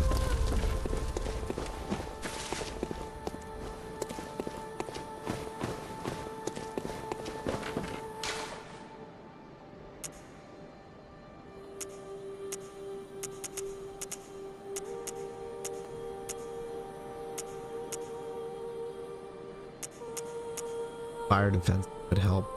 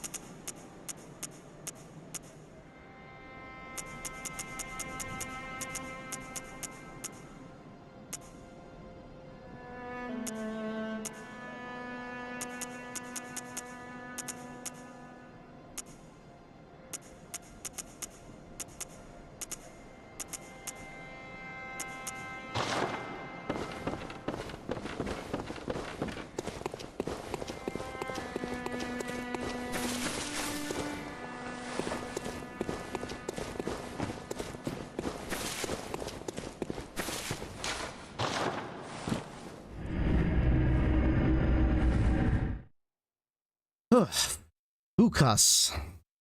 I'm working on that. I am working on that.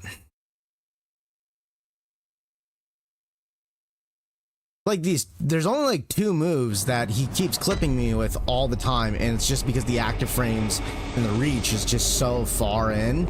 It's really hard for me to get the timing down all the time, and it's also really hard for me to like figure out the right position to dodge because it happens so fucking quick.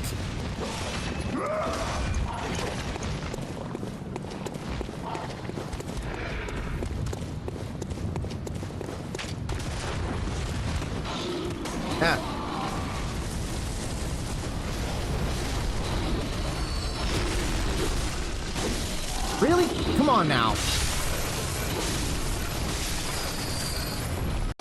Fucking assholes.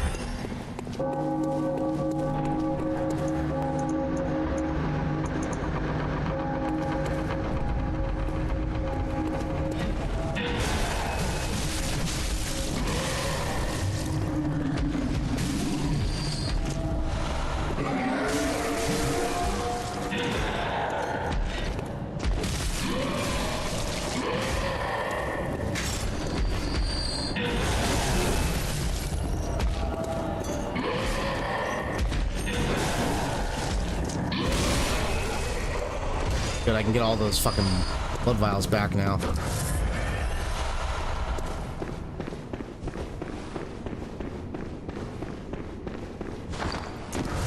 Really? My fucking hand slipped.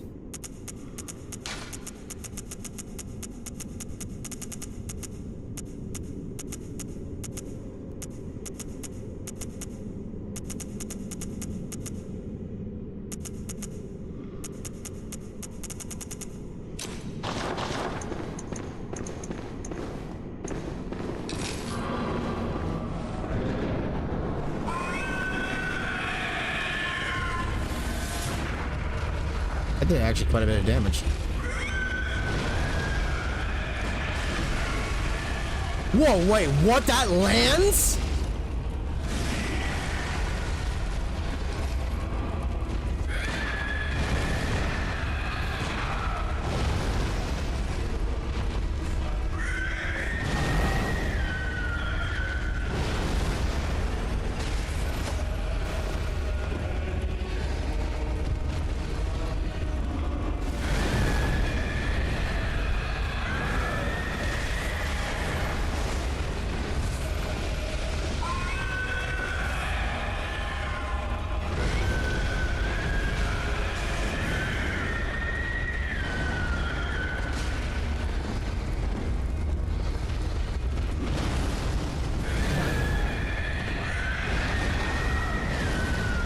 On camera, stop fucking fidgeting.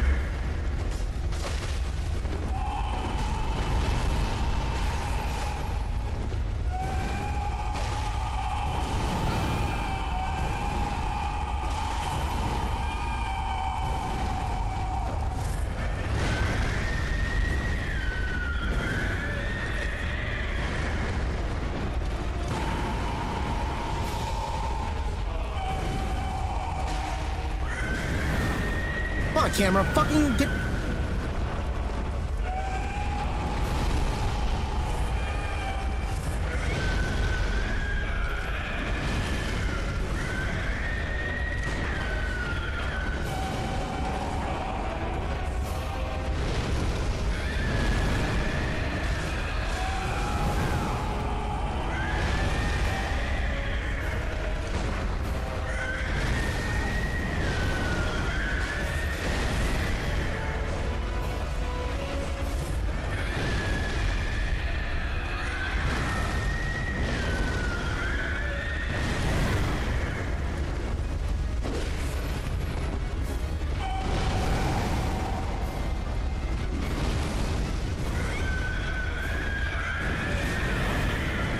fucking swing there. That one hits me so much.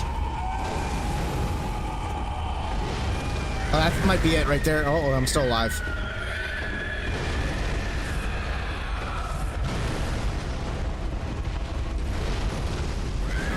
Damn it, I missed the timing.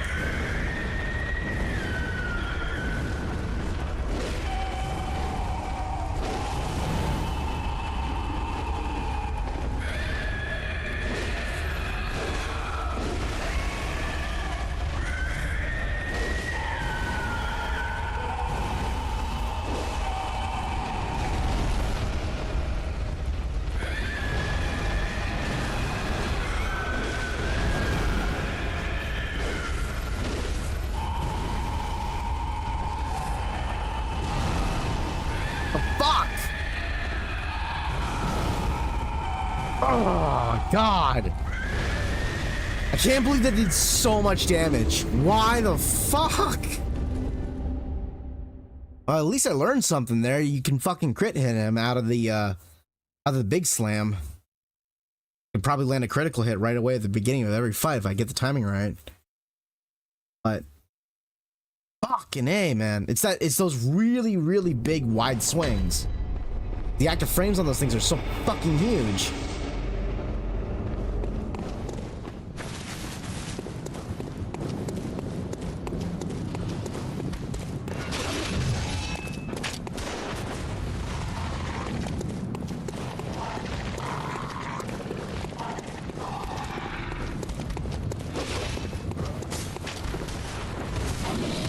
Oh, really?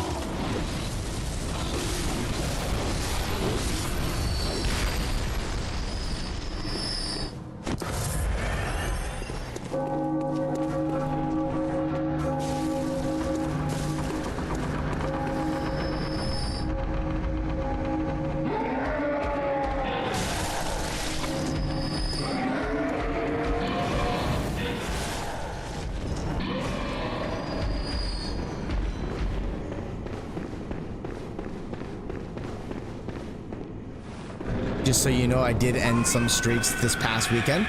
Oh, good. I'm proud of you. That's great. I hope you captured them on camera. I would love to watch them.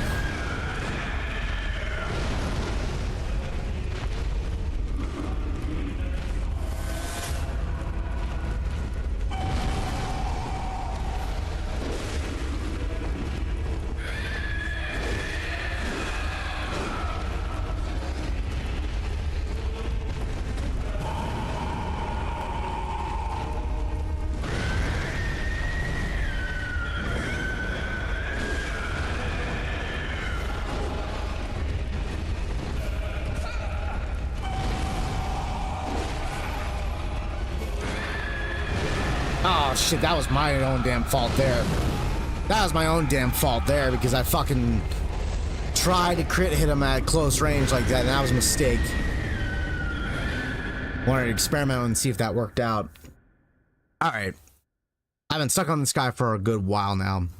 Oh, you got them uploaded. I'll have to check them out soon. We're gonna do a discussion section right now because I've been stuck on this fucking guy for too long. So let's do a little discussion part. What I'm gonna do first is actually I'm gonna go back there, grab my blood echoes, repair my equipment, chill at the Hunter's Nightmare, and then we're gonna talk discussions about Mortal Kombat 1, and then we're gonna talk a little bit about some Street Fighter stuff as well while we're at it. So we'll have a little chill and chat for a little while.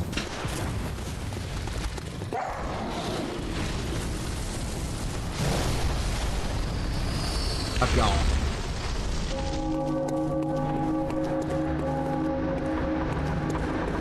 What was your highest streak that you got destroyed at this point over that weekend?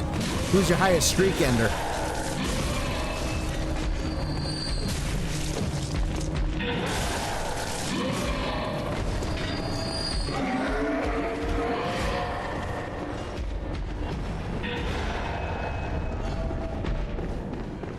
I suppose who's not the right word, but what was the highest streak that you stopped? That's the appropriate things I meant. Wouldn't slam your hand down.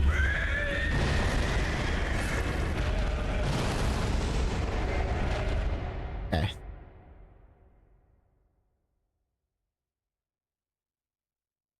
$52? You ended a 52 win streak? Holy shit.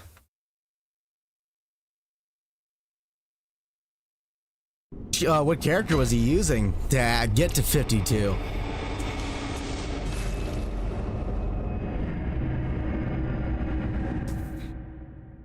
Oh.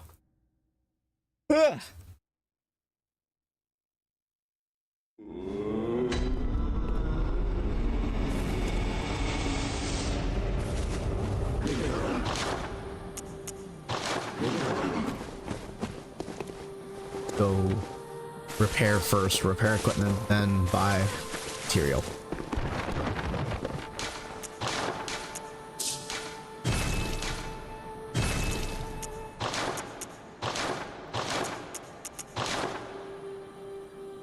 Do I have what it takes to max these out now? No, I don't. Okay, nothing to do with that.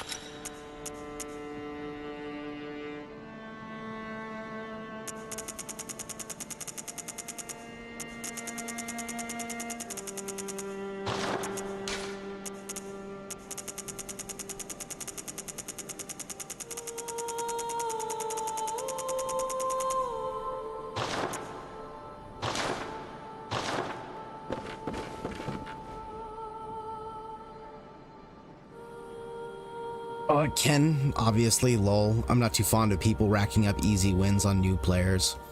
Yeah, I mean, it happens sometimes, but obviously people that are like streak winning and then, what's the word? I'm sure that the Ken player was using, on newer players, he was using his Rekka kicks and then stopping with the light kick version to, like, you know, frame trap the shit out of them and they don't know what the fuck to do. So I'm sure that's what was going on. All right, let's begin our discussion. Let's what we're gonna do is we're going to increase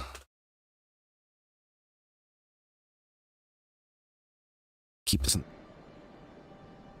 No, actually, we're just going to increase this.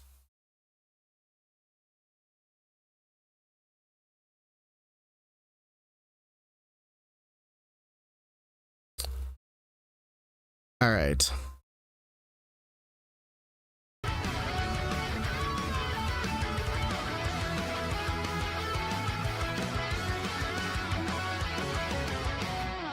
What's up, dudes? So we're on the cusp of an absolute gigantic fighting game revolution. Mortal Kombat. Out of curiosity, you can hear this, right? You can hear everything that's going on the video. I just want to make absolutely sure that's what's going on.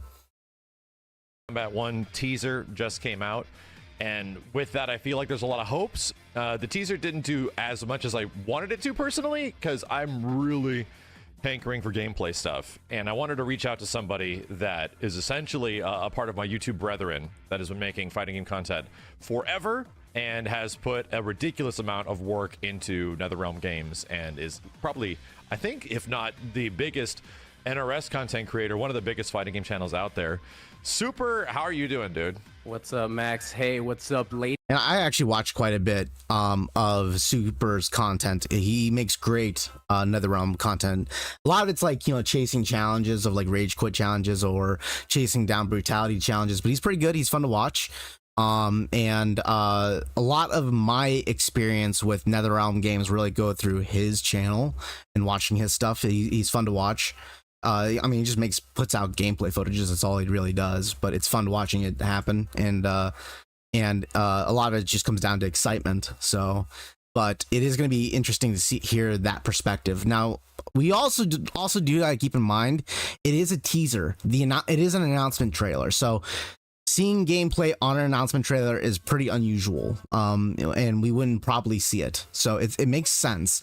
The issue with the announcement trailer isn't that it's announcing the game and not showing gameplay. It's the fact that the game is being announced so soon after, or the game's being released so soon after its announcement, which is, you know, kind of a little, at least in my opinion, that's a little concerning. It's just really soon without even knowing what the gameplay is, so that tends to be a bit of a red flag in my mind. Ladies and gentlemen, my name is Super, and I feel honored to be on Max's channel finally. I've always wanted to do a collab video with him, and this is the perfect time with Mortal Kombat 1 approaching in only 4 months. 4 months away. Yeah, that's weird, right? It's kind of crazy that we are so, like, such a short time frame, and the same thing happened, of course, we know, because we've been covering this stuff with MK11.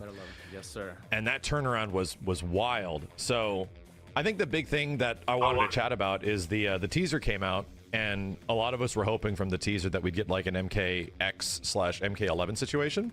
Yeah. And we'd know a bit more about like gameplay stuff, but it was super story focused. And it was.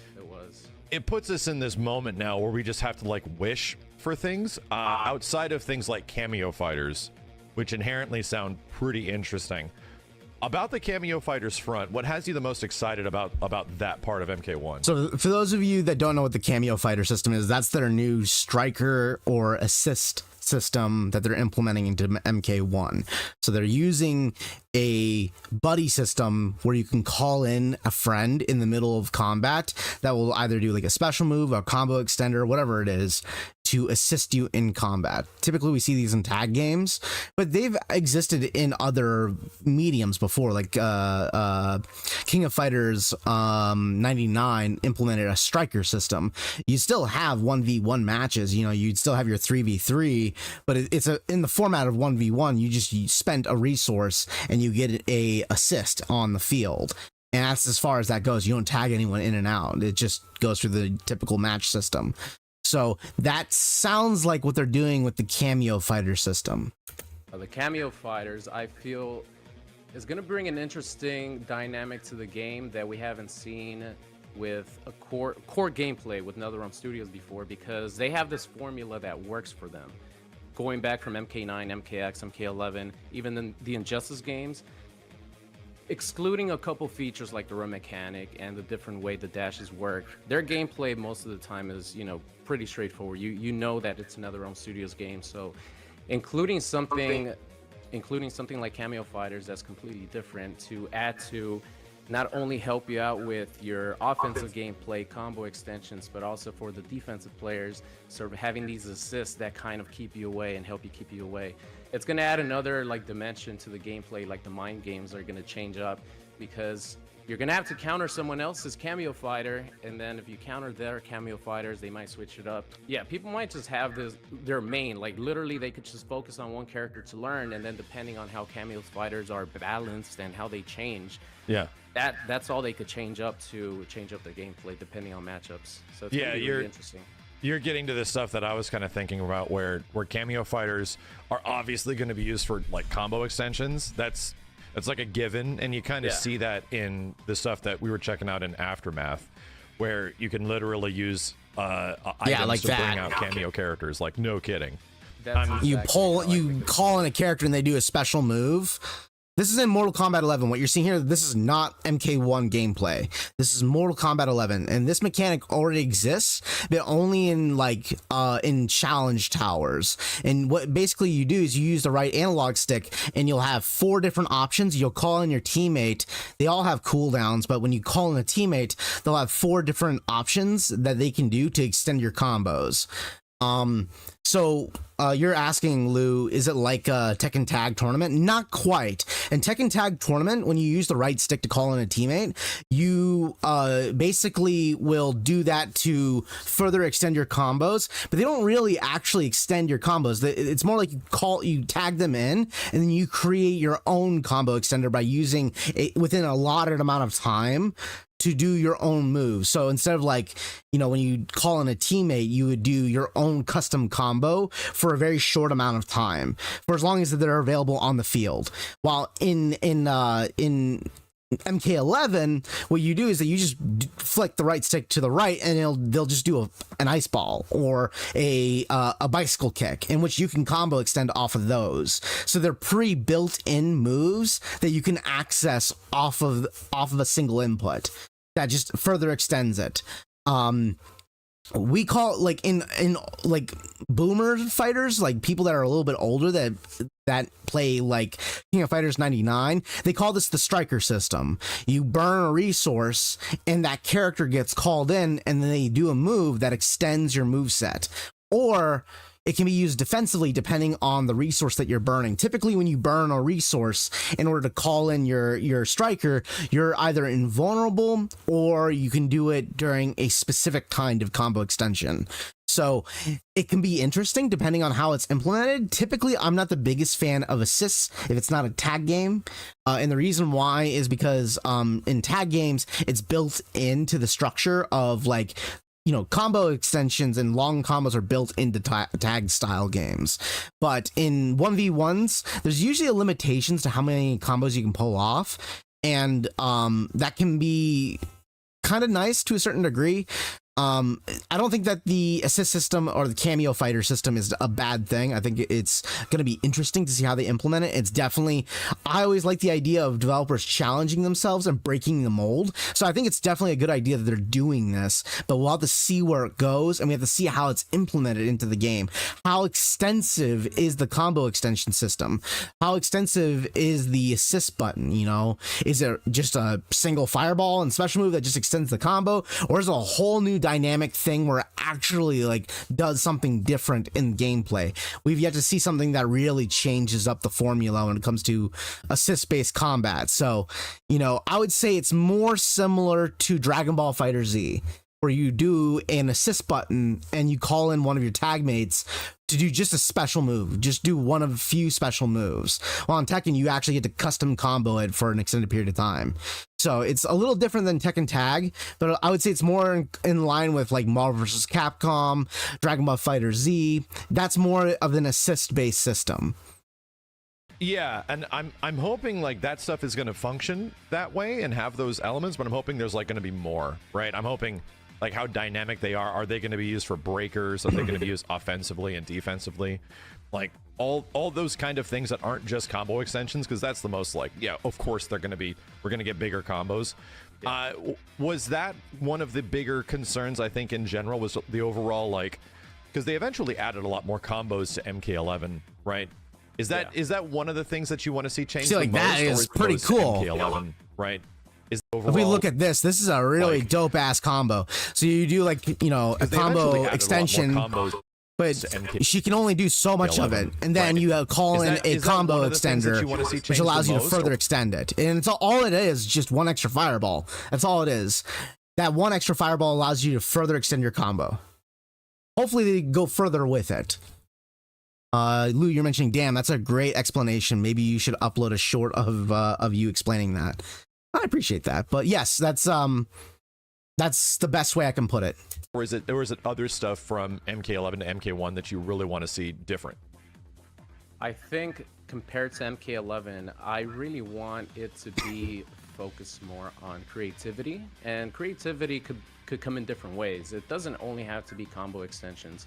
It could be something like mix-ups, setups. Yeah. Different ways to play the game other than just the basic bread and butter down one poke into grab, down one poke into pressure, like there's a lot of that. The Mortal Kombat 11 had, and that could get pretty boring really quickly. And I find it kind of funny that you and I attended the premiere event, like the community reveal event, and we had time with the game. And I love Mortal Kombat 11. Don't take anything as far as like I'm. Come on now.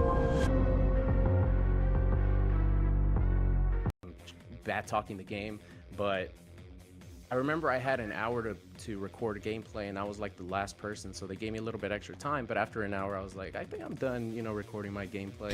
Keep in mind, you didn't want to play anymore. I think I'm good. This is the first time that we got our hands on a new Mortal Kombat game. I'm here crying in the Mortal Kombat 11 reveal, even back then, because I'm so happy. Yeah. And after like an hour, I was like, oh, okay, I think I got my footage. You know, I think I'll yeah. And that first impression, it was pretty clear that like I have no doubt this is going to be a great game, and I think MK11 is a fantastic game, and they eventually added a lot more stuff even from that first impression, like a lot more combos. Remember when dashing was awful? Oh my god, you couldn't even forward dash, dude. So a lot of that stuff did. Quicksand, yeah. They changed it. It's like, okay, so they clearly understood that they need to push things in certain directions. But overall, I felt like you and me sort of just meshed a bit better with classic run associated Mortal Kombats, if not maybe Mortal Kombat 9, because these games are kind of nutty. They are kind of like crazy, and not as much, it isn't as much the combos, because that is easily one of the most forefront things that you go to. The combos are just ridiculously fun. It's also like the mobility and the movement. And I think for me, if there's one thing I'm really hoping outside of the cameo stuff that MK1 does, I'm hoping for something interesting in movement, because MK11 had some interesting run dash canceling stuff, right, where you had to like block, cancel, and then make your run, like MK9. Yeah. But I'm just hoping they inherently put something in there, and it doesn't need to be a cook it and run, something at least sort of like interesting movement and mobility wise that would differentiate it from previous Mortal Kombats. Here's my idea right off the bat that just came to mind, and I don't know if it's the perfect solution, but my guess, or what I would do to make it different is add a rush mechanic where if you use a combo extender, your character instantly like fucking torpedoes at the enemy and just full books it, like full sprints at the enemy, so that way he gets a natural combo extension. But more importantly, let's say that you call in an assist character and they're blocking the assist string, you get to sprint at them and then create this pressure dynamic of instant pressure. I think that would be interesting. The best thing I can describe it as is like the EX drive mechanic in King of Fighters, where if you burn meter, you can instantly sprint at your enemy and then like close in the distance on them really quickly. That would be interesting if they implemented something like that, because they haven't added the sprinting mechanic back into Mortal Kombat since 10. And I mean, which is just the previous game beforehand, but I thought the running mechanic was always really cool. I kind of wished that MK11 had the running mechanic, but I understand why it wasn't implemented, because they wanted a more like footsie based fighting game. But I thought that like Mortal Kombat had a better system designed for sprinting, because it is such an overly aggressive game. I felt like there was a pacing issue a lot of the time in MK11 with fights, because there were times where your character felt really explosive, and there were times where it didn't feel that way, and it just felt like a weird pacing issue a lot of the time, where Liu Kang can like instantly blow you out with his flying sidekick from all the way across the screen, but he doesn't have any more tools that, you know, do that. Or you had like Scorpion, who would teleport behind you and just instantly be on you. And I felt like it was weird that they had these mechanics, but they didn't have a sprint mechanic that allowed you to further pressure your opponent. You had like these instant teleport moves that allowed you to get instantly on your opponent, but only if it landed. So it just felt strange a lot of the time. There was this weird pacing issue that ended up occurring. That's just my opinion, though. That's how I felt about it. Yeah, I get you. So you're saying it doesn't need to be like, you know, someone on crack just like running across the screen in about 2 seconds. I feel like Mortal Kombat 9 really opened your eyes to sort of the dash mechanics that game had compared to Mortal Kombat 11, because I know you've played it in the past, but I've seen some of your videos recently where you actually sat down and tried to learn it properly, and you had so much fun with that style of dash compared to something like Mortal Kombat 11. Yeah, and okay, so what are we talking about here for those of you that are not initiated, the uninitiated? What we're talking about is that in order for people to do fast dashing in Mortal Kombat, you had to use the block button, which in block button in Mortal Kombat is hitting the right trigger, or R2. And what you would do is that you would cancel your recovery time in your dash, and then you can re-input the dash again in order to like insta dash quickly across the screen. So what was the difference between MK9 versus MK11? MK9 allowed you to block sooner and cancel your dash sooner, but also the dashes covered more distance quickly. While in MK11, the map was a lot larger, and you couldn't you couldn't dash nearly as far or as quickly and cover nearly as much distance as you would in MK9. I still don't like both systems. I still don't like that dash block. It felt odd to me, but it definitely felt better in MK9 than it did in MK11. In MK11, it felt a lot more difficult to do that, because the map was a lot larger. You could get full screened a lot further, but it also felt like a lot of the time when you dashed forward, it felt a little rough. It felt a little sluggish. So a lot of times it wouldn't be uncommon for you to accidentally like dash forward, but be a little late on the block and you get nailed by a projectile. You could eventually get good enough where that just didn't happen. You could improve on it, but it just became an annoyance. It became frustrating to do. So I personally don't like the mechanic, but I understand why people liked it in MK9 versus MK11, because in MK9 it was a little bit more aggressive. Is that it was fast. Like even forward really dashing and back dashing without doing the appropriate like block canceling and stuff was really quick. And I'm like, oh, there's a level of complexity to this that I really like. And I do absolutely agree with you. I mean, I'm sure you've been watching a couple of my videos and we have a similar take.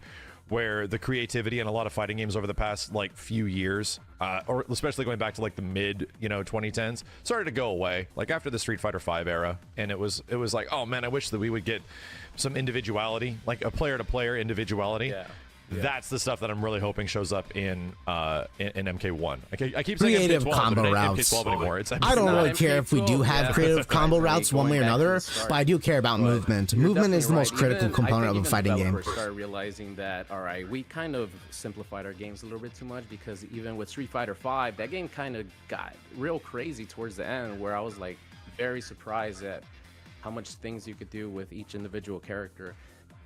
I really hope that NetherRealm took our feedback into consideration with MK11, and push it forward a little bit to have some more creativity with the fighting, because honestly, as beautiful as the game looks, as cool as the story could be, as crazy and gory as the fatalities are, the gameplay is going to make or break the game. So as long as the gameplay is there, I mean, you and I are big fans of MVCI, and that game looked like what it looked like, but the actual gameplay, but the actual gameplay was insane, and anyone could go back and have fun playing that game. So I really hope that they take our feedback from 11 into consideration and give us something that's new and refreshing.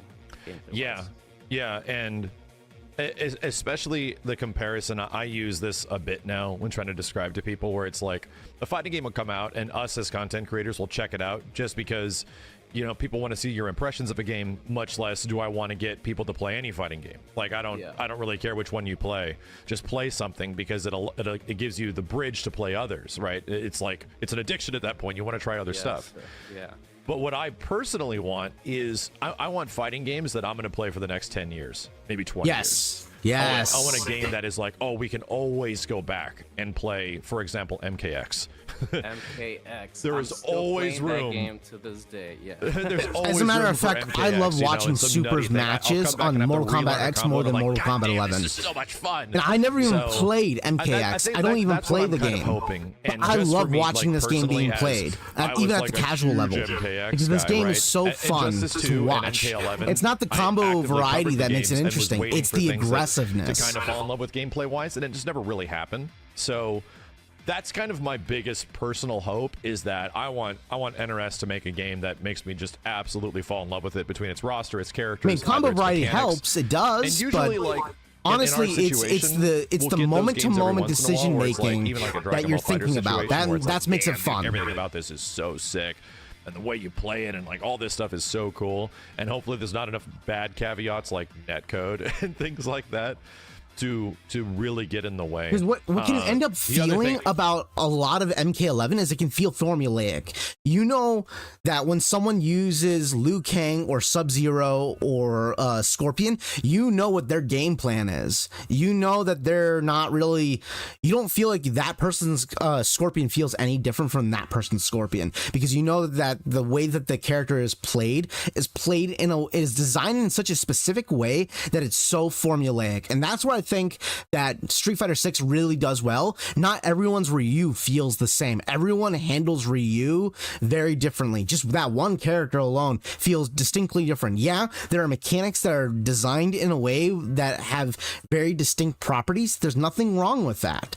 But if the entire character feels a lack of creativity, or at least a lack of options to deal with multiple scenarios, then what it ends up feeling like every character just feels like a character, like just one character, and you don't feel like everyone has their own version of that character. And I think that's the reason why like certain games like Tekken in a lot of ways do really well, is because everyone uses their character so distinctly different. Yeah, they have strengths and weaknesses, but people really want to personalize their character in a way that makes them feel like this is my character and this is how I play that character.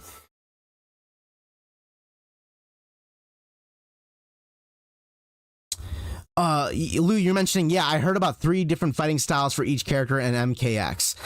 That same style system exists in MK11. So what does it do differently?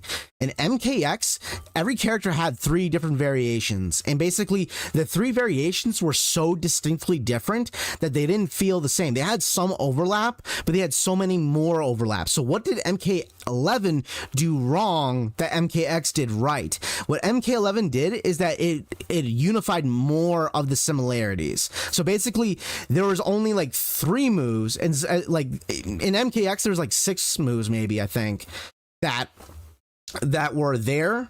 And then there was like 5 moves that were across all 3 different variations. So you had like Hadoken, Tatsumaki, Shoryuken, and Donkey Kick. Those 4 moves were available on all 3 variations. Then you had 4 or 5 or 6 more moves that were only exclusively available on each of the 3 variations. So what they ended up doing in MKX is that they gave 3 more of those moves to be universal. So instead of it being 4 moves that were universally across the board, it was 7 moves across the board. And then all of a sudden, you only had 3 moves that were available on the other 3 variations. So there was less distinguishable features and less distinguishable elements between each of the variations. So the variations felt watered down as opposed to distinctly different.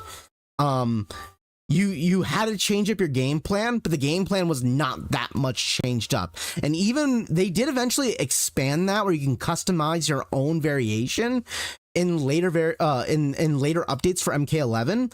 But what ended up happening is that it had so little impact in the core gameplay role of the characters that it didn't really matter that much.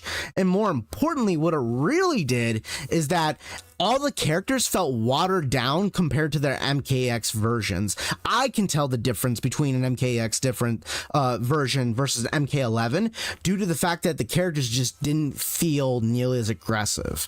And yes, you can have a fighting game that's more defensive. Like, for example, Samurai Showdown is a much more defensive game because it's really more focused on raw damage and basics, like very simple one-hit high damage basics. So why can that game at a slower pace do it better than MK11? And the reason why is because MK11 felt like it had a bit of an identity crisis. It felt like there were moves that allow you to like cheat code your way into aggression, and there were times where it didn't feel that way at all. So it felt like it had this really odd pacing issue, like I mentioned before, where like you had bursts of energy and then it would just dissipate away really quickly unless you trapped your opponent in the corner. And that was really annoying. While like Samurai Showdown has a very distinct pace. It has this always slow, methodical pace that you don't really ever get out of, and it always feels really like at the same level all the time. There's a pace, like a pacing to the game, and all fighting games kind of feel that way to a certain degree. And Street Fighter has that to a certain level, where you're always kind of playing footsies a little bit, but they have a few moves here and there that allow you to break out of footsies, but you can't rely on them too much, because if you rely on them too much, then you leave yourself vulnerable to other like footsie attempts, such as countering with the drive impact mechanic. If someone knows that you're trying to counter their footsie attempt, then just counter drive impact you back, and that's still allows the footsie game to still exist there. I never knew that the modern Mortal Kombat games were that deep. Yeah, they were. They were actually very deep. I would say Mortal Kombat games are really, really easy to play. They're really accessible, but they have a really deep mechanical system.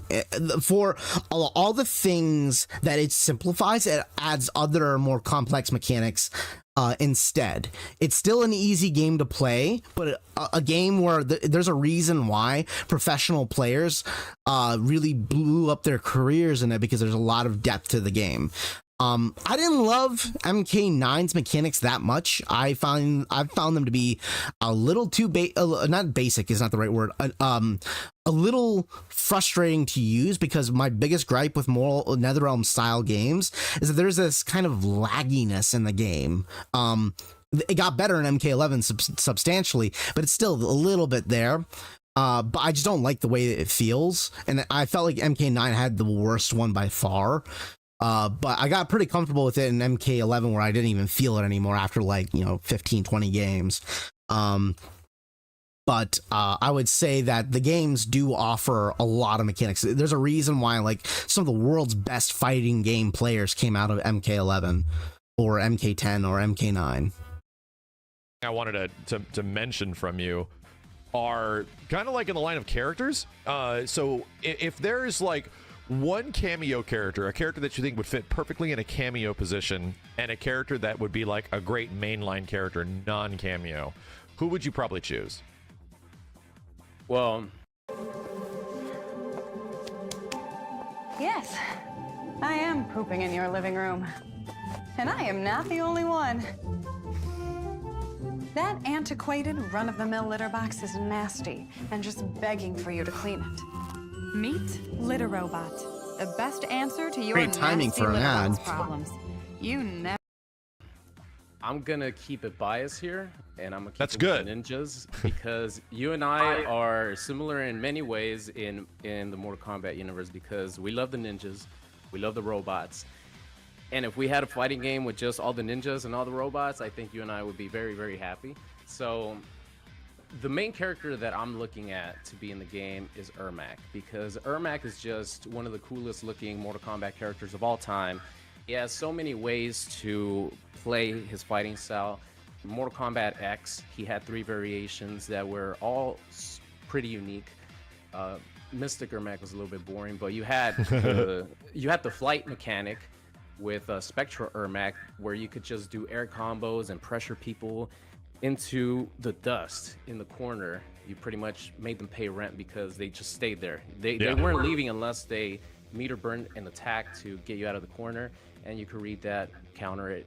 And then you had Master of Souls, which was meterless vortex, which is something that, interestingly enough, Ed Boon had brought up. Yeah. Tweet from before. Yeah, that's an interesting take where he like specifically addressed meterless vortex, which MKX had a lot of. And he mentioned it multiple times. I think it was at least 2 tweets where he said meterless vortex because someone asked him about a character in MKX and they said meterless vortex. So yeah, I'm assuming that they're gonna bring a lot of that back that was in Mortal Kombat X. Maybe not the 50-50s. Like, this is something that people don't understand when I keep telling them, like, makes me angry because they're like, oh, you love Mortal Kombat X so much because you could open people up in an easy way with 50-50s, overhead, lows. I'm like, no, the reason I like Mortal Kombat X so much is because you have many ways that you could play offense. Not only that, but that's exactly my point. Just feels fast. You feel like you're playing and thinking at like an ultra supersonic speed compared to something like Mortal Kombat 11. Again, I'm not trashing Mortal Kombat. I love the game, but to interject and to add to that, yeah, and I realize as I get older and I start like getting a little introspective and understanding what I like about certain fighting games, I figured out that I like the fighting games that make you make a lot of decisions. Like a lot of rapid fire decisions really fast. Kind of, because there are a lot of fighting games out there that offer slower gameplay mechanics and slower gameplay speed, but offer just as many decision makings, and you don't need to make the decisions fast in order to do so. So what does it provide? What is it really providing? It's not about making decisions quickly. It's about having decisions that make you feel like they were your decisions and not decisions that limited you. And what I'm talking about is that, let's talk about like an anti-air option. You have two anti-air options: crouch and uppercut. You knock them out of the air because you're crouching, and then you uppercut them. And then you got your Shoryuken. Well, those are your 2 only options that exist in anti-airs. But that tends to be a little limiting. So why not add a 3rd option where this specific character can do a standing heavy kick and then knock him out of the air? That can be exciting. That can be fun. But maybe you got other options instead. Maybe instead of doing just those 3 options, you can do a prediction-based counter where you can counter the opponent's jumping attack and retaliate with your own. Now you got another option, or maybe you could provide a way where your character slides underneath them, and then you get to, like, instead of actually counter striking the opponent, you get to evade out of the attack at some expense of some meter.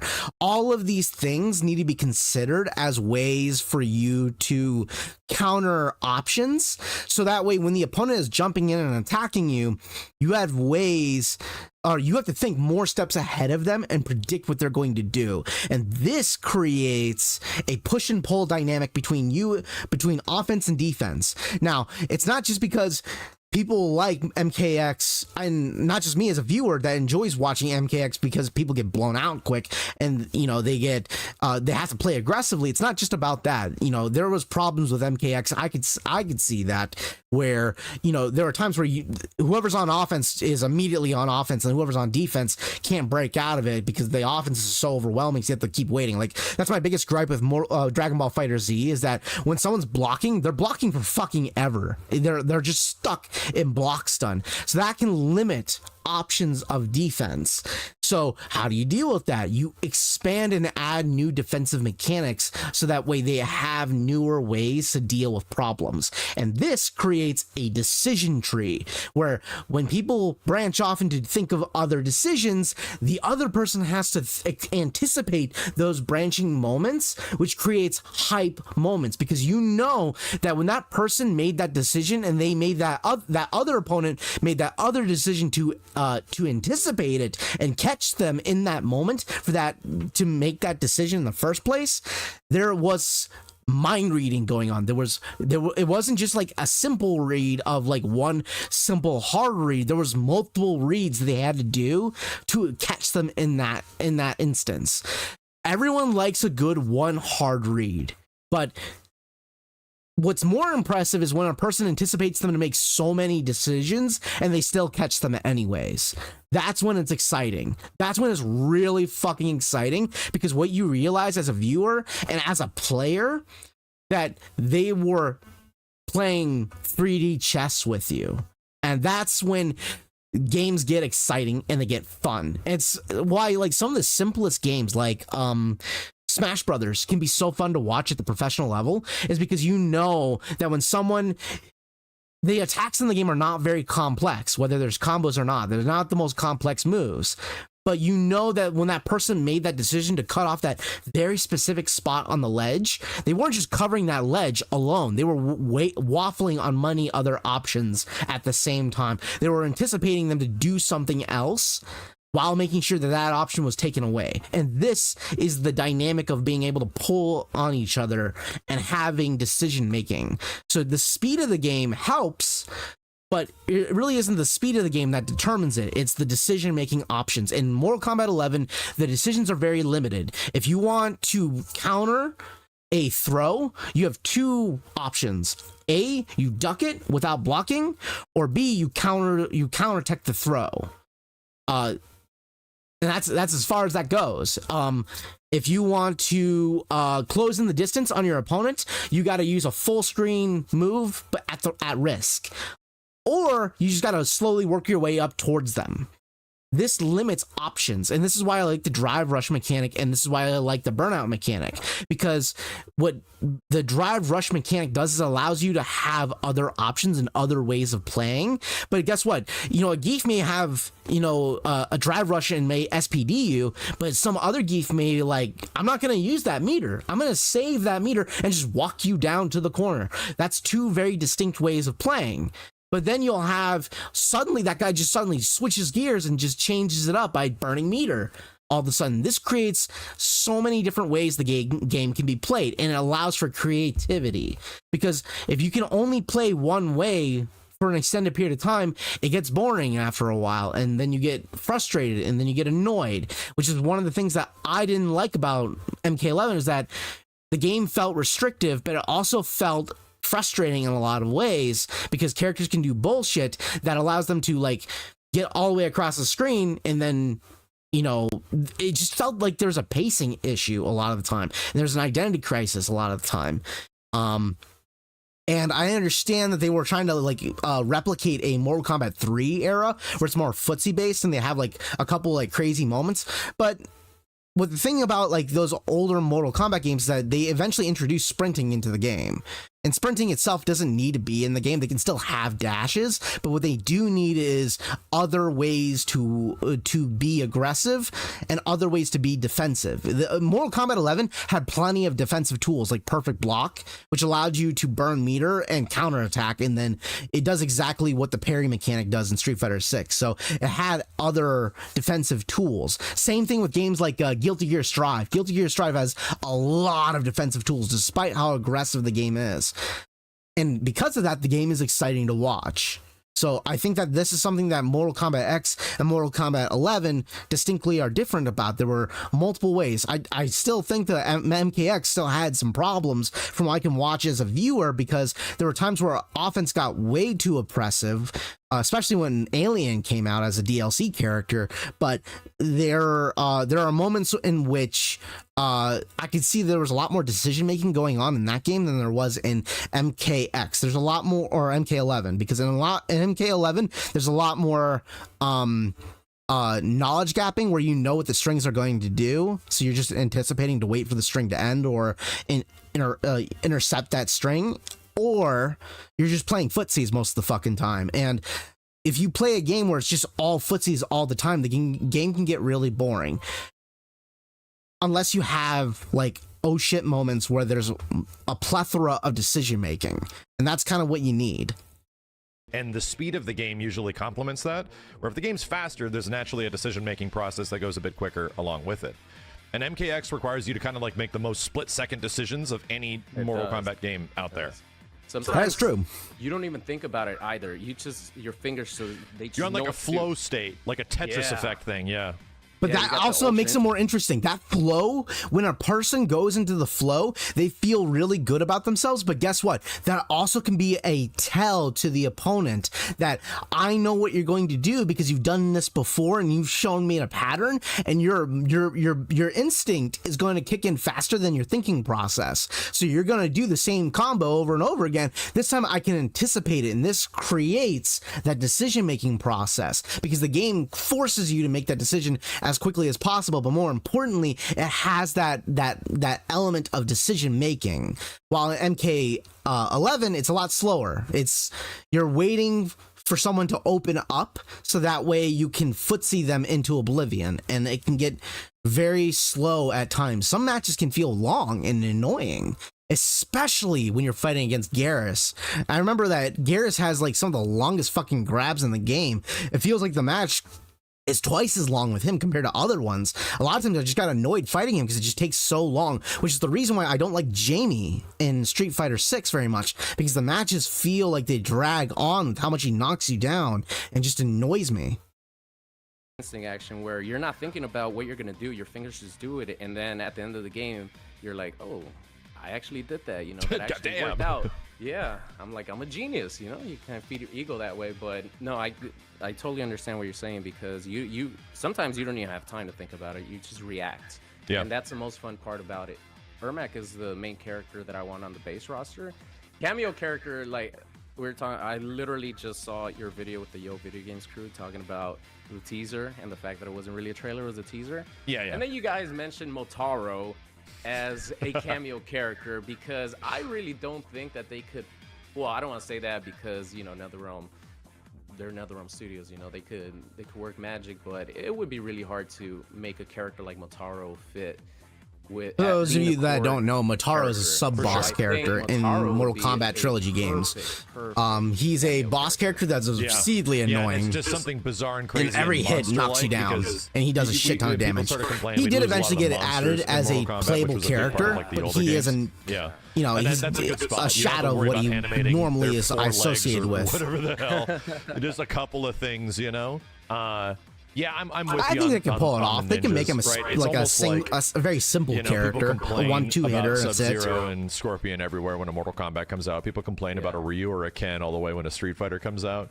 And it's like, because like Shotos and ninjas are the games. Fucking characters. That's like why people play them. So they're definitely the most popular characters, ninjas and Shotos, in either of the genres or series, franchises. I feel like I'm down with either one, but I would be more curious of a human smoke to see what the modern day take of it would be after MK9.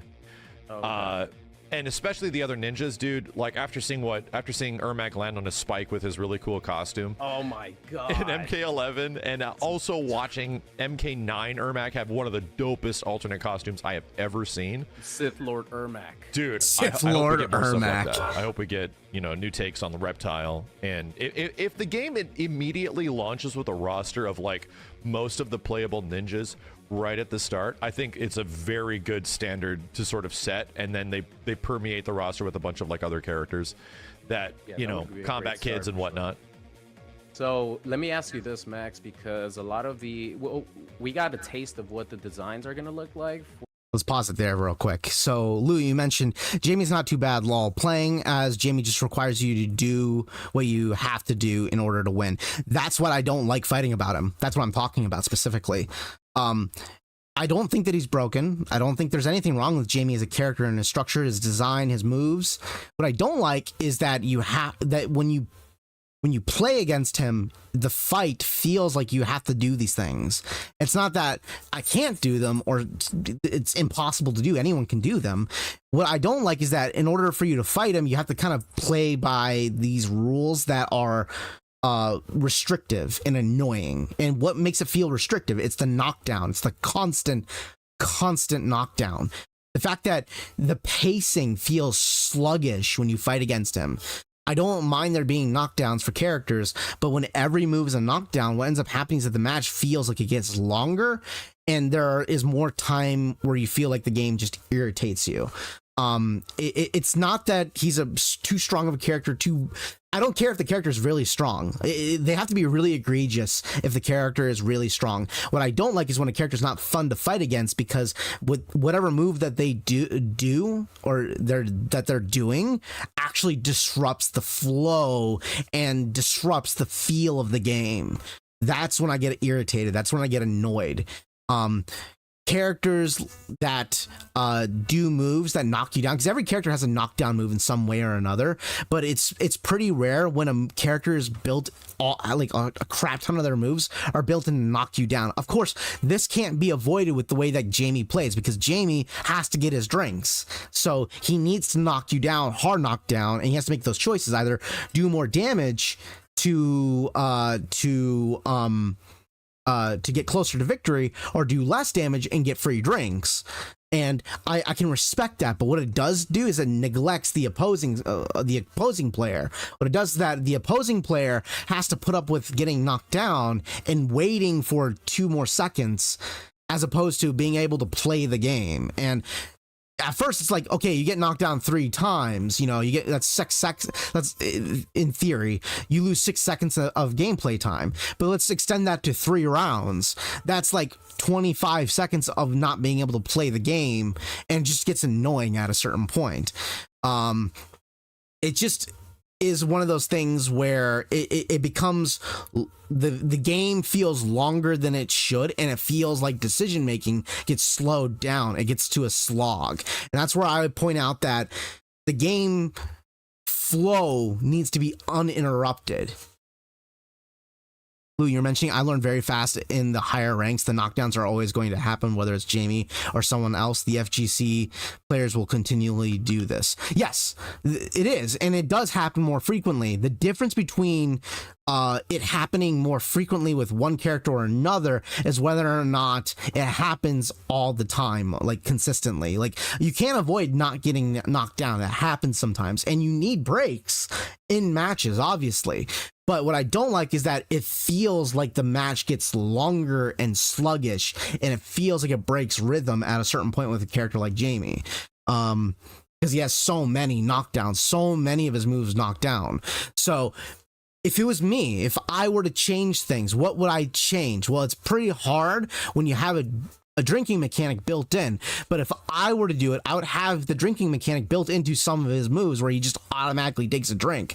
I don't care if he gets buffed in a way where he gets really, really strong or really, really weak. I don't care one way or another. What I would like is that he just gets drinks quickly, so that way we can kind of progress in the match and kind of get to that point a little bit more quickly. So that way, you know, I have to make decisions, he has to make decisions, and the match just doesn't feel like it's just a sluggish match, and just slows things down. Because some people don't mind that, but I know that there's quite a bit of players that just find that process slow and irritating. There are times where you need to slow down the game to allow players to like reset mentally, but if it happens so much, it just gets annoying. It just gets annoying at a certain point.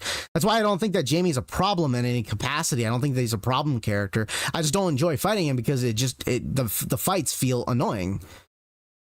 For specific ninjas, so what do you think about them going back to a more simplistic classic look compared to Mortal Kombat 11, which had very unique looking ninja costumes, Yeah. you know, with armor looking ninjas instead of more traditional ninjas, which I personally like a lot more. Yeah, they were starting to go kind of the Injustice. Overpriced filler and marketing Of course. don't improve supplements. Well, this gives me a chance so to stop paying bring for up them. your With bulk supplements, statement. Jamie does have drinks that, within combos. He gets drinks within combos while you get knocked down. I'm talking about like may as well just get drinks while he's doing the moves and allow him to build drinks over that process.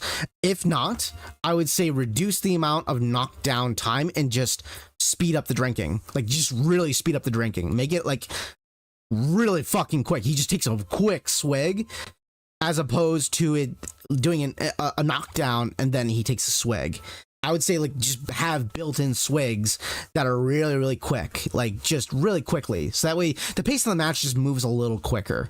I don't think that he is like the most egregious character. And I don't think that I can put up with it. It's within my realm of tolerance. I don't think it ruins the game in any capacity. I don't think that Jamie is so bad that he's egregious. I don't think that at all. Because I can still play the game whether he's against me or not, so it's not nearly that bad. It's within the realm of tolerance, but I do find it annoying. It does annoy me. In games like Mortal Kombat 11, it got really egregious and I got really annoyed with it, where I stopped playing the game because the matches every single time, especially if it was zoner or non-zoner, the matches felt like they slowed down once they got to a certain point, like a certain combo. You would do a combo that takes like a quarter of their health and now you're way back to neutral and you have to like work your way back into it all over again and you have to like slog your way there, and it got frustrating at a certain point. There are times in which that's okay, like in Street Fighter 4, I could deal with the slow nature in Street Fighter 4 more than I could in Mortal Kombat 11, despite the fact that it's harder to get in on people in that game. But what does that game provide that MK11 doesn't do? It doesn't provide nearly as many like extreme blowback moves where you have to chase them all the way fucking down. And it doesn't slow down the combat. Yeah, it takes a while to close in on your enemy, but once you're in, and that's when the game feels like it dynamically changes. But it doesn't feel that way in Mortal Kombat 11. When you do one combo and you blow them back, you have to start the whole process all over again. Yeah, eventually they did change that later down the line, but it still kind of feels like there's a pacing issue in the game. That's kind of where I got annoyed with it. Route of character designs, and I think their base character designs are pretty cool looking in MK11, but those alternate costumes and everything, I think I'm done with the gear grind. So them dedicating a little bit of effort into reevaluating the character designs. I wish they went a bit more ham in the newness of them. It went pretty basic. I don't have a problem with basic. I think simple is fine. Because they really Fundamental is fine. Going back to a basic standard. It would be nice to see them go a little crazy, but at the same time, and outside of their, I don't think it's necessary. I don't think it's necessary. And blue guy. I think it's fine. They went back to basic. Really, they actually do kind of look like old school style. Like they really don't. Back to the palette swap. Yeah, no tiny hat, nothing, none of that kind of stuff. So I'm really fascinated, and it sort of got me worried. I was like, I think minimalist is fine. Thing where it's like there are times where you throw too much shit on the character and it gets ugly. Like Tekken 7 has a lot of characters where they just threw everything at them, like the fucking kitchen window. I feel like I'm kind of torn on it right now, where I need to see them doing cool shit. And ultimately, like, the teaser doesn't provide that. Like, the Harong in Tekken 7 looks really ugly in that game. I just want to see these characters do really sick stuff, and, that's where we just got to eventually wait for that gameplay, the gameplay trailer. That was something that I found really strange, because going back to previous Mortal Kombat teasers, it's always a little preview of what the actual gameplay is going to look like. So when there was literally no gameplay or no cinematic CGI characters. No showing hint off of what the gameplay. game- Yeah. that definitely. Yeah, surprised that me, but, I mean, didn't was pick too up excited that until because you now. already know, There because was you no mentioned like this in the past. hiding We gameplay have been inside the starving cinematic for trailer anything because you can kind of tell what the gameplay was I in this threw trailer everything for out the MK11 window and into MKX. the It gave video, you and I just, hints like, of its gameplay. There is no hints in MKX. It's all story. I mean, this is that's the exciting thing. This is just the beginning. So I'm just looking forward to see the actual gameplay and have them ramp up with the promotion and everything because we're so close. Yeah, we're close, and it's this is a lot of like hopes and wishes and, you know, minor quirks. I feel like I had just been teased too much, where it's like, bruh, come on, like it just this is like the third teaser technically. They've been tickling our balls for like a month, pretty much. And historically, yeah, Mortal Kombat has released CG teasers that do show you how the games play. Like, here's the character using an interactable, here's the character doing, you know, an X-ray style thing, here's a crushing blow. Like, you're like, oh, okay, so this is actually how the game plays. And this was very different. So at this point, this is why I wanted to call you. We're kind of starving. I do hope they for keep the crushing blow just an mechanic in iota of how MK1. these games I are going like to that play and mechanic. function. I think it And for adds us that threats really are hoping to the that game. this So is I think gonna that's turn into one a of the game best we're gonna wanna mechanics they play, added. You know, 5, 10, 15 It years wasn't down the perfect line, by any means that to all meet of those these gameplay things conditions, kinda hit. but I it made think, certain like moves we that were were not mentioning, you were threatening mentioning, much more threatening than there's a they good were precedent before. because already the stuff that they're describing You could have with a bad cameos move already sounds that maybe you don't kinda really nutty, use, where but it's then like, you have a reason to use it maybe we're after gonna you some get of the that crushing blow crazy requisite MK11 met. stuff, you know? It definitely sounds outside their comfort zone with NetherRealm Studios because they are taking a big chance on this. Because yeah, I respect that. Back-to-back Mortal Kombat games, They could have made just another Mortal Kombat game with the same process, and it would still sell well. I respect the fact that they're trying something new. And MK11 was already the longest supported game. Yeah. So I have a feeling this game is just going to be their main game for the next 5 years because we have been spoiled in having a new game every 2 years, and I think that's why we're so hostile about it. Yeah. Because we've been spoiled, and compared to a Tekken, a Street Fighter, these games last. For those of you that aren't aware, the Mortal Kombat community is really antsy for a new game. To the point where they're like getting hostile with developers and Ed Boon. So it's a little childish, yeah, but they get games every 2 years, whether it's this or a new Injustice game. Yeah, I don't think it's acceptable behavior, well, thank you, Super. I don't want to take up too it's much funny. of your time. It's just funny, if any is of you what guys it is. want to check out Super's videos, he's been making NRS content for a ridiculously long period of time. Super, where's the best place people can check out your stuff? So I pretty much only do YouTube. I keep it simple. You can find me at youtube.com/Superman049 altogether, or you could just type in like Mortal Kombat Super, and then I'll come out at the top.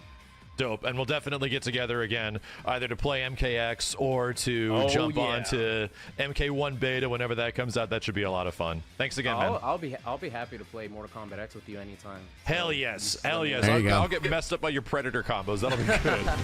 All right. So that's our conversation revolving around MK1. I still think that MK1 has a bit of a mismanagement right now when it comes to marketing. I think that their marketing department isn't doing so hot, in my opinion. I'm getting a lot of red flags about it. When you start talking about how much the game is going to cost, is when you start telling people it's going to cost $70, which in of itself, the money is not the problem. When you start telling people that it's going to cost this, it's going to be released at this point, and you haven't told anyone about your gameplay, you haven't told anyone about what to expect gameplay wise, those are usually not good signs. It doesn't necessarily mean that the game's going to be bad. The NRS right now has a really good track record, but other game studios have had great track records and have bombed it. Like CD Projekt Red had a fantastic track record with the Witcher series, and they bombed it with Cyberpunk 2077. So it's very possible that NetherRealm Studios could fuck this up because their producers, Warner Brothers, could be like, we need a game out. You need to get a game out. It's happening this year. We don't care if you need more time. You need to get a game out. We need money. Pay up, give me money, kind of thing. And I don't have any evidence to provide that is the case right now until we see more gameplay. And even then, we'd still have to get our hands on the game to see if that is the case. I just feel like something inside me is screaming something's off.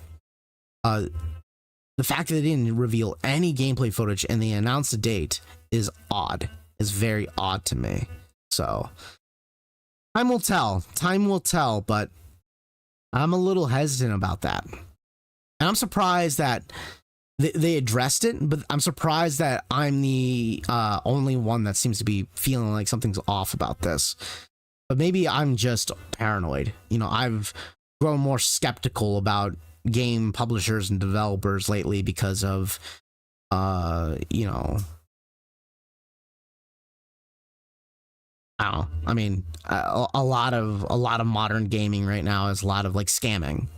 And I don't want to believe that Mortal Kombat 11 is an incomplete product, but or Mortal Kombat 1 is an incomplete product because I don't have any evidence to back that it's an incomplete product. But it's just something inside me is screaming something's off. I was still excited to see the trailer, though. I'm still excited to see a new Mortal Kombat game. I would love to be true. What I am disappointed in and what I'm annoyed by on a personal level is that we have so many fighting games coming out at the same time. That does actually annoy me on a personal level. I don't like that we're having Street Fighter 6 come out. Then we have Tekken 8 coming out at the end of the year and Mortal Kombat 1 coming out around the same time frame. All like I would like it if Mortal Kombat 1 or Tekken 8 get delayed to early next year. So that way we have more time to sink our teeth into these games. So I would like to see. Lou, you're saying you're just weird, lol. I hope that is the case. If I'm just weird and the game turns out fantastic, then it's all, you know, it's all water under the bridge. However, when I looked at the website, they talked about a story campaign, which is a different word that they've used describing their campaign modes in the past. I'm going to put some music on. Take a look here. Hey, it's me. Down.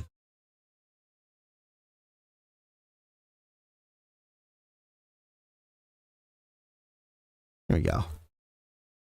Put this guy on. What if you could do SEO smarter and faster? With Wix, you can edit your meta tag. Here we go. Let's bring down that volume. So yeah, I hope it's just me. I hope that I'm wrong. I hope that it's not the case. I don't like that there's so many fighting games releasing within such a tight window of time, because I feel like it's not good for the game industry. It's not good for the fighting game communities. I don't think it's good for anyone to have so many fighting games released within a same time period. Especially became the case when I had to choose between playing Virtual Fighter 5 Ultimate Showdown and Guilty Gear Strive. That really sucked, because though I knew that the player base for Guilty Gear Strive was not going anywhere, I wanted to play Virtual Fighter 5 far more than Guilty Gear Strive, not because like it's a better game, but I like that game.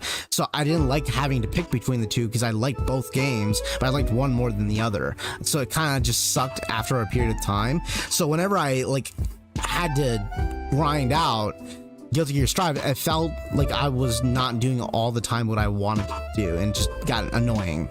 So I think that fighting games should kind of pace themselves out. I don't think that Mortal Kombat is going to change it. I don't think it's going to delay itself. That's probably not going to happen. Warner Brothers probably won't allow it, especially with them delaying the Suicide Squad game, which I don't really care too much about. It's not on my radar, but they did delay it, so I don't think they're going to delay another game.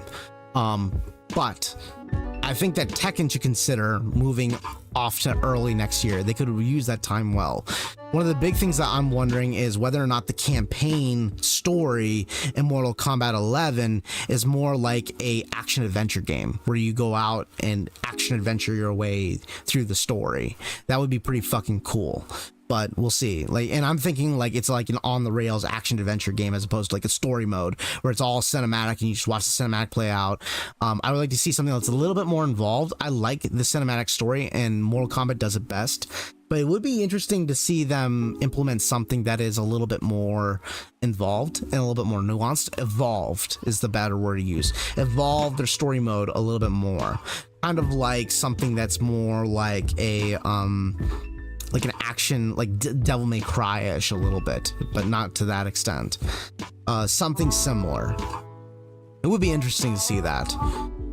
Right now, the big question mark for me as a casual fighting game player would be, what does Tekken 8 and what does Mortal Kombat 1 offer for single player content? Right now, we know that Street Fighter 6 provides an open world game. And because it's an open world game, its single player content is built into a really large game. So those two games are going to need to find something that differentiates them. They don't need to do an open world game too. I hope they don't have to go down that road. But I would like to see like little mini worlds or little. I would love to see Tekken Force come back hard in Tekken 8, which is like a beat 'em up game, a Tekken beat 'em up game where you go through stages and you beat the shit out of groups of NPCs. That shit is fun. I love that. I didn't like the way they implemented the campaign mode into Tekken 6 because they tried doing that with like an RPG system. It felt sloppy and it didn't feel really well implemented in my mind. But I love Tekken Force and Tekken 4 and Tekken 3. I thought that was great. It's like Streets of Rage, you know? So it would be interesting. Lou, you're saying Suicide Squad is my game and I'm pissed. Well, look at it from the bright side. Look at the bright side of things.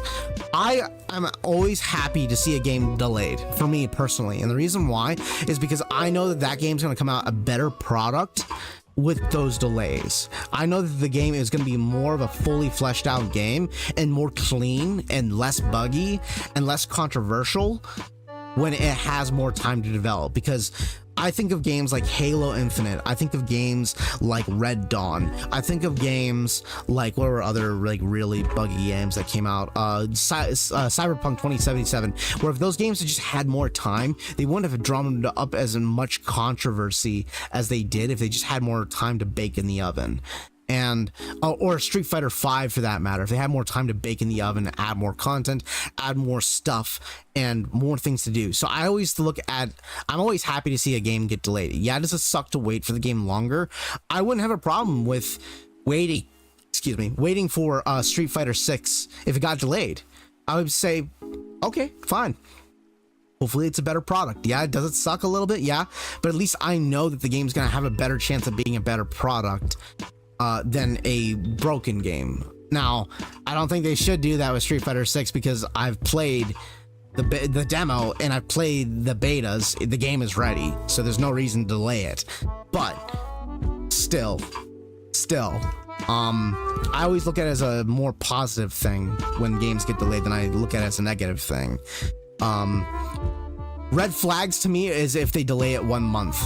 If a game is getting delayed 1 month, that means the developers are unsure of their game and they're just looking to clean up some pretty bad bugs before they release the game. That's usually a bad sign. But if they delay it like a whole 6 months to a year, that usually means, okay, we need a little bit more time for refinement and we want more time to make the game better. That's usually when I'm like, okay, it sucks to wait that long, but at least I know that time's being well spent. Delaying a month means they found a really, really bad bug that could have got them in trouble. Which means that if a really bad bug slipped past them within that month, there's probably other bugs that slip past them too that they're willing to accept and deal with later down the line. It's always important to have a game on its release time and actually make it, but yeah, of course. But the better thing, in my opinion, to do at that point is don't announce the game. Don't announce the game unless you know you are confident that you can make within that window of time. Hold back on your announcements if you're not confident that the game is going to be what you need it to be. You know, take that time to refine your game at that point. I know that there's a lot of hype around like certain Bethesda games right now, like Starfield. There's a lot of hype around that. I'm not as excited about that right now. Bethesda has not had a really good track record. So I'm really skeptical about any of their future projects right now. But that said, I'm like, let's wait and see. But also, keep a skeptical eye out there, because they've been getting worse and worse as time has gone by, and it's not uncommon for games to come out rushed, and it's not to say that's, Starfield won't be a great game, but it's to say that it will. Is there a good probability? Is there a good possibility that it could come out broken and unfinished? Yes, I definitely think so. With the current history of that publisher, that's definitely the case. And the current track record with Microsoft, that's definitely the case. So it's one of those things where, like, give the game more time. If the game needs more time, you can have more time. Just give me a good product. I don't want a broken product. I hate it when I get a game and it's a broken product or it's an incomplete product. Like, I felt that way with games like For Honor and Rainbow Six Siege. Rainbow Six Siege really ticked me off. And I know that it's a great game now, but it took a while for it to get to that point, and it really ticked me off when I first released, despite the fact that I played the shit out of it during its year one release. Same thing with For Honor. I played the shit out of its year one release, but the game ticked me off because I felt ripped off to a certain degree. And Street Fighter V for that matter. So I really don't like the idea of like releasing a game that's like half baked and having to wait for the rest of the game later. I'd rather just wait then at that point. With fighting games, it's a little different because fighting games are like one of those things where, if the game is incomplete, it really doesn't offer you on the casual level more to do. You can casually lose at games like For Honor or other team-based video games like shooters and whatnot. You can still enjoy it to a certain casual level, but the thing with fighting games is that they're too hardcore. You can't do that. You cannot do that. So we'll see with Tekken and Mortal Kombat. I would like to see that they implement some casual conversations into their games and see where that goes. Of course, Max and Super were more talking about the more like actual gameplay experience and longevity of enjoying a fighting game, but still. We'll have to see where that goes.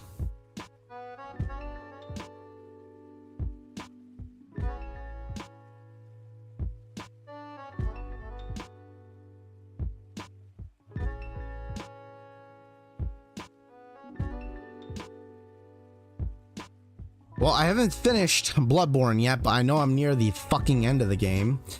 I'm debating whether or not I am going to work my way through the Chalice dungeons or not. I kind of want to see more. And obviously I still got to get through that other DLC boss. So we'll see where that goes later down the line. But we're probably going to wrap it up here real soon. We're going to watch some other trailers of Street Fighter 6.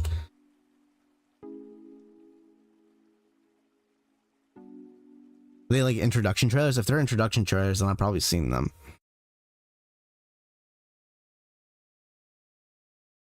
I think I may have actually seen them.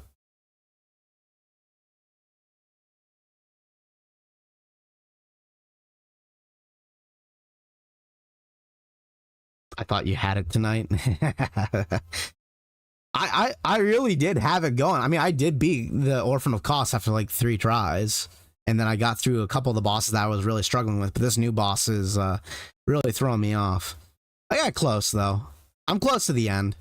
And honestly, I'm in no rush to beat the game. I'm sure I will beat it before the release of Street Fighter 6. That's definitely my goal.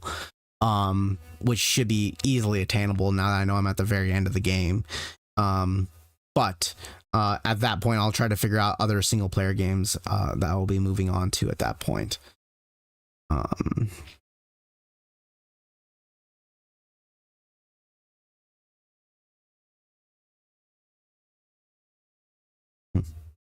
Number 1 modern control player in the world. Let's take a look at this. I want to see this. What's the number 1 modern control player in the entire world look like?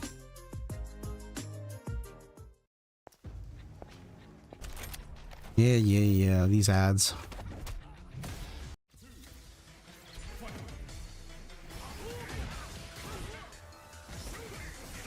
So the modern player is... Which one is the modern player? I'm guessing the modern player is the Guile player. Street Fighter 6 how to play. Okay, I'll look those up right afterwards.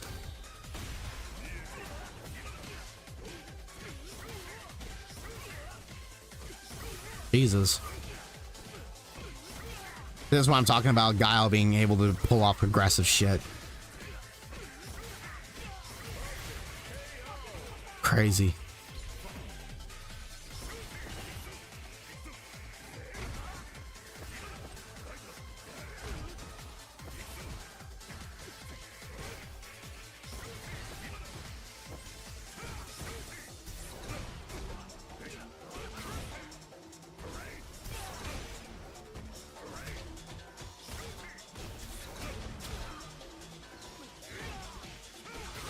And we can chalk this up to a case of like players not knowing what to do right now because they're still getting new at the game, but this is scary. Like Guile at this point still makes me the most nervous because he's just so versatile.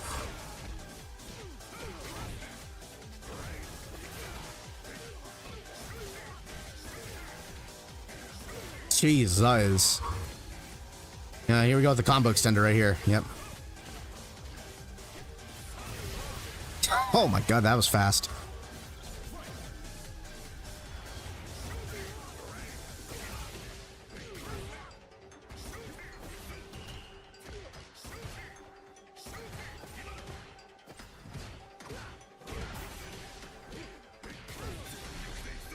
Although I'm not sure if the modern controls are helping him that much with Guile because you still got to charge it. So I'm a little confused if whether or not it's actually implementing it that well. It could be that his other inputs, like his supers and stuff like that, are much easier to do. They're one input supers now. So he doesn't have to worry about like screwing up the inputs with the supers, which I know that's a tricky part with a lot of charge characters.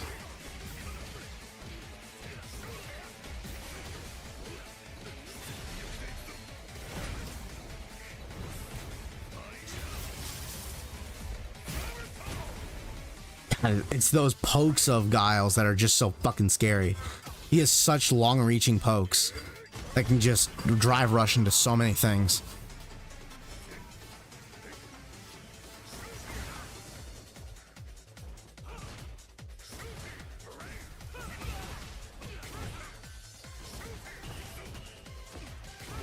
Yeah, I've had that happen to me a couple times in gold matches where someone drops the blade down and then they approach you while the blade is down when you're trying to counterpoke them.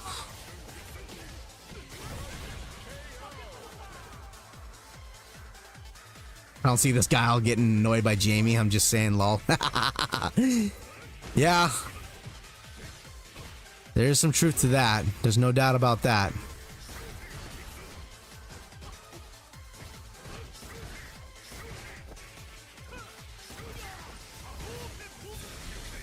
Oh my god, see that's where modern controls come in handy. Being able to react super like that off of fireballs. That's where it gets dangerous. That's where it gets scary. Is that enough of an advantage to be like that can cause you to like determine whether or not it's broken or not? I'm not sold on that yet, but that is where it gets like genuinely scary. You can react super when you just see the fireball and you can just hit two buttons. That's where I find a little bit of the concern to be validating, but that's really the only implementation that I feel to be the case right now. Still stand by the idea. Let's give it its due time. It deserves it. It deserves a chance. I'll switch my point of view on it if they're able to show that like a bunch of top players switch to it.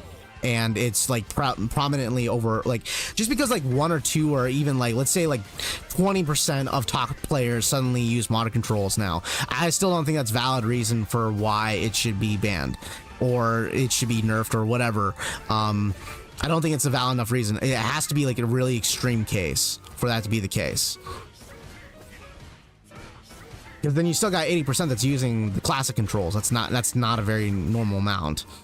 It has to be really egregious. Maybe not majority, but egregious enough.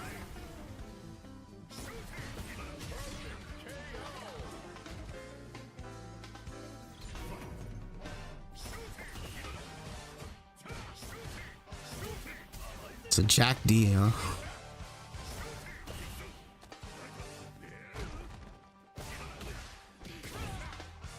But I will change my point of view if it turns out that mono controls are busted. I will change my point of view, and where I leave my limit at is, let's see a tournament where at least all top 8 players, not all of them, but a vast majority of them are using mono controls that wouldn't typically use it. Like that was the case when I was convinced that Leroy was completely busted. Granted, I didn't play Tekken 7 much at all, so I wasn't much of a I wasn't able to provide much insight in whether or not that was the case. But even then, I would still say if top players feel that that is the case and they are able to back it up where a whole bunch of top players are just using it because that's the only way to win, that's when I'm convinced. That's when I'm convinced that character does need to be addressed. Holy shit, his health! Rewind? Hello? Look at his fucking health! He used EX supers and only used 2 bars.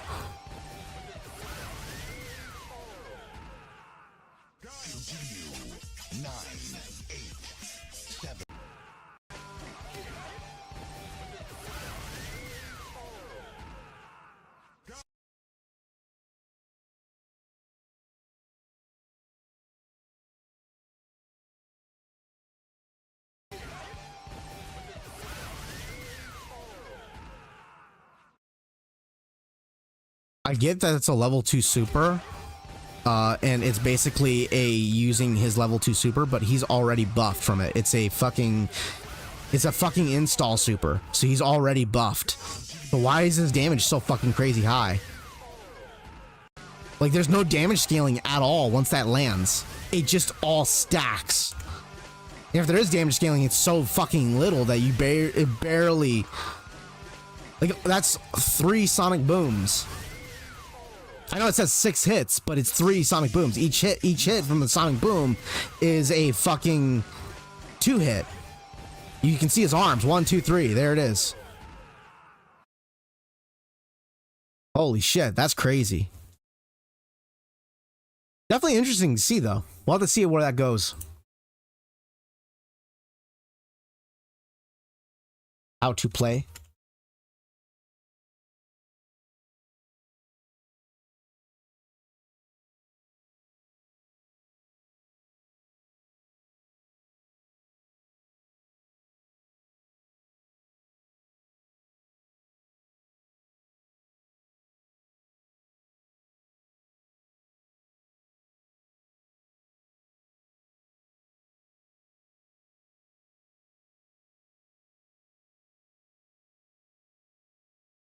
Maybe it's the whole name, Street Fighter 6, maybe.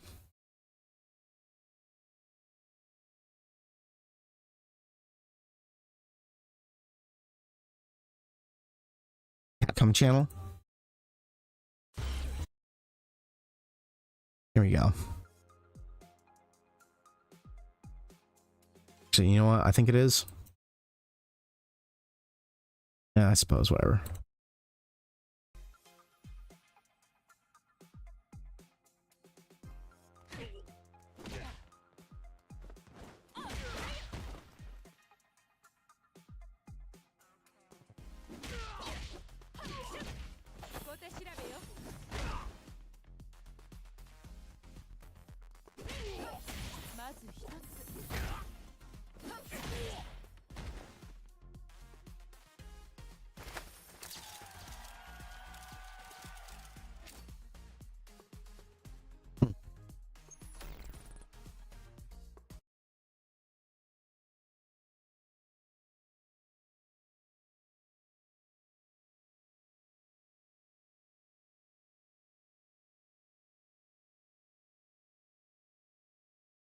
Yeah, there's like a Street Fighter channel, maybe. There you go. Oh, it's really just covering the tutorial mode. That's all it is. Manon is a well-balanced, well-rounded character with quick ballistic kicks that allow her to dictate the flow in the match. Powerful judo throws that she can use to break someone's guard once she's in close. So right there, the word well-rounded tends to be pretty scary in fighting games. If the more well-rounded a character is, the more devastating they can be, because it allows them to cover multiple options. When vying for position, make use of varying ranges of Manon's kicks to poke your opponent. Once you sufficiently reduce their movement with anti-air attacks, look for opportunities to close in on them. So she's really a poking. Oh wow, what? So she is a poking striker that moves in for command throws. That is fucked up there. Might be the most fucked up anti-air I've ever seen. It's one thing to anti-air someone, but to put them within grab range with your anti-air, that's insane. She doesn't even have to really dodge forward by the looks of it, or dash forward.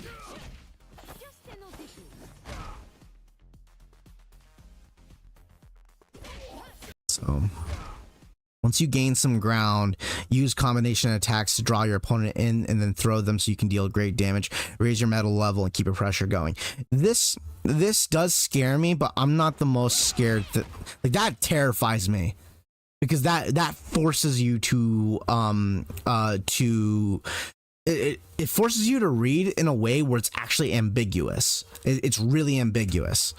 But this is scary because it does pull you into the grab range, but you can read this. There's a read where it's possible to actually, like, once they pull you in, you just vertical jump and you can punish them. Yeah, they can predict you vertical jumping, but it isn't the most ambiguous thing.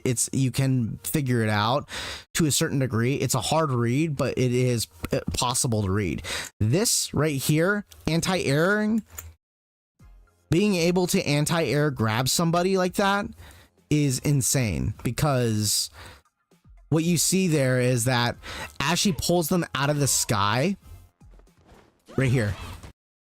So she's close enough to throw, but not close enough where you know that she's going for the throw. Absolutely. There's enough room for doubt where if she walks forward just a little bit, she can neutral jump in the air, and you could, or tech throw if it is a tech throw opportunity, or she could do like a variety of things. It creates enough doubt and ambiguity where you don't know if she's actually going to go for the command throw, because she's barely within range.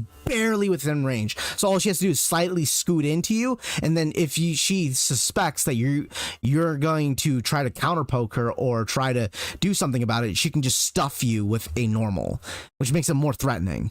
That's scary. That is, out of all the moves that she's got, that scares me the most by far. That's fucked up. That's actually scary.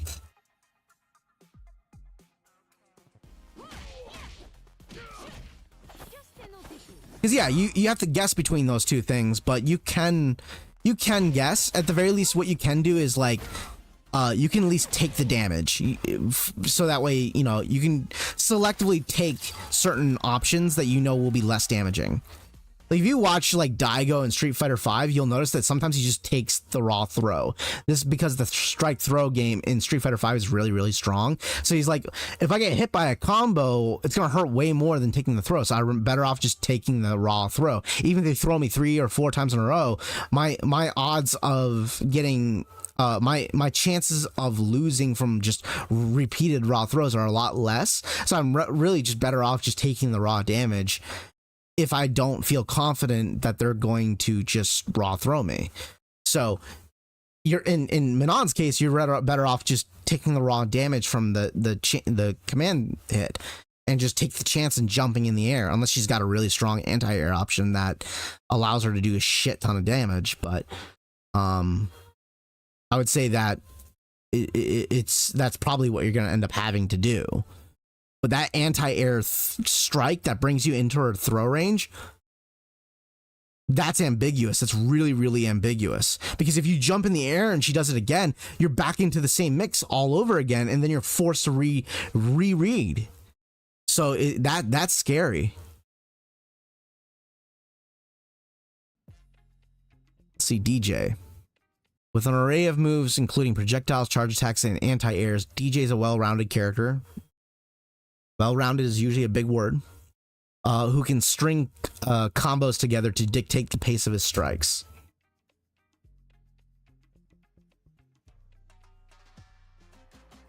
Abundance of moves that he can use to control the rhythm of the battle. I like the words that they're using, rhythm of the battle.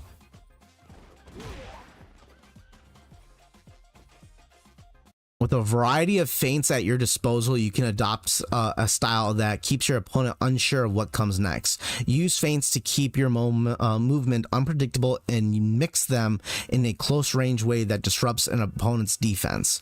And one of the things that reason why all-round characters, like characters with a lot of options, tend to be really good is because characters that are really hyper aggressive or grapplers, for example, typically don't have the best options because they have to rely on one strategy or rely on a technique that is really obvious. So they have to rely on that one strategy over and over and over again. They may have other tools that allow them to bypass that issue, but that one strategy is really the key of the design. That's what makes the character threatening. So like characters that have like hyper aggression that do a lot of power, but they have to get in the first place. So if you keep them out, then their options to be hyper aggressive become limited. That's where all-rounder characters tend to be high tier characters more consistently, because they tend to do a lot of things that allow them to be hyper aggressive for a limited amount of time, but also allow them to close in the distance or play zoning. It allows them to be versatile. That tends to be the case. Only in the most egregious cases are characters that have niche capabilities tend to be top tier.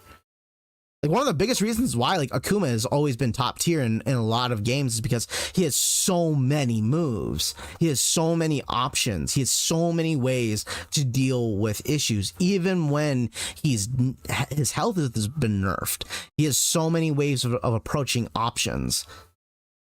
You just gotta be consistent with it. That's the challenging part with him. Wow. Wait a minute. What am I looking at there?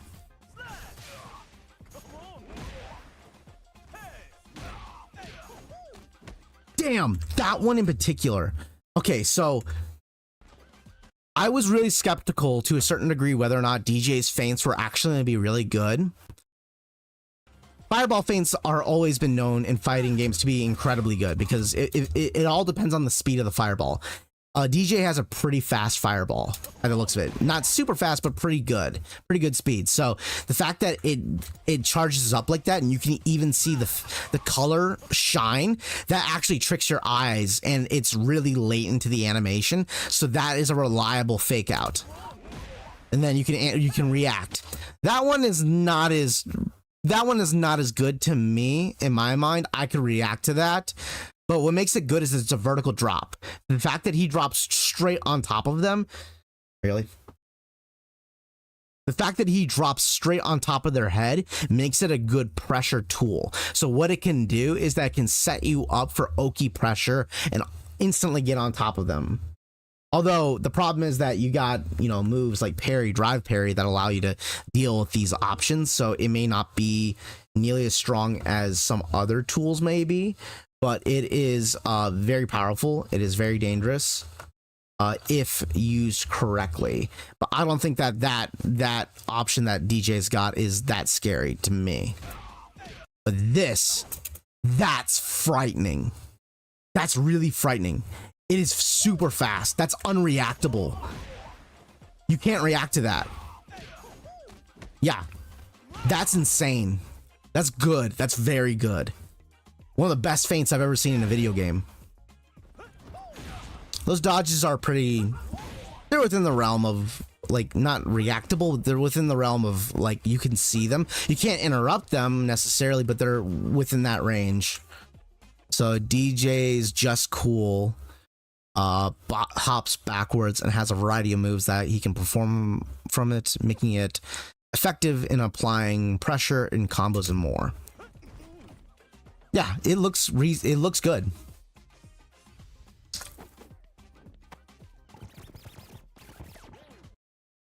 Huh. So far, I would say that DJ's scariest thing is that feint kick and that feint fireball by far. Kinda.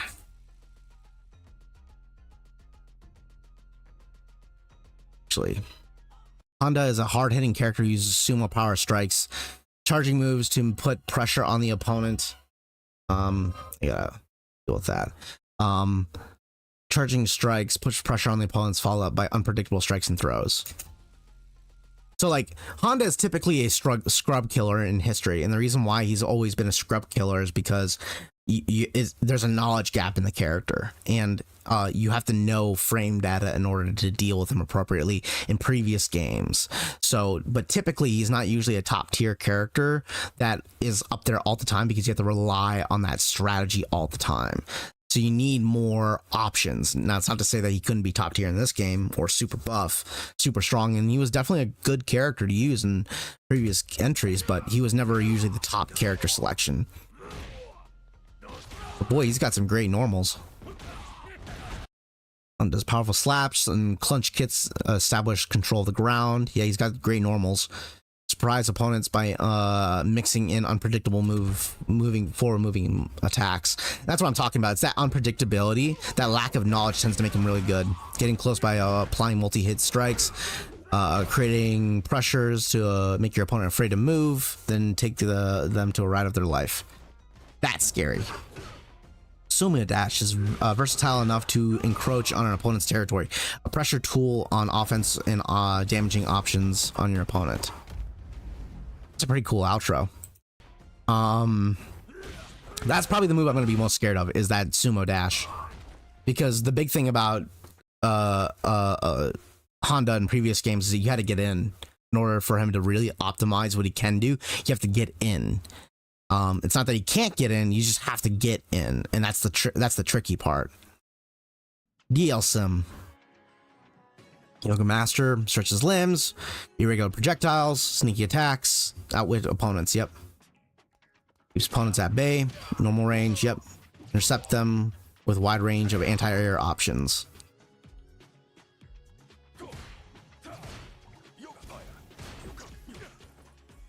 Yep. Arch. Yep. Basically Street Fighter 5. Yeah, he doesn't look too different. He looks exactly what I expect. His strategy is the same. Blanca. Wide range of assortments of charging and movement techniques. Free character again, another scrub killer character, because you have to know his moves. You have to, once you know, like, you have the knowledge of how to deal with Blanca, then you know how to deal with him. Wide range charging attacks and techniques that allow him to move freely about the stage. Blanca excels at tactics centered around confusing an opponent.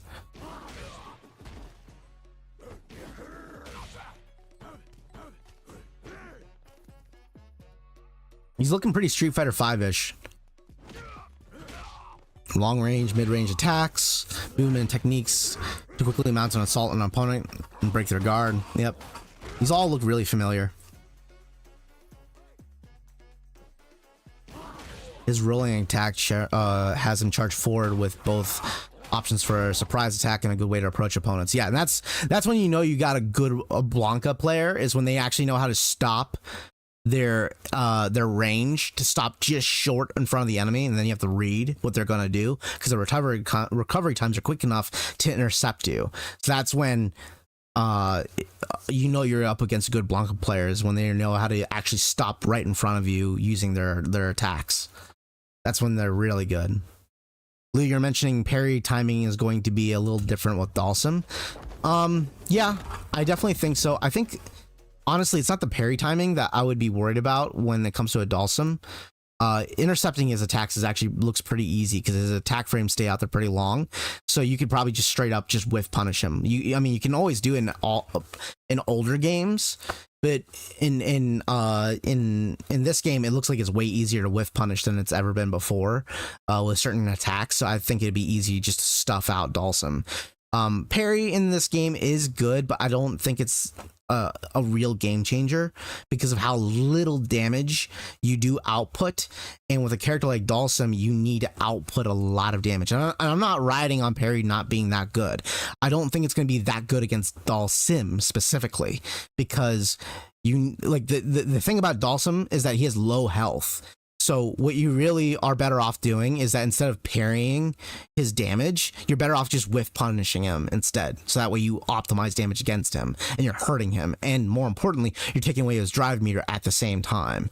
So like parry is going to be great against more aggressive characters or aggressive players, but it's not going to be as great against Dalsum in particular. You're better off just whiff punishing him. Let him miss the limb, and then as he misses, you just hit him out of it, or sweep him, or do whatever. Obviously, if your character has a built-in counter, that's the best thing you can get, but not many characters in this game have that. It's an aggressive character, tons of powerful kicks, space control options, ways to rush down opponents and overwhelm their defenses. Yep. He has a more straightforward core game plan with fireballs and anti-airs, whatever the situation.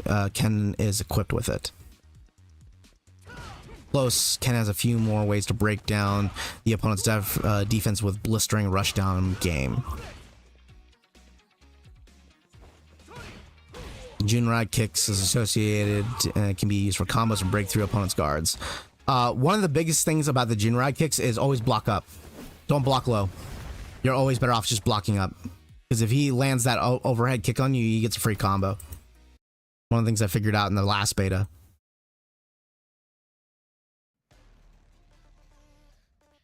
Jury. Predictable projectiles, numerous ways to attack while moving forward. Aggressive character with sadistic streak who's able to excel at keeping the opponent off kilter and beneath her heel. One of the things I definitely realized is that Jury's fireball in this game is really good. It's insanely good. I didn't even learn how to use it that well. Wide variety of kicks to pester and surprise opponents. Able to seize openings. As your opponent is cowering in fear, use Fu Ha stock to enhance your close range sequence and add a dash of cruelty.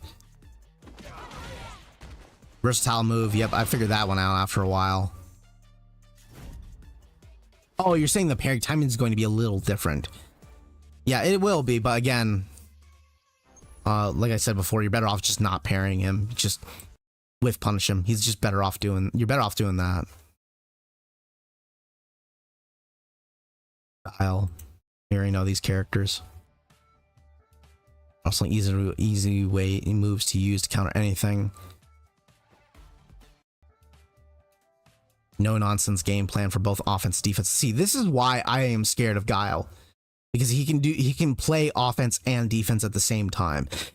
His game plan is to stay defensive for a little while, but he can get aggressive. This makes him really terrifying.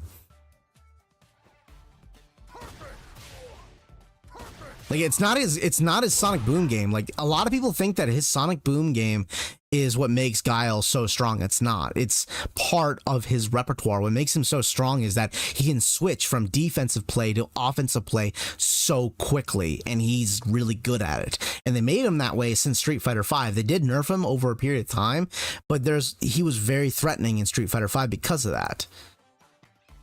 But now he's even better. He has way more ways to just capitalize on that shit.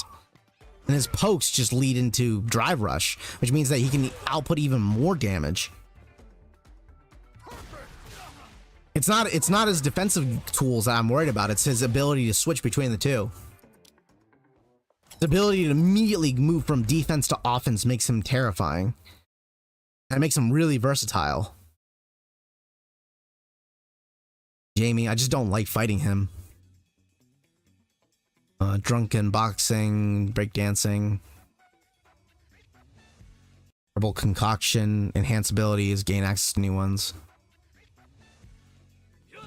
Wide range of form moving attacks that has no shortage of approaching the opponent. He closes in.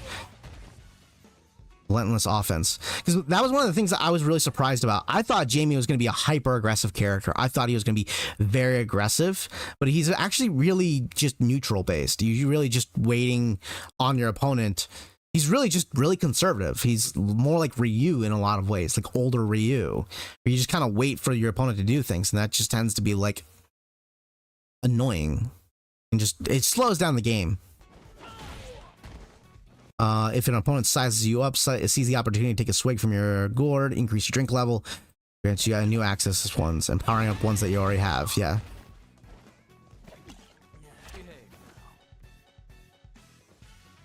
As a matter of fact, I actually have more fun fighting his power-up version. Like, despite the fact that I get my ass kicked by it, I think that version is a lot more fun.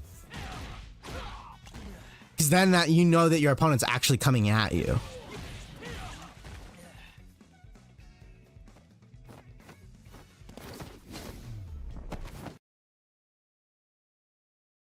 Kimberly, I suspect Kimberly is going to be the bane of my life in this game just because of how much she covers the screen with those smokes. I can't see past them. They confuse my eyes.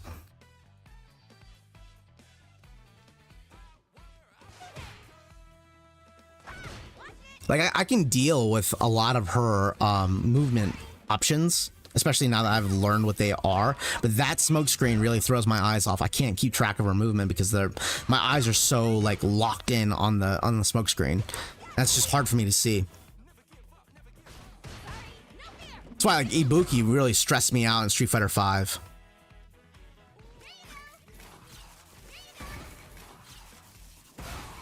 You just haven't fought the right Jamie players. I ran against some aggressive Jamie players, and that may be the case. That may very well be the case. It may be a simple case of like people are playing really conservatively, and that just might be what's annoying me. But I'm hoping that I would see a lot more aggressive play with that character later down the line. Because at first I thought I was gonna play that character. I really thought that I was like, I might try Jamie out in the next beta. After I saw that, I'm like, not as interested now. Here. Gherkin bomb. Yeah, I don't think that Kimberly is going to be a top tier character at all. She might even be like a mid to low tier character, but I think that she's just going to get under my skin because that smokescreen ability, this move, I think it is, or is it the other one? That reset move throws my eyes off because my eyes just can't keep track of her movement. Which it just seems like she just moves forward the whole time, but it's still my eyes just move right towards the cloud every time, and it just annoys me.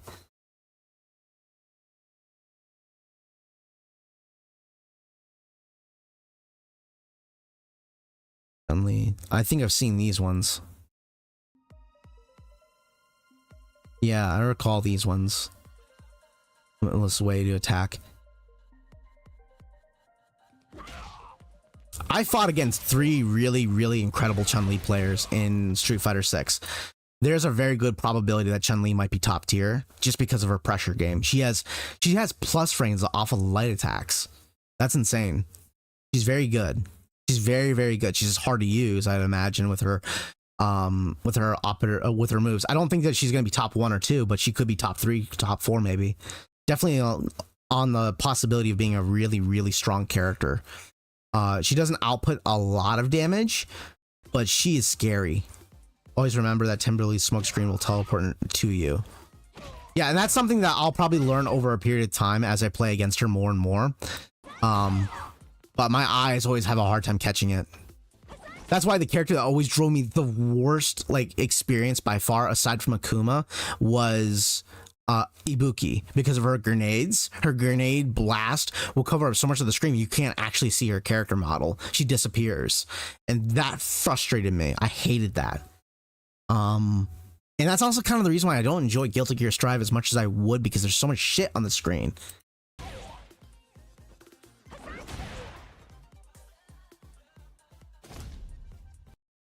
Yeah, pretty basic. Okay. I already know Ryu, Luke, yeah. Okay. Well, my man, I think we're gonna wrap it up here for today. I'm gonna put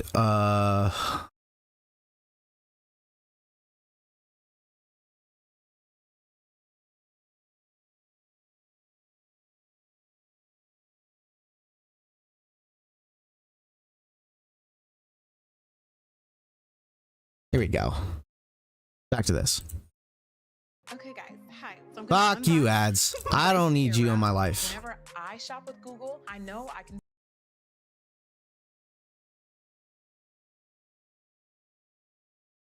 Let's see here.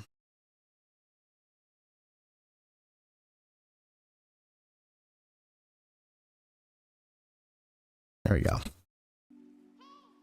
Okay. Yeah, we're gonna wrap it up today. It's 1 o'clock in the morning for me. I need to wrap up for the day and get some sleep. Again, Lou, you're awesome. Thanks for hanging out with me. And I look forward to doing some matches. I'm sorry that we never got a chance to fight each other in the beta. I wish we had that opportunity, but Street Fighter 6 is only a week and a half away. We will have some chances to do some matches. It will be a lot of fun. And I look forward to playing against your DJ and maybe your sub, Luke, depending on whether or not you use him or not. But I'm glad to see that you're doing well. I'm glad to see you're here hanging out in the stream. And I hope to see you again next time around. I might be streaming a little bit more aggressively. I definitely will be when Street Fighter 6 releases, but I might be streaming a little bit more aggressively just so I can wrap up Bloodborne and be done with it before the game release. So if you see more of it, I'll be doing what I usually do, which is putting it out early, like heads up, usually, like stuff like that. I'm learning some new skills while I'm at it too. So, but thanks for hanging out. I hope to see you at the next stream, and enjoy the rest of your day. So good night. Love you all, you guys. You guys are awesome.